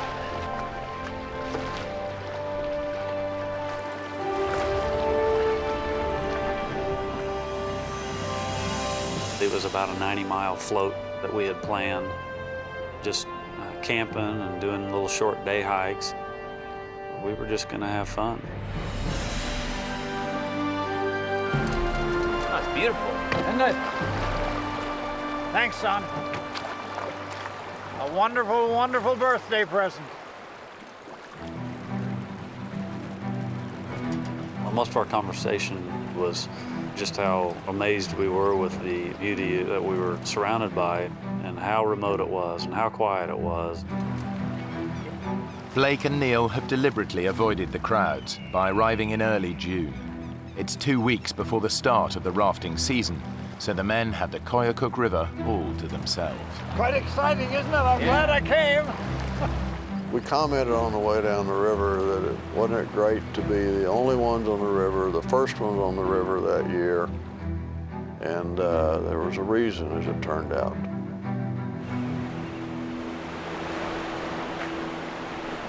They've been rafting for just a couple of hours when they notice that the river is changing. Blake, ice.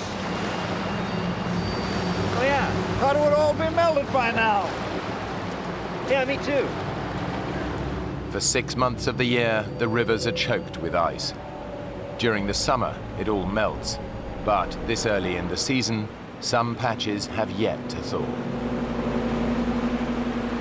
The longer we floated, the more ice we actually started to encounter. It doesn't look like it's going to let up. Do you think we ought to stop this thing? The current's picking up speed, and Blake struggles to control the raft. I kept trying to look around the corner, hoping to find, which way we were going to be going. And that's when I realized that actually we didn't have a choice where we were going. The men are at the mercy of the current. We're going to have to pull in and stop this. I'm trying, Dad. I can't slow it down, though.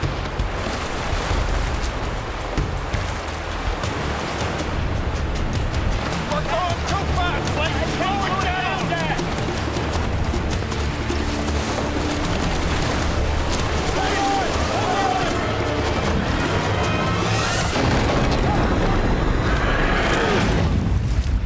It was sheer panic at the time, and it happened so quickly there wasn't much time at all to think.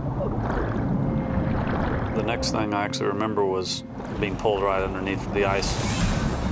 There was so little time to realize what had happened, except that it was a real problem.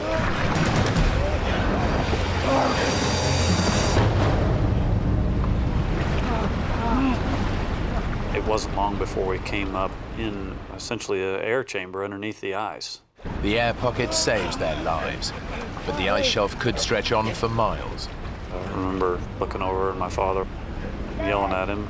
Blake yelled. Dad, I'm sorry. Of course, it wasn't his fault. Give a hand. Blake manages to grab Neil's hand, Hold on. but the current's too strong. Dad. His dad is swept away beneath the ice.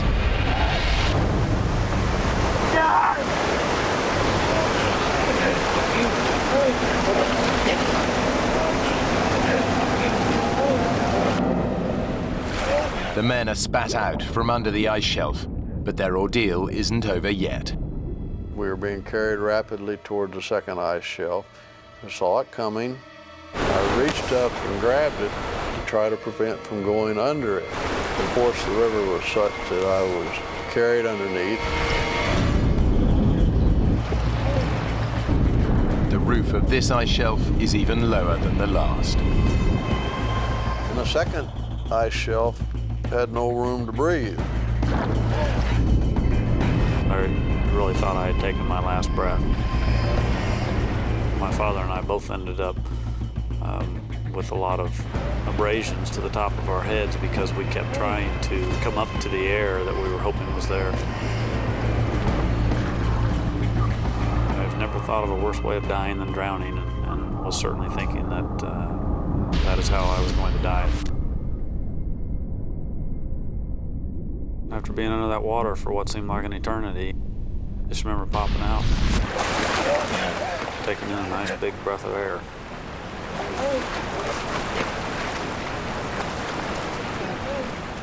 At this time, I had no idea where my father was. He had been pushed up against something and trapped.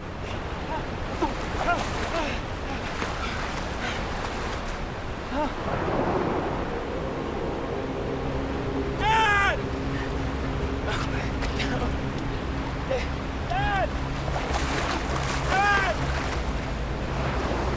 I don't know how I would have been able to face my mother and the rest of my family, letting them know that my father had perished, you know, when I had made it.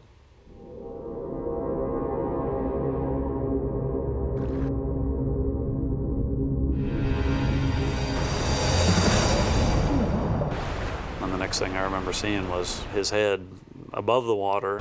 The powerful current is sweeping Neil away. It didn't appear like he was making any attempt to get out of the river, and for all I knew, he was injured and couldn't.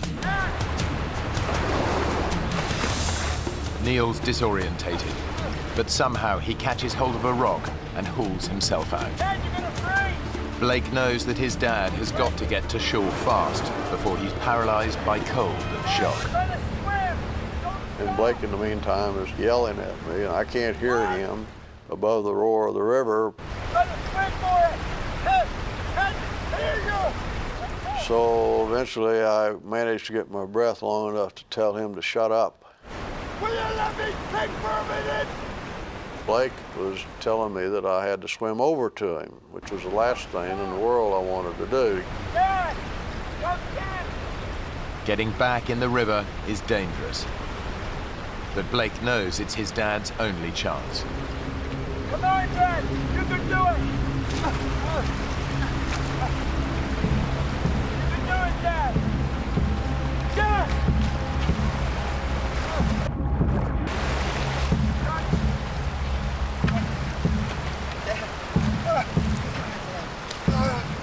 Oh my God, you're freezing. Dad, come here.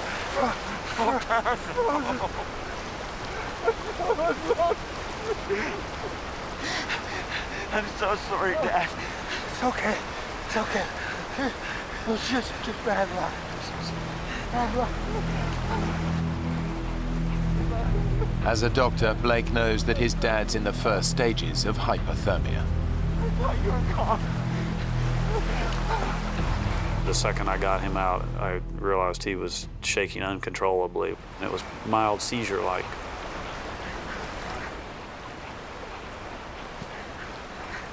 We gotta warm you up, Dad. We gotta warm you up. Blake's desperate. All their spare clothes were lost in the accident. Then he remembers something. The lighter he stowed in his life jacket. It didn't get washed away, but it's soaking wet. When I pulled that lighter out of my pocket and hit the button, that torch lit up, and maybe we were going to be able to have a fire.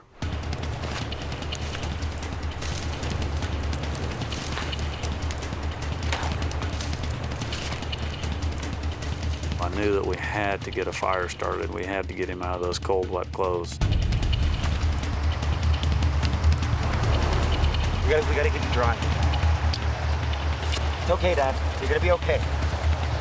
All right? Neil's wet clothes are making his temperature fall even faster. It's okay. Basically, while this fire got started, I hugged him and tried to give him some of the warmth that I had. Eventually got him to where he wasn't shaking anymore.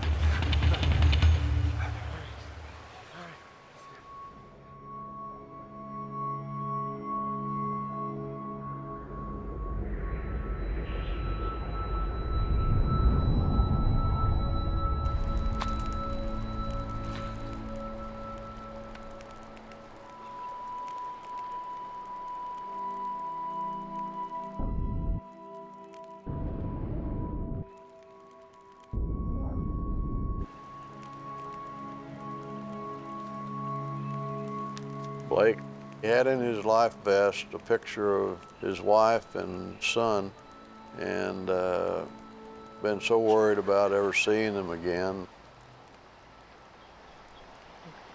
And we were both somewhat crying. It's okay, look, it's gonna be all right. I'll be back home. But Blake knows their prospects are bleak. They're stranded in a remote wilderness and nobody expects them back for at least a week. Their raft is lost, along with all their food and gear. Worse still, the reserve is teeming with hundreds of wolves and bears. I think at that point we realized that we got some big problems. Getting colder now, the sun's going down. You think we ought to find a more sheltered spot? Yeah. You okay to move? Guess I'll have to be.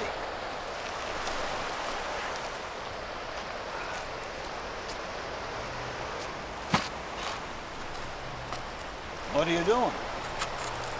Show people where we're going. Pity there'll be no one to see it. Come on now. Blake and Neil set off to look for shelter. Blake lost his boots in the accident, but his pace still leaves his father lagging behind.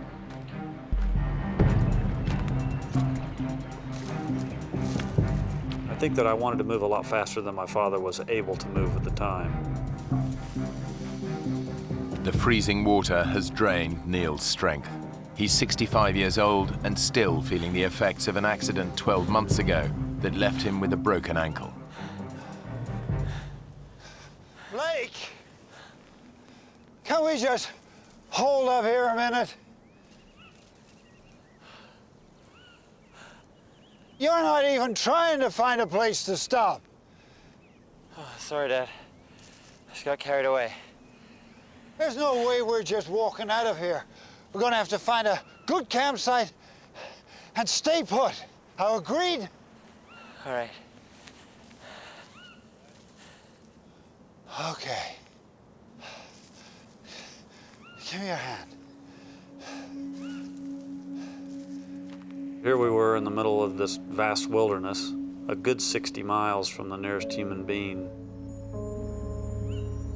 No one was expected to be flown into the area for at least 2 weeks after our trip. We were alone, and we were going to have to endure or survive until either we found a way out of it or someone came looking for us. It's the rainy season, so the men set about building a shelter to protect them. It's crucial they stay warm and dry. But that's just the start of their problems. Hey, Blake! Come take a look at this! What? Tracks. What do you think?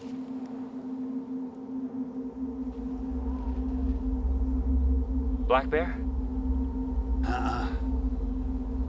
More like a grizzly to me. There's dozens of them around here. Well, maybe they were just passing through. I'm gonna get that fire started.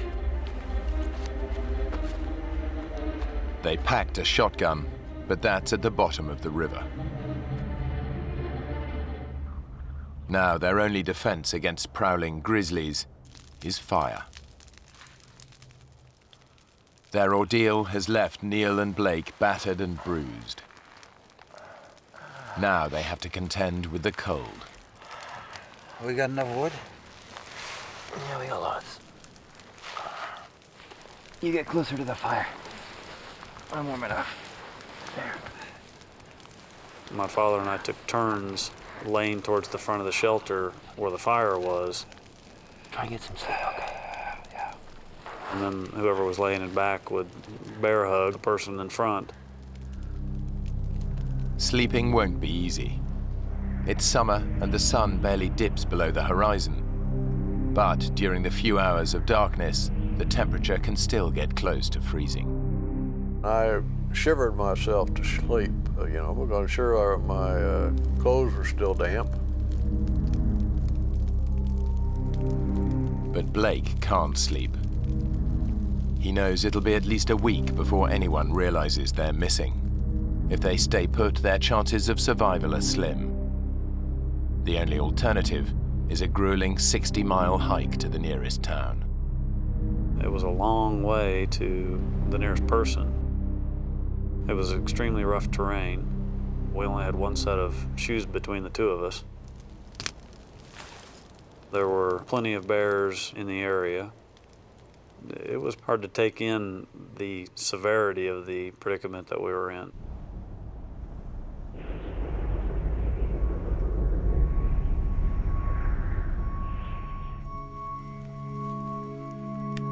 During the night, Blake has made a tough decision. Well, I needed to get back to Bettles. I needed to go find help. The #1 rule of survival is stick together. But Blake knows his dad isn't up to the hike. Dad? You okay? Yeah. Pretty sore, though. You slept? Not so much, no. You know, I've been thinking, we gotta get ourselves organized. We gotta build up a nice big pile of firewood, maybe make some traps. We're gonna need some food. I'm going for help, Dad. Help? From where? Blake had no doubt given it a lot of thought and decided that he could conquer this problem and hike back to Bettles. Bettles is 60 miles away. This is just plain crazy. Look, we talked about this. First rule of survival, stick together. Dad, I know all that, but no one else is gonna be coming down the river for weeks. We can't wait that long. You trying to get yourself killed? Have you even looked at the map? There's a darn great river in the way. I'd ask him how in the world he was going to get over the Tingayuk River to our south, which appeared to be a pretty good-sized river, and he said, I don't know, I'll find a way. Yeah? How? This isn't some little stream. This is an Alaskan river in full flow. Now, do you have any idea how powerful that is? Yes, Dad, I was in one yesterday, remember? We're on our own, Dad. No one's coming. I'm telling you not to go. Leaving him alone was a hard decision, but I think he knew I was stubborn because I inherited that from him. You're really going, aren't you? Yes, sir, I am. I'm really going. Because if I don't, we're gonna die here, Dad. You're gonna need the knife. And the lighter. Now, what about the bears? You saw all those tracks. Well, you got the fire. That should keep them away. I meant you, son. What about the bears? I love you, Dad.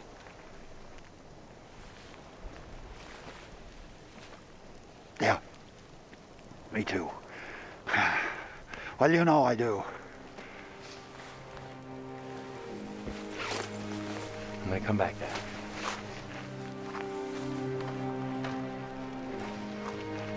Now, don't get yourself killed, you hear? I was emotional when he left. I felt alone and very concerned about being alone, but probably more worried about him and what he might encounter.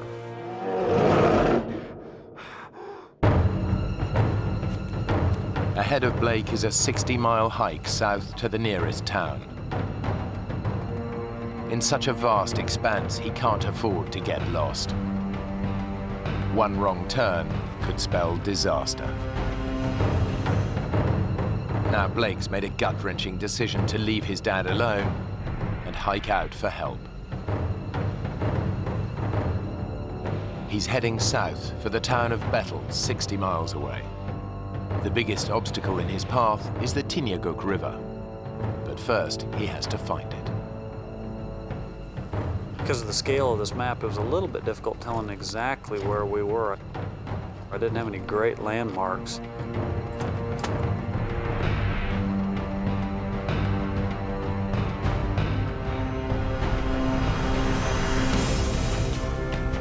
The hiking is taking it out of Blake. The ground is rough and uneven, and he hasn't eaten for over 24 hours.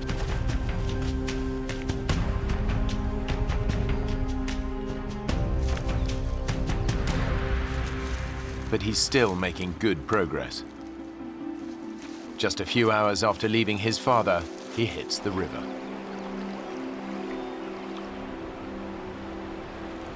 His dad warned him that crossing it would be impossible. It's freezing cold and fast running. He could even be dragged under another ice shelf. But Blake promised to get help, and the only way he can do that is to plunge in.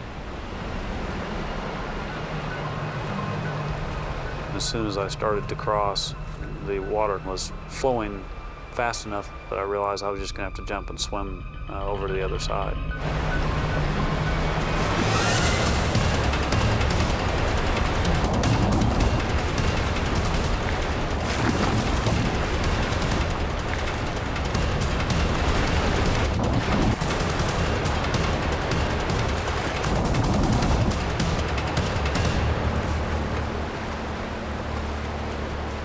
Blake has proved his dad wrong. With the river behind him, it should be a straightforward hike to Bettles.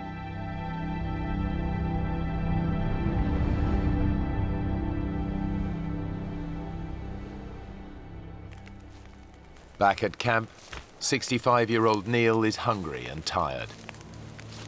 But he can't rest. Blake has their only lighter, so Neil's got to keep the fire alight. It's his only source of warmth and his sole defense against the bears. The difficulty of keeping the fire going was essentially being able to walk with only stocking foot waders on really rocky soil. Neil hopes the fire will be enough to keep the bears and wolves at bay, but he also shouts to try to discourage an attack. Anybody home? Come on down and join me! Despite his hardships, what really preys on his mind is what might be happening to his son. I was very worried about Blake and what he might have run into.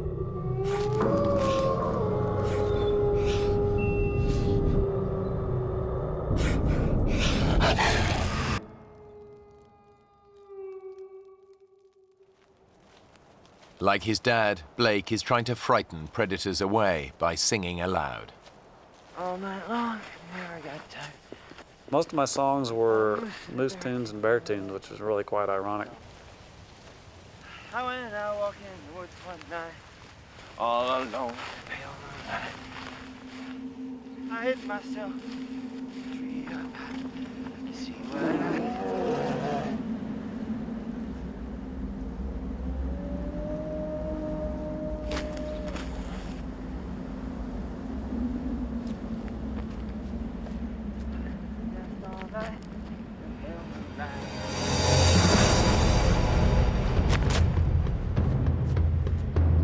Suddenly, Blake comes face to face with a grizzly bear.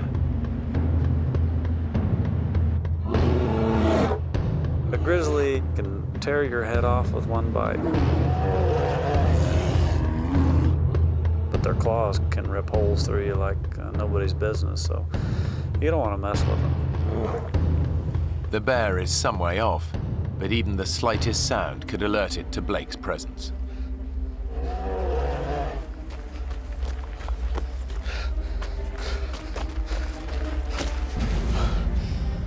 I certainly sent the adrenaline through my body when I saw him. Blake daren't make a sound. The bear's too close. It was scary seeing him out there. He wasn't far enough away for my liking. The bear hasn't spotted him, but grizzlies have a sense of smell 100 times more powerful than a human and can pick up the scent of prey from more than 2 miles away.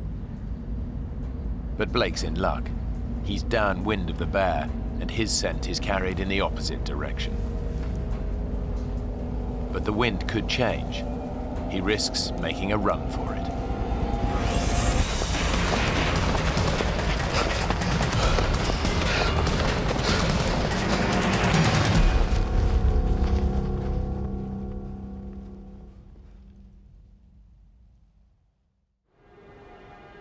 It's a lucky escape, but there's still a long way to go.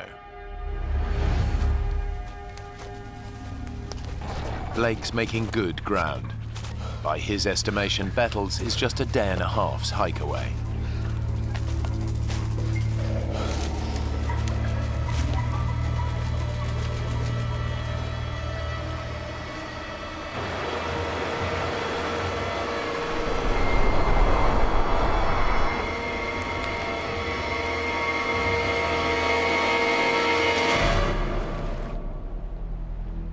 This is the Tinyaguk River, the one Blake thought he'd crossed earlier that day.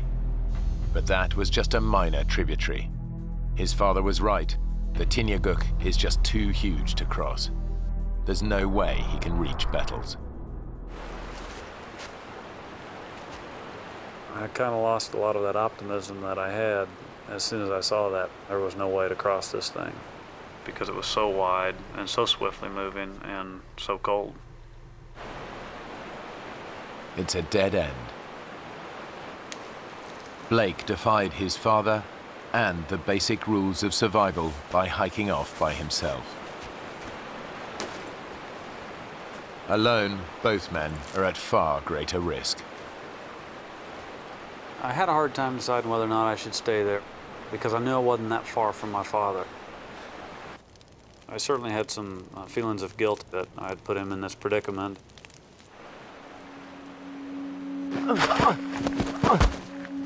Now the mental and physical strain of the last 2 days finally catches up with him. I realized I needed to rest. That was something my body was asking for at the time, because it had been a long sludge.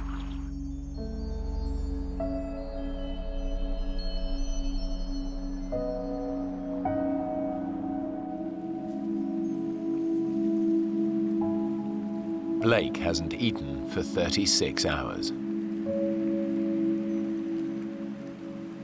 The only thing that I really saw were some spiders, and there were a few that I swatted and ate, just because I thought maybe I'll start to see more of these and have some nutrition. But the amount of nutrition I got from the few that I ate certainly didn't give me any energy, that's for sure.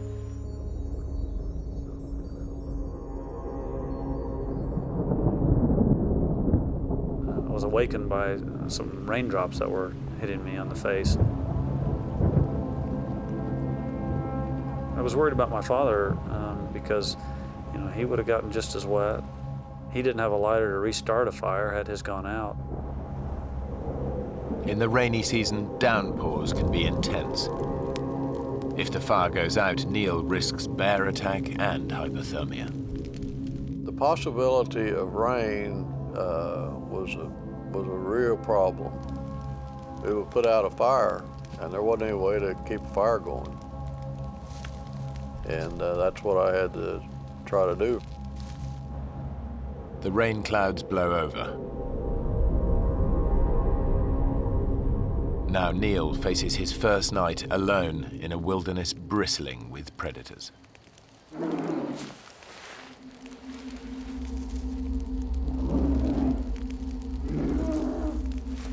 As everyone knows, you try to make noise in the wild with where bears are present. I said a lot of stupid things in order to make noise, and one of them was, "I'm the king of this valley. Everyone who lives here at my pleasure." You want to see me, you have to go through my nights. Blake, where are you? I hope you're all right, Blake. I want to see you back here. His only defense against bears and wolves is his fire. And the difficulty of keeping the fire going was staying awake enough. I would wake up in the middle of the night and maybe have a problem and have to work to get her going again. If the fire goes out, Neil is in big trouble.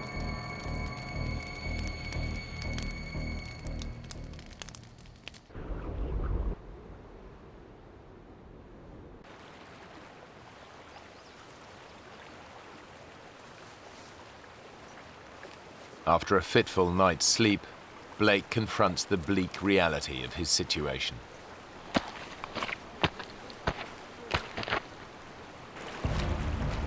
I was distraught when I realized that there's pretty much no way to get to Bettles. I was a long way from what I'd hoped to be my final destination. But he has one slim hope. I kept thinking about the fact that these bush pilots fly up and down these rivers, so they might be flying directly overhead. If he can make himself more visible, he might be spotted by one of these passing planes. Despite his weakened state, he starts to gather driftwood for a signal fire.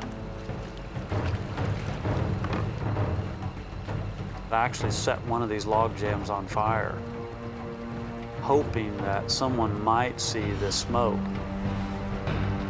But even this simple plan fails.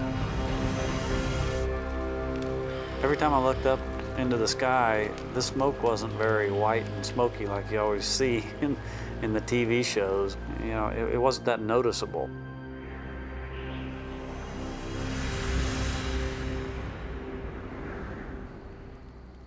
It's Neil's third night alone in his brushwood shelter. I guess a spark jumped from the fire.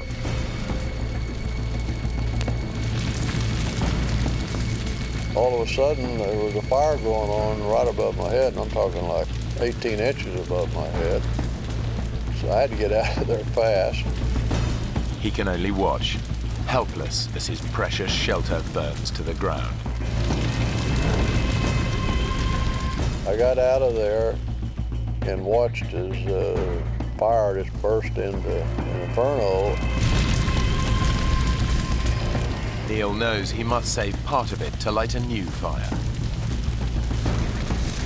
Without it, he'll be freezing cold and have no protection from prowling predators.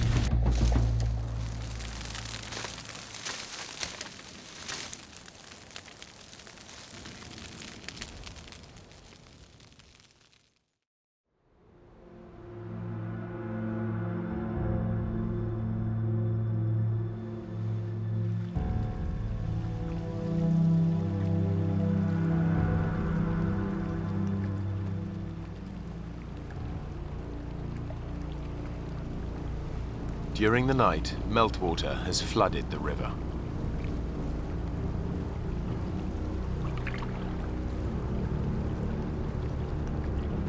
Blake realizes he could be in danger.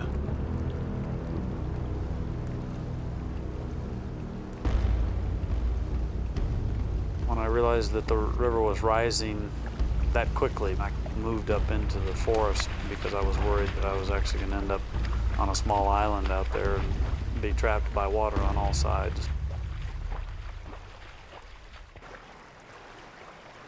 Upriver, Neil is exhausted and hungry. His precious shelter was destroyed in the fire, leaving him exposed to the risk of a freezing downpour. Now daybreak brings a new enemy, the blazing sun. The sun was coming down pretty hard, and there was essentially no cover. He needs to build a new shelter. But it's becoming harder and harder to carry out even simple tasks. Ow! There's only so much punishment a 65-year-old body can take. After 3 days without food, Neil is weakening. Blake's decision to hike for help has backfired. Now his actions could cost his father's life.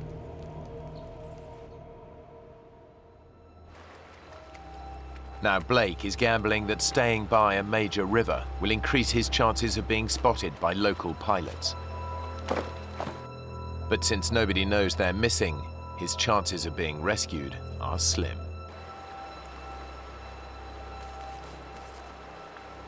I was definitely depressed about the situation that we were in, especially because I had so much time to think about it. Blake endures another day and night helplessly waiting. His constant fear that his dad hasn't survived his ordeal.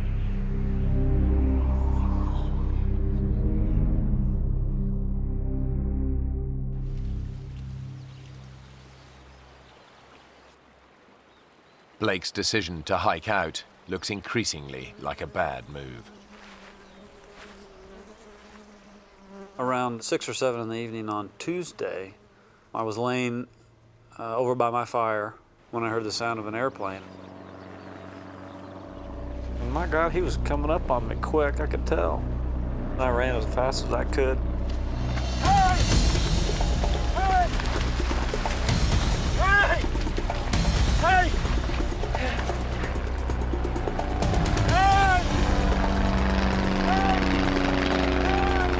I realized that he spotted me. He'd spotted me.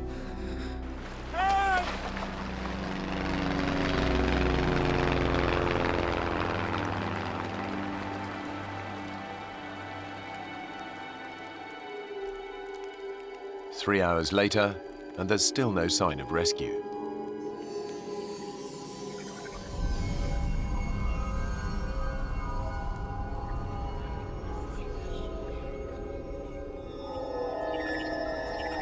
Boy, after a while, I started thinking, did I just hallucinate? Did I imagine that plane? If help doesn't come soon, Blake knows they're as good as dead.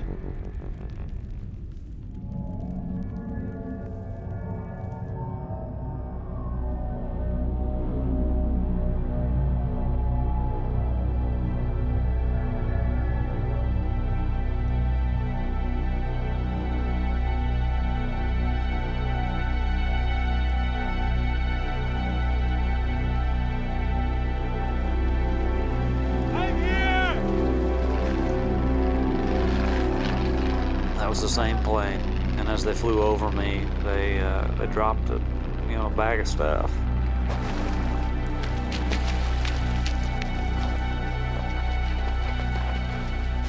The bag contains supplies and a walkie-talkie.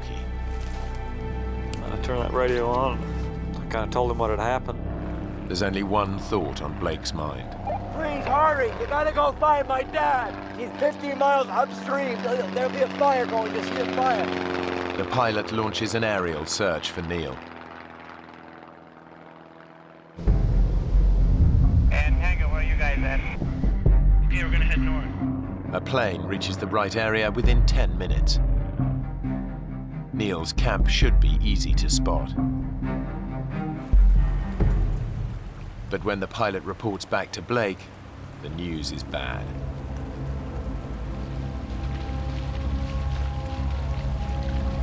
Hey, you gotta go back! He's up there! Keep going till you find him!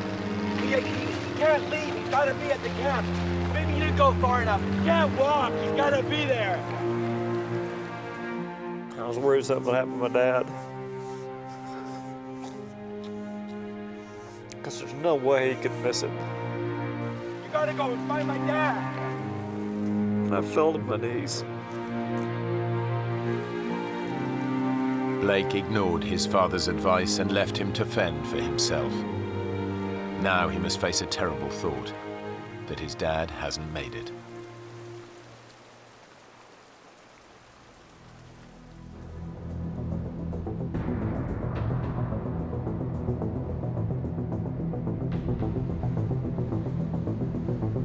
The aerial search continues.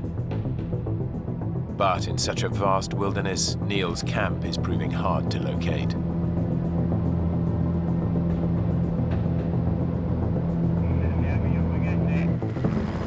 3 hours later, a rescue helicopter picks up Blake and rushes to the scene.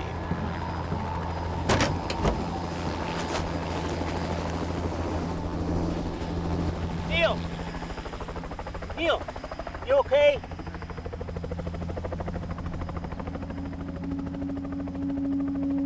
How did you know I was here? I asked your son. Blake? He climbed in that helicopter. Dad! I'm so sorry, Dad. So sorry. And hell, all I could say was, man, you look like hell. Well, you don't look that cute yourself. I was very happy to see him. Very, very happy. Can we get the hell home now? Let's get out of here. And then we took off. Together again. The men later learned that their initial camp was not on the flight path of any local aircraft.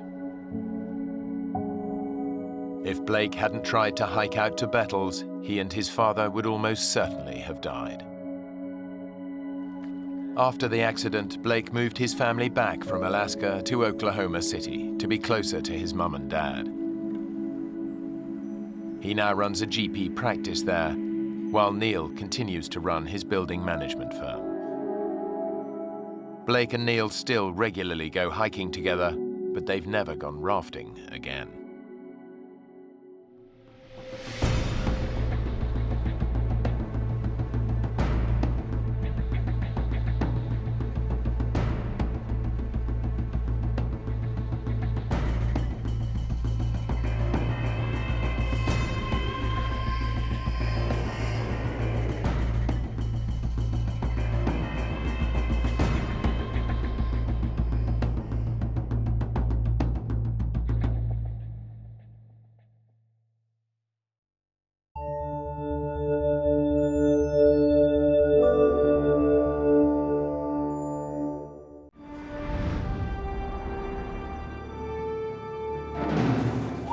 Five Boy Scouts and their leaders take on one of the toughest trails in the Grand Canyon. How comes it's so hot?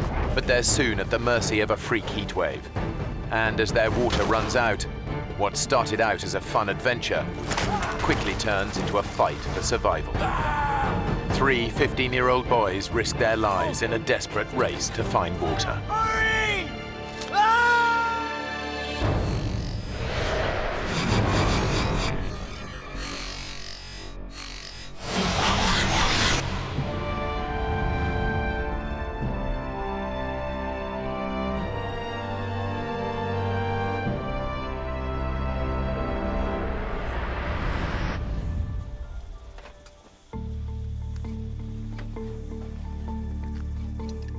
After camping out for a night close to the Grand Canyon's north rim, 5 Boy Scouts from Utah are about to make their very first descent to the bottom of the canyon.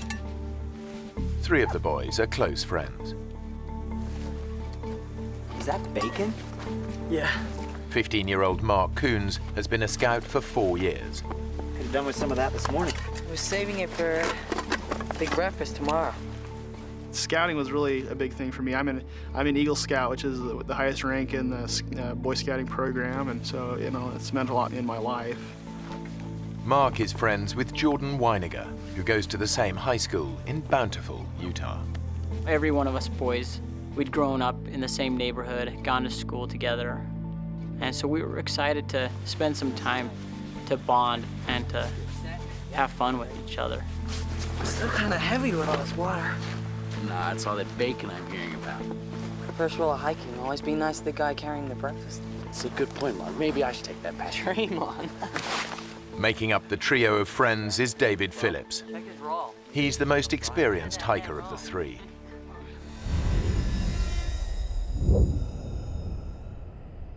It's June, and the day is shaping up to be blisteringly hot. The leaders are following the first rule of Grand Canyon hiking. Take water and plenty of it. Okay, boys, don't leave anything behind. It's a real deal today. We're going over the rim.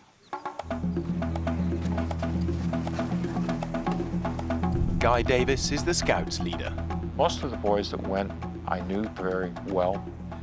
They were about as high as kites. They were excited for the experience. I still remember my first time in the canyon.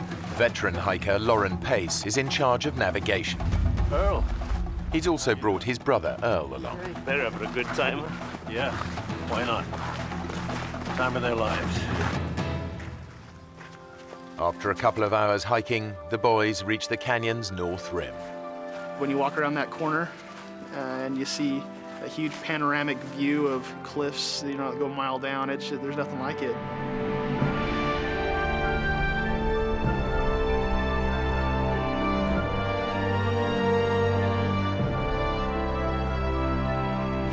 It's the biggest canyon on Earth, 18 miles wide and nearly a mile deep in parts. Its sheer size makes it one of the world's most extreme hiking environments. That's where we're going. All the way. Whoa. It's amazing. This place is incredible.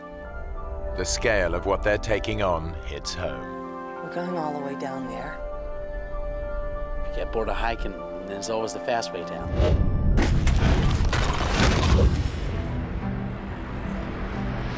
The group have already hiked 3 hours to their first night's camp. Now they'll make their descent, following the unmarked Little Nankoweap Creek bed. It's a tough hike with steep descents that drops 4,000 feet down to the Colorado River. There they'll fill up on water and take an easier route back up. The whole trip should take around 7 days.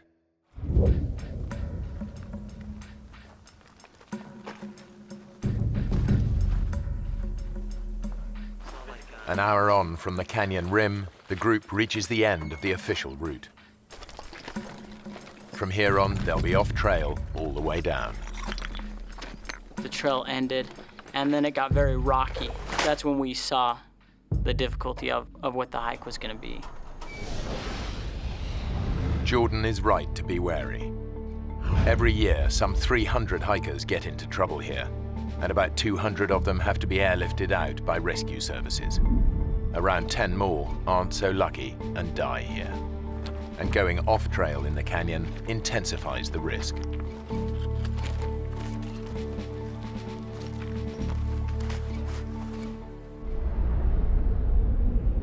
Yep, this is it, fellas. The big chute. The chute is a rocky gully over a mile long, an extreme descent over boulders, loose rock, and gravel.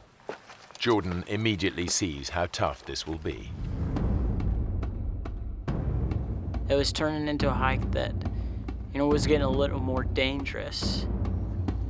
They have no radio, and they're out of mobile phone range.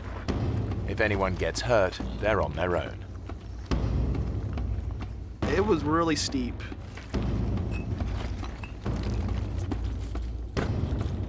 As the most experienced hiker, David takes it in his stride. Pack's off, guys. Mark is a little more cautious. You'd have to climb down a big rock and hand packs down to other people. I got it.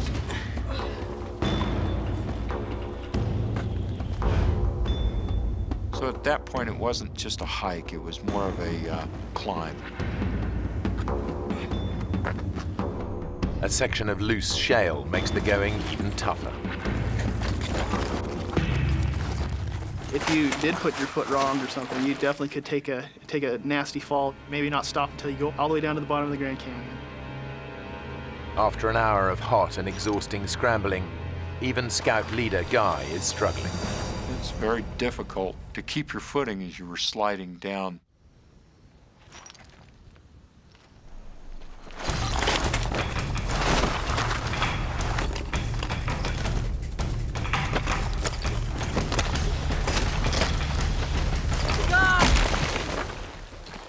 God, you okay?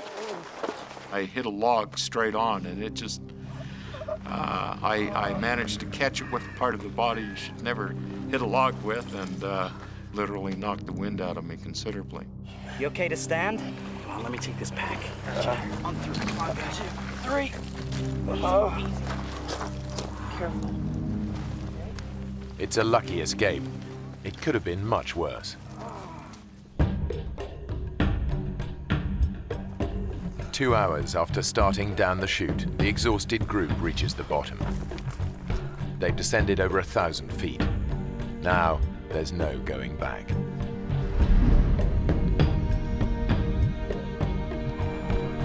The temperature has been climbing all day.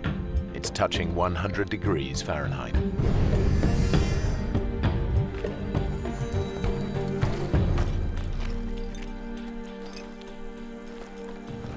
How comes it's so hot? It's gotta be a freak thing. It'll be cooler tomorrow. In fact, a freak heat wave has hit the canyon. The temperature's heading for 108 degrees, much hotter than anyone expected. Lauren had been the year before, and it was hot, but not 110 degrees hot, you know, not cook you alive hot. We had anticipated that the temperature would be in the 90s. 90-degree weather would have been bad enough. And the route down offers no protection from the ferocious sun. This is when we realized that we don't have any shade. We're not going to have any shade from now on. There's nowhere to hide. It's constantly beating down on you. That's just draining us and dehydrating us. Just a day into the hike, things are beginning to go badly wrong. We were alarmed that we were going through the water as fast as we were. In the searing heat, they've already gone through 3/4 of their water. The only place they're going to get more is the Colorado River. But it's over 2,000 feet down, and they're still a day and a half's hard hiking away. In this heat, they'll run out long before they get there.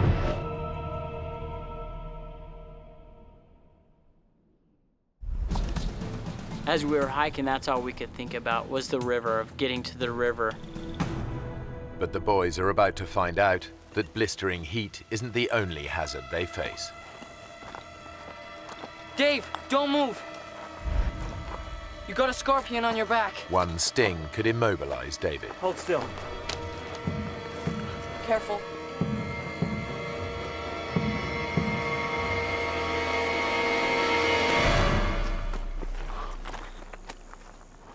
You think it could kill you? I don't know.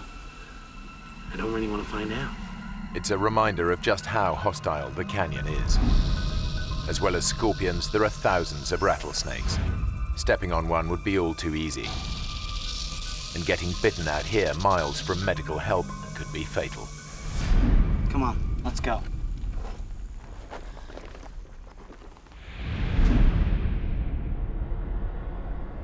That afternoon, the temperature tops 108 degrees. By 7 that evening, they've had enough. Okay, guys, this is it for the night. We were really exhausted. We were just grateful to be off of our feet. We were grateful to have the sun down off of us.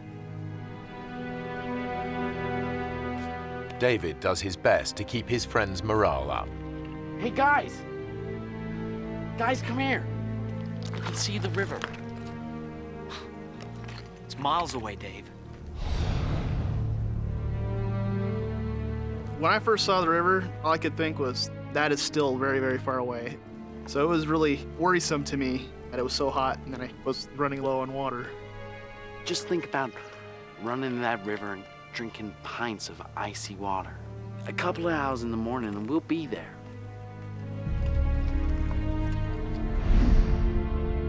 In fact, they're still a tough day's hike from the river, and their water is almost gone. We begin to say, gee whiz, am I going to be able to make it down to the river tomorrow? Have I got enough water?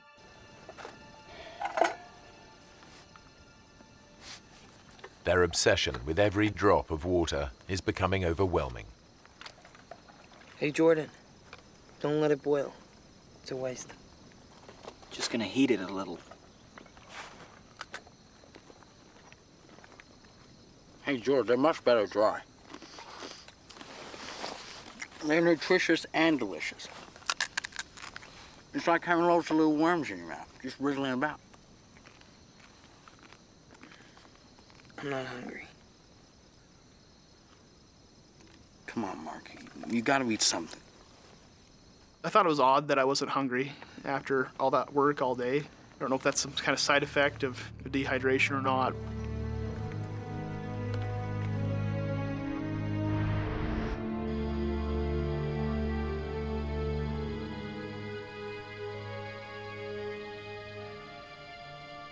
Definitely that night I was starting to feel a little shocked and surprised that something I thought would be so fun was starting to turn into something that was so scary and so worrisome to me. And I felt like I had started to lose control of the situation that I was in. Dave? Yeah? Are we gonna get through this? Come on. We'll get up early before the sun gets down on us. And by the afternoon, we'll be at the river.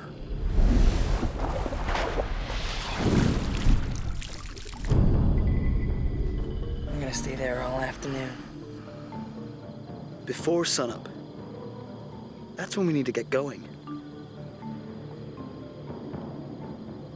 Like David, Jordan is convinced there's only one way to avoid being cooked by the sun again. We knew that we had to get up early.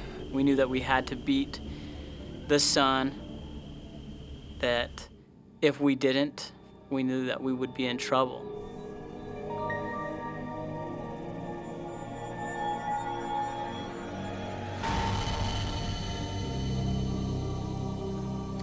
But by the time the exhausted group is ready to go, the day is already blisteringly hot. I know that when we did begin hiking, I don't remember what time it was, but the sun was on us. It was hot.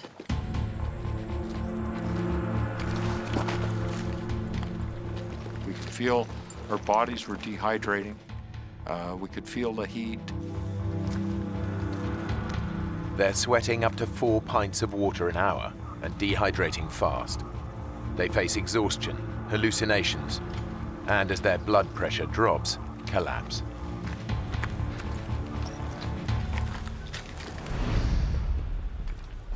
Just before noon, they face yet another ordeal. A grueling descent down a steep, rocky chute.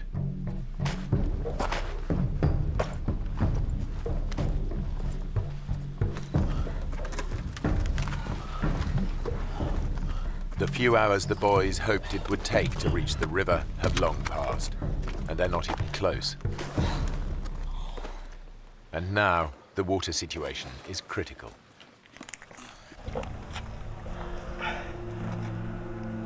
Is that it? You? Not a drop. David shared a lot of his water. Who wants it? He gave the most of his water to anybody. Go on, Jordan.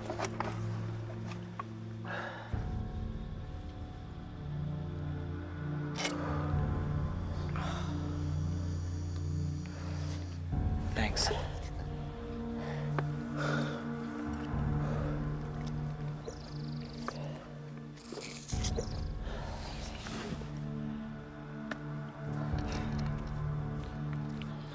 That's it.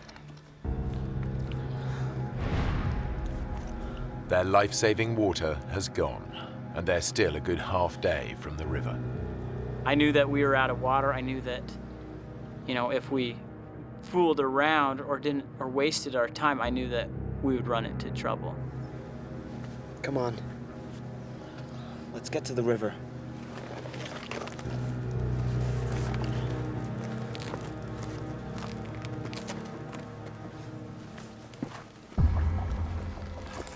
Guy is struggling most in the unrelenting heat. He's fallen behind the rest of the group. It was like being in an oven. I was physically exhausted. Severe dehydration is putting Guy's body under intolerable pressure. Finally, it just gives out.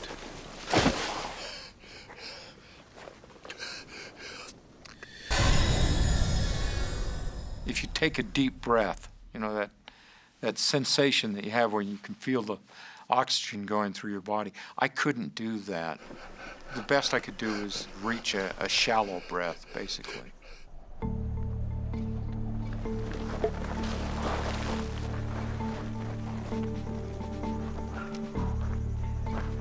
Hey, where's Guy? By the time the group realize he's not with them, they're hundreds of feet further down the chute. Guy! I need some help up here! Can't you get down? I can't. I gotta take a break. At that point, I began to really question whether I'd ever make it down to the river. We need to keep going. Look, we can't just leave him. There's some shade here. We'll sit in the shade and wait for him to catch up. We can't leave him behind. But Jordan thinks that waiting for Guy could be a fatal mistake. If we don't go now, we're all gonna die. I'm not just gonna sit here and wait and die. When Lauren said we needed to wait for Guy, I was mad. I knew that if we didn't leave, that we would die. What he needs is water. Let's get down to the river and get him some. Come on. It's a tough call. If they leave Guy behind, he could die. But waiting for him to catch up could kill them all.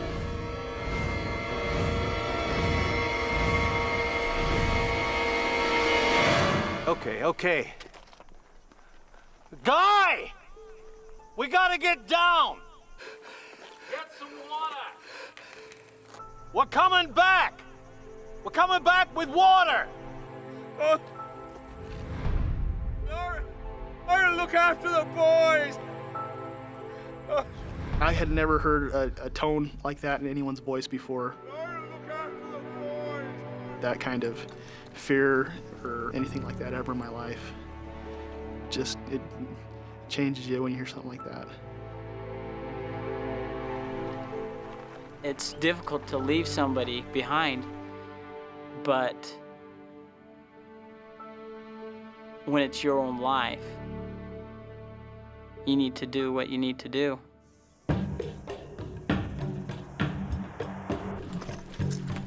Two hours later, the whole group is desperate for water. Anybody got any water left? No, I'm out. Then Lauren remembers something that might just save their lives. Hey, wait a minute. Wait a minute. There's a creek runs up there. Half a mile along the ridge. There was water in that creek last June. I'll go. Give me some canister. See trees along the creek bank, okay? In these conditions, the extra hour of hiking puts a huge strain on David's dehydrated body. But if he finds water, it'll be worth it.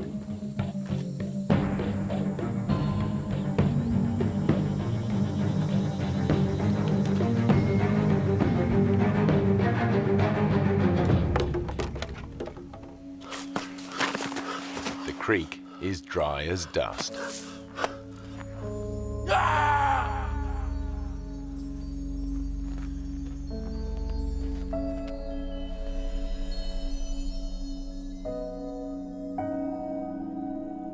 Hey, Mark.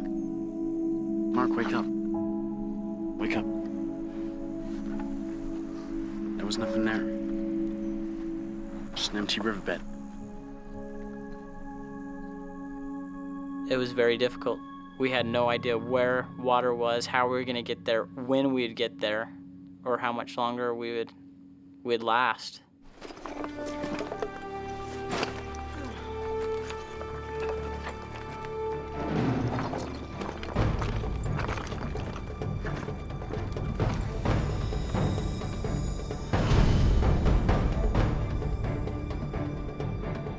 After 6 hours tough hiking, they're still a long way from the river. The temperature has climbed to a searing 112 degrees Fahrenheit. Dehydration and exhaustion are taking their toll. Our bodies became weak very fast. Our pace that we were walking slowed down extremely.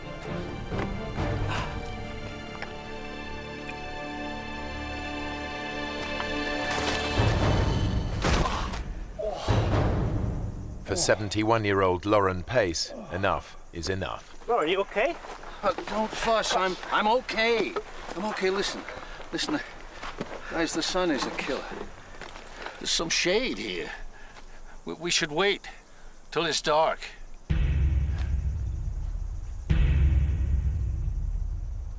Lauren reckons that hiking at night will be less strain on their dehydrated bodies. But the boys think that if they stay here, it could be the last thing they ever do. There's no easy answer. There was a feeling among the boys that if we stayed there, that we would die, and it was urgent, not something that we could just sit around and wait for. It's hours till sunset. We stay here till night, we're all dead. Well, Lauren knows where to go. Right, so he can tell us where to go. Come on. You want to just sit here, or do you want to do something? Let's do it. Mark? Okay. Going against their leader's advice is a big decision for the boys. Lauren, we need to go on. You shouldn't travel in this heat. We're going. When we left Lauren and Earl under that rock in the shade, it didn't feel like even a decision at all. It was more like, we have to. Armed with directions, the boys head out. They're determined to reach the river and bring water back for the others.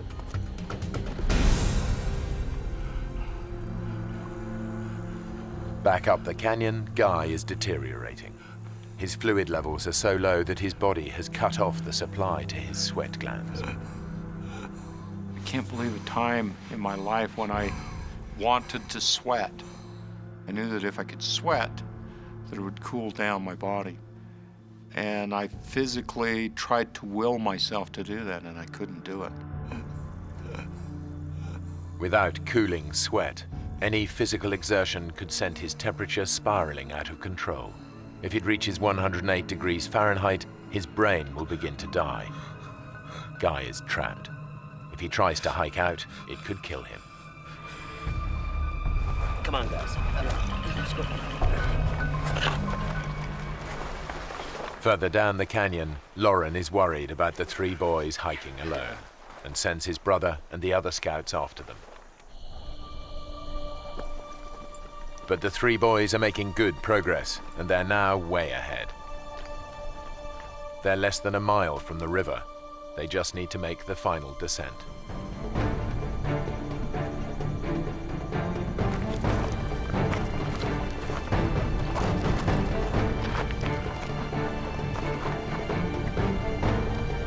He must be those rocks Lauren was talking about. But somewhere they've gone horribly wrong. Instead of the safe route down they were expecting, they've reached a sheer 200-foot drop. We could not see any way down it. It's a dead end. There's no way down.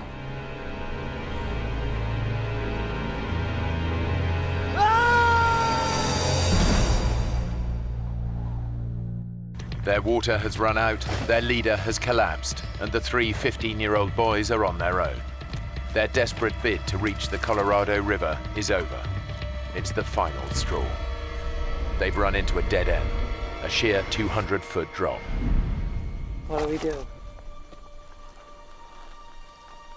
I don't know, Mark. Nothing, I guess.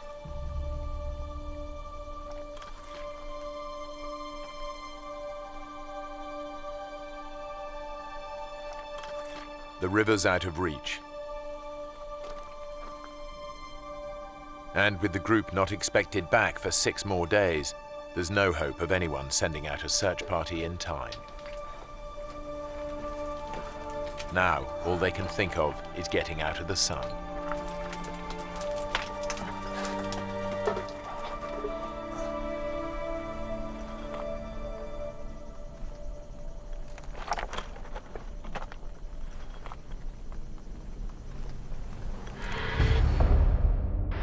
Back up the canyon, scout leader Guy is also losing hope.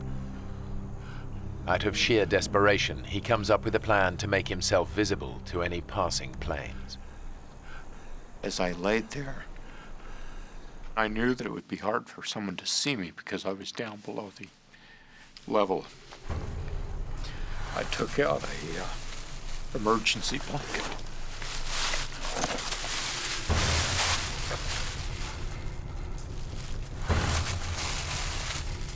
Guy is totally alone and virtually helpless. It's his darkest hour. When I realized how much of my strength it took just to do that, I was absolutely certain that there was no way out without help from somebody else. Sheltering under cliff-top boulders, the boys realize they face a slow and painful death from dehydration. In my mind, I knew we were gonna die.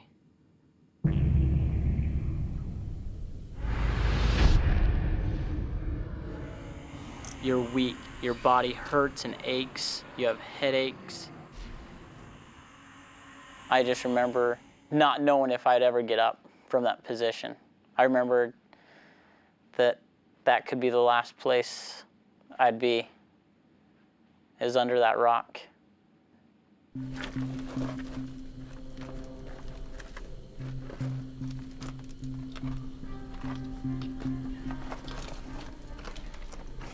It was a pretty sad situation there, you know. And I was almost turned 16. I wasn't gonna get to drive or anything. You know, you think about your family, that you're not gonna see your mom again or your dad, and it's really sad.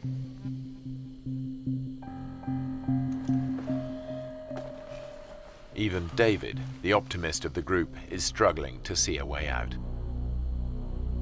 I'd asked David a couple times by now, David, do you think that we're gonna make it? Are we gonna die? We are gonna make it, aren't we?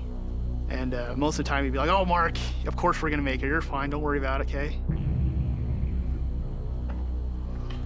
I think we might die here. This was the first time I heard David say, you know, Mark, I think we might. I think we might die.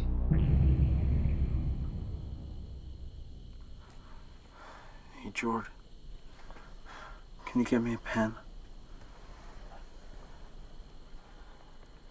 Why? I want to write a letter to my mom and dad, you know. Say goodbye.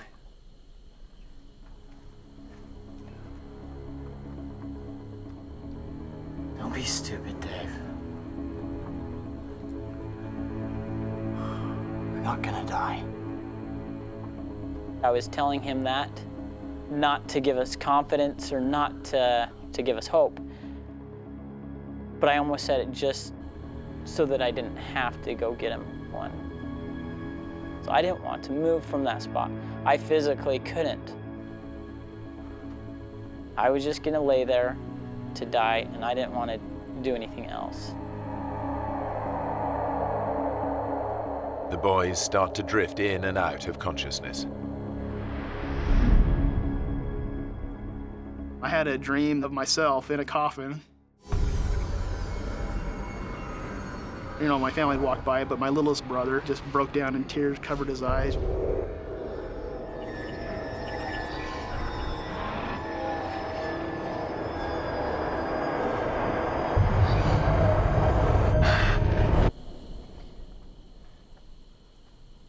I woke up, and I was like, I don't want to die.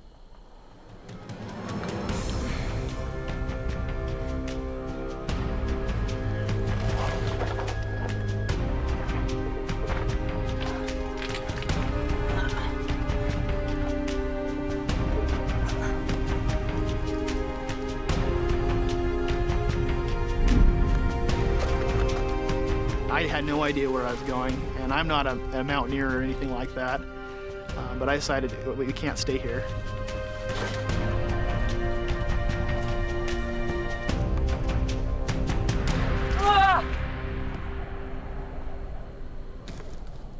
I took my backpack and I chucked it off the cliff, you know, so I hoped that I was going to make it down to pick it up again. Mark threw his backpack over and said, you know, this is what we need to do. Trying to climb down the sheer cliff in his weakened state is near suicidal. But Mark's made his mind up. He's going to get down or die trying.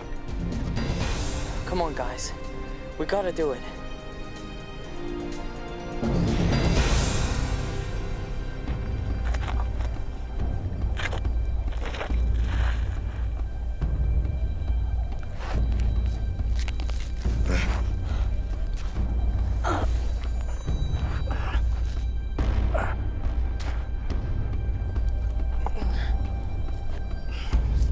Even for experienced climbers, this would be a dangerous descent. But Mark has no ropes and has never rock climbed in his life.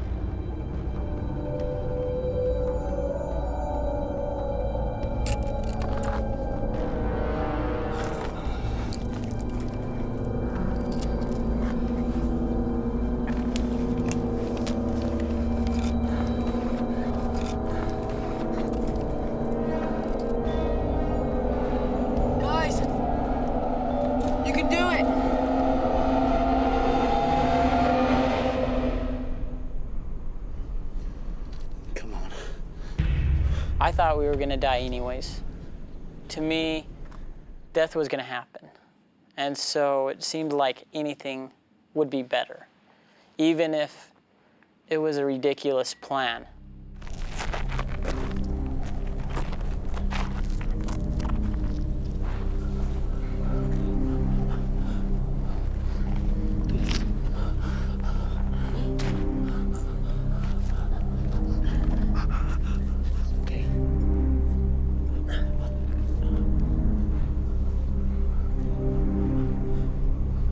Hey, Dave.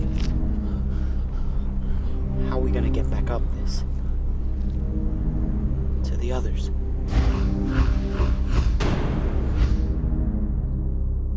We knew that it would be too difficult to get back to the top of that. And at that time we knew that there's no way we'd be able to make it back to them with water. But the boys have no choice.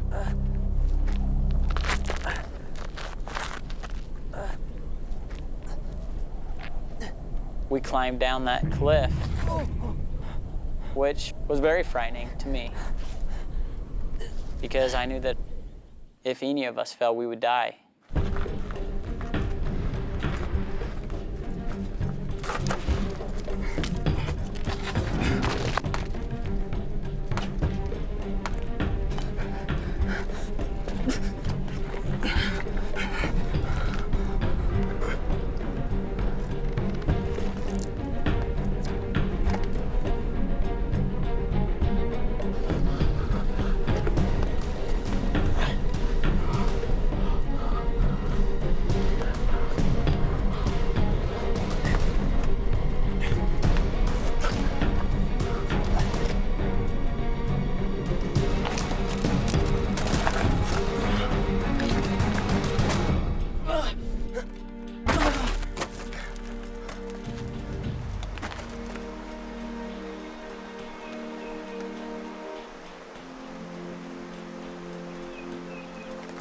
Hey!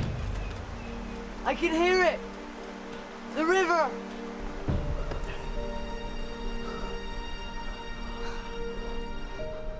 You okay, Dave? My eyes are going funny.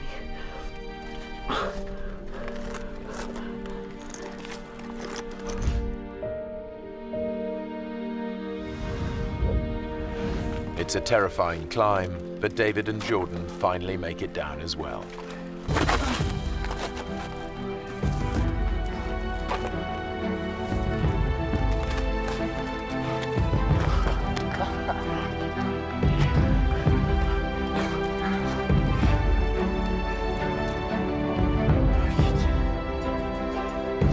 It was a sheer cliff that I couldn't do again. I think we were all amazed that we were still alive, I guess. But David is in trouble. You okay, Dave? He's showing early symptoms of heat stroke. He needs water fast. I'm cool. Come on. Back up the chute, Guy is so dehydrated he can barely move. He's now at the mercy of the canyon and its inhabitants. There was a rather large rattlesnake that was a few feet away from me. The western diamondback rattlesnake is one of the most aggressive snakes in the US. A bite from an adult can deliver enough venom to kill in as little as 6 hours. I remember experiencing the fear that that snake would turn and sense my body heat. Guy is so weak he can't move out of striking range. And that experience lasted for about an hour while that snake was there.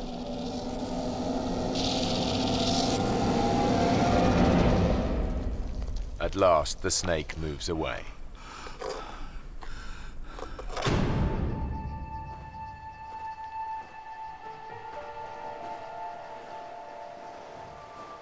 Since making it down the cliff, the boys have walked for over an hour, but they still hadn't reached the river.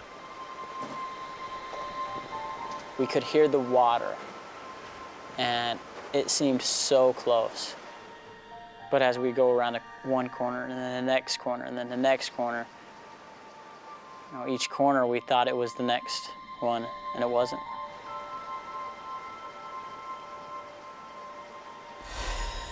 I just remember how bad we wanted the water. Our tongues were like a rock wrapped with sandpaper. The pain of it was just excruciating.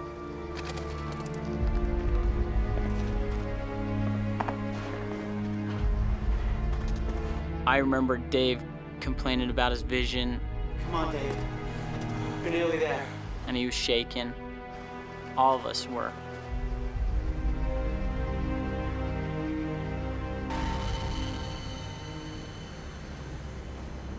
We got to an area where there was a tree that had fallen.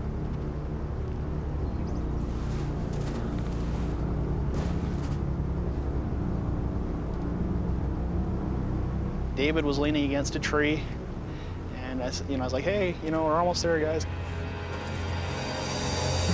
And at that point, David collapsed.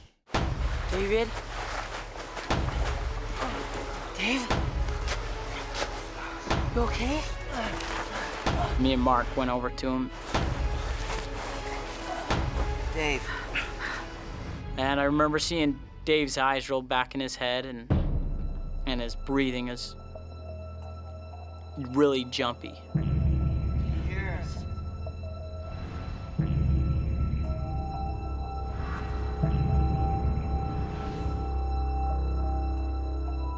And I just knew that we were in trouble. The three boys are in a remote part of the canyon, and dehydration has finally made 15-year-old David collapse with heat stroke. With little chance of help, the situation is desperate. Say something, David. I'd taken first aid merit badge, as a scout. David? They train you for extreme situations like this. I knew it was very serious. Hey, Jordan. You guys get to the river. Bring back water. We're gonna get you some water, all right?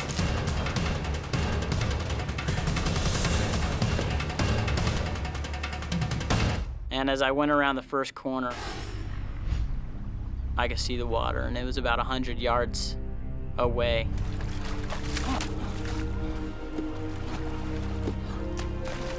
And I remember getting to the water and just being so grateful. I just knew I needed a drink. I wanted it so bad. And so I took a drink out of the water, but I knew that there was a higher priority, that Dave needed the water.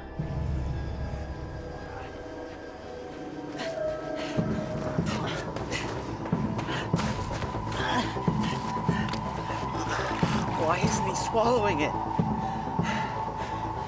Pour it on him. So the next thing we could think to do was to pour it on him to cool him off. Come on, man. I'm out. I'll go. Hurry, okay? Hurry! I got to the river. And I took my bottles and I was filling them up and drinking a little bit. And when I pulled up the water bottle,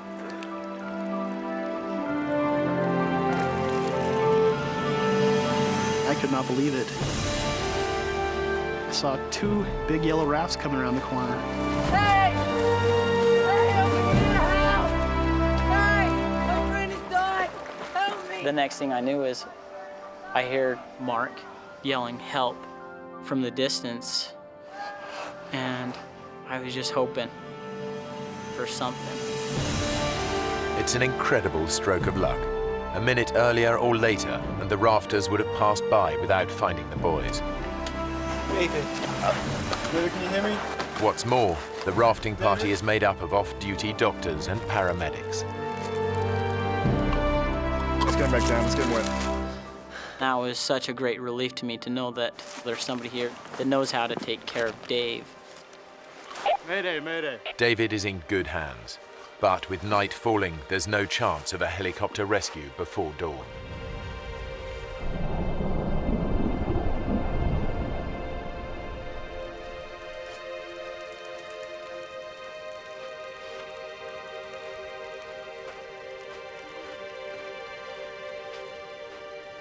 Seemed forever that they were working on him, not knowing if he's gonna make it, not knowing if he'll die. He's still hypothermic.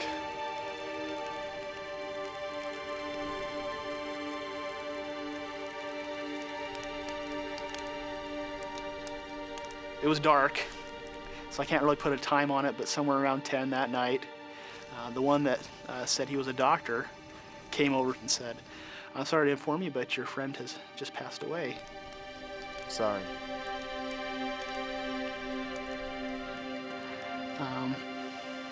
And it was a hard experience.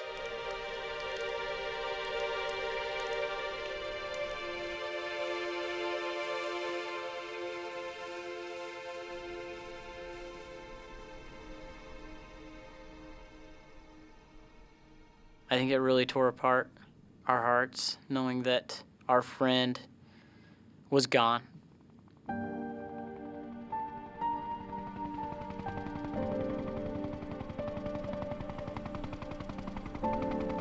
By the time rescue helicopters arrive the next morning, Earl and the other boys have made it down to the river. Thanks to his emergency blanket, Guy was quickly located, while Lauren was finally found wandering alone in the canyon. They're all devastated by the news of David's death.